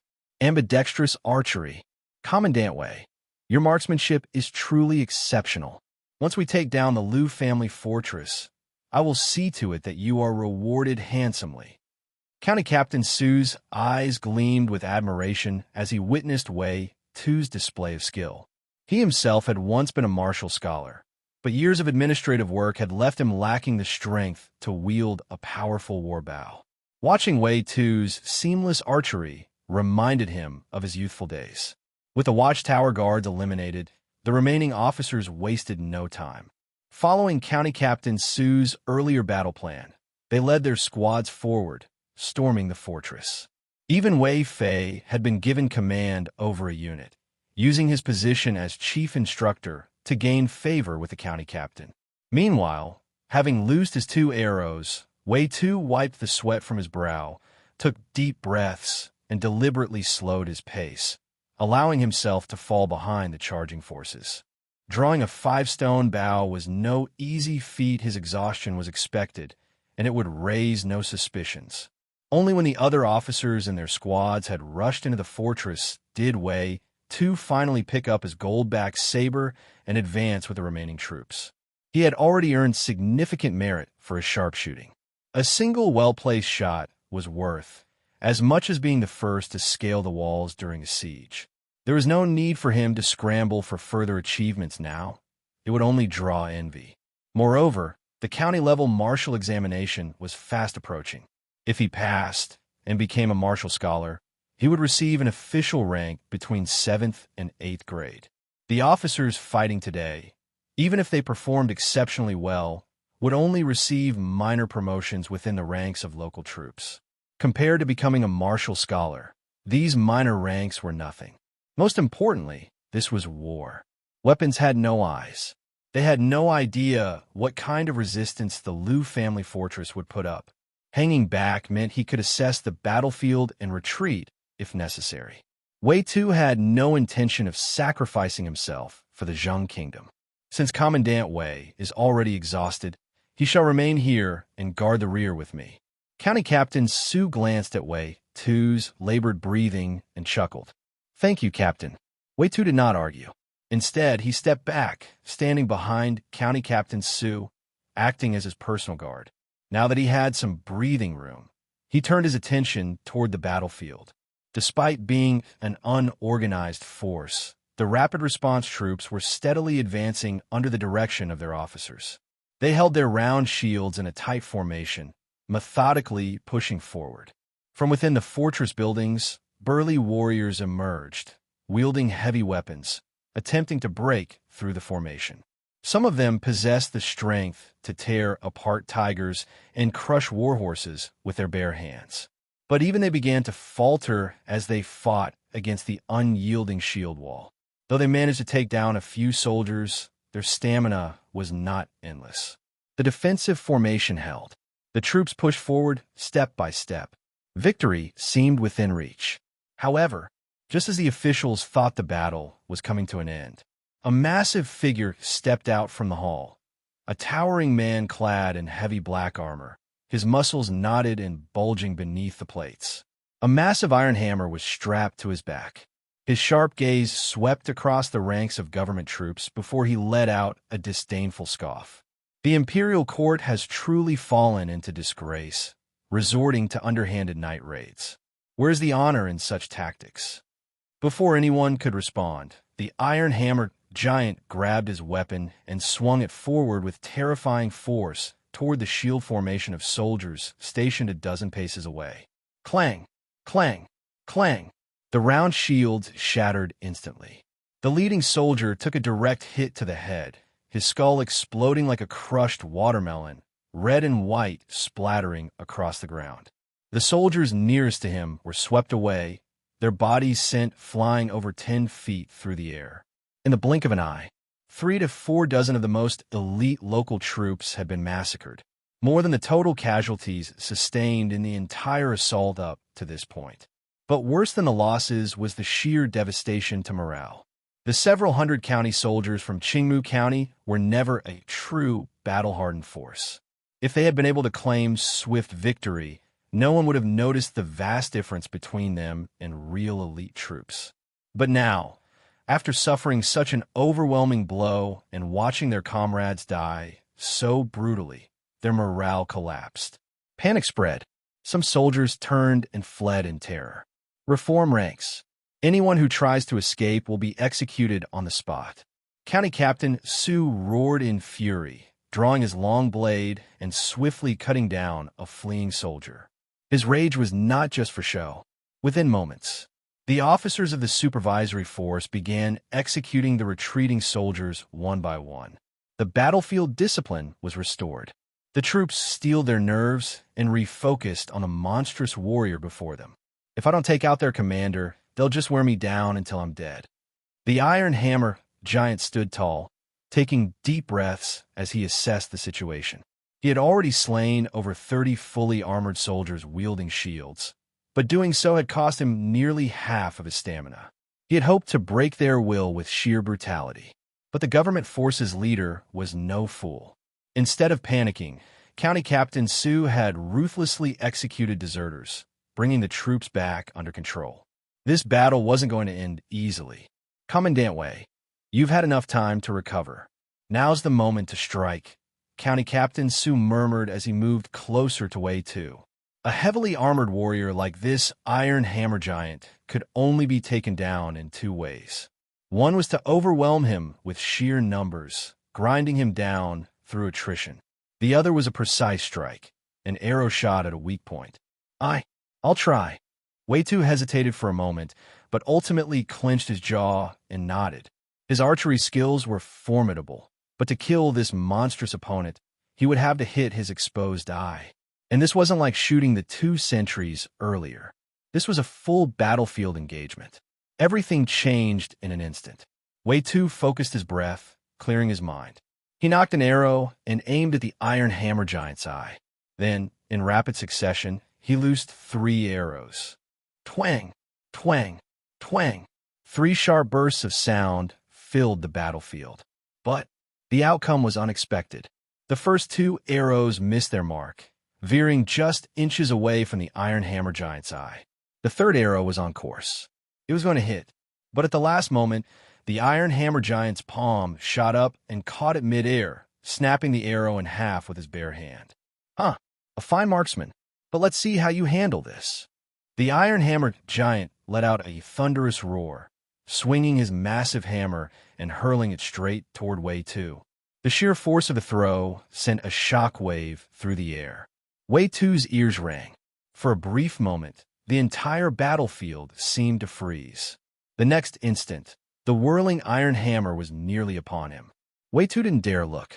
Trusting his instincts, he flung himself sideways, rolling desperately to avoid the incoming strike. Boom! A thunderous crash erupted beside him. Wei Tu twisted his head and saw the massive hammer embedded deep in the ground where he had just been standing. At the same time, a sharp pain flared up on his right side. Looking down, he realized the hammer had grazed his flank. His ribs ached, but he was alive. A cold sweat dripped down his back. He took a deep breath and felt his armor pressing into his skin. The layers of padding and the high-quality armor he had commissioned had saved his life. If he had been even a fraction slower, that blow would have crushed him completely. Wei Tu clenched his fists. I can't let myself take risks like this again, he muttered under his breath. He had barely escaped with his life. This was a warning. From now on, he had to be even more cautious. No more standing out. No more needless risks. Only calculated survival. Hello, everyone. As we wrap up this video, I want to share a quick note. I have a Patreon account. If you'd like to support me and enjoy on-demand audiobooks, you can become a Patreon member. Alternatively, you can check out my Google Drive link, which has 500+ novel audiobooks available through my Ko-fi or Patreon shop. I appreciate your support.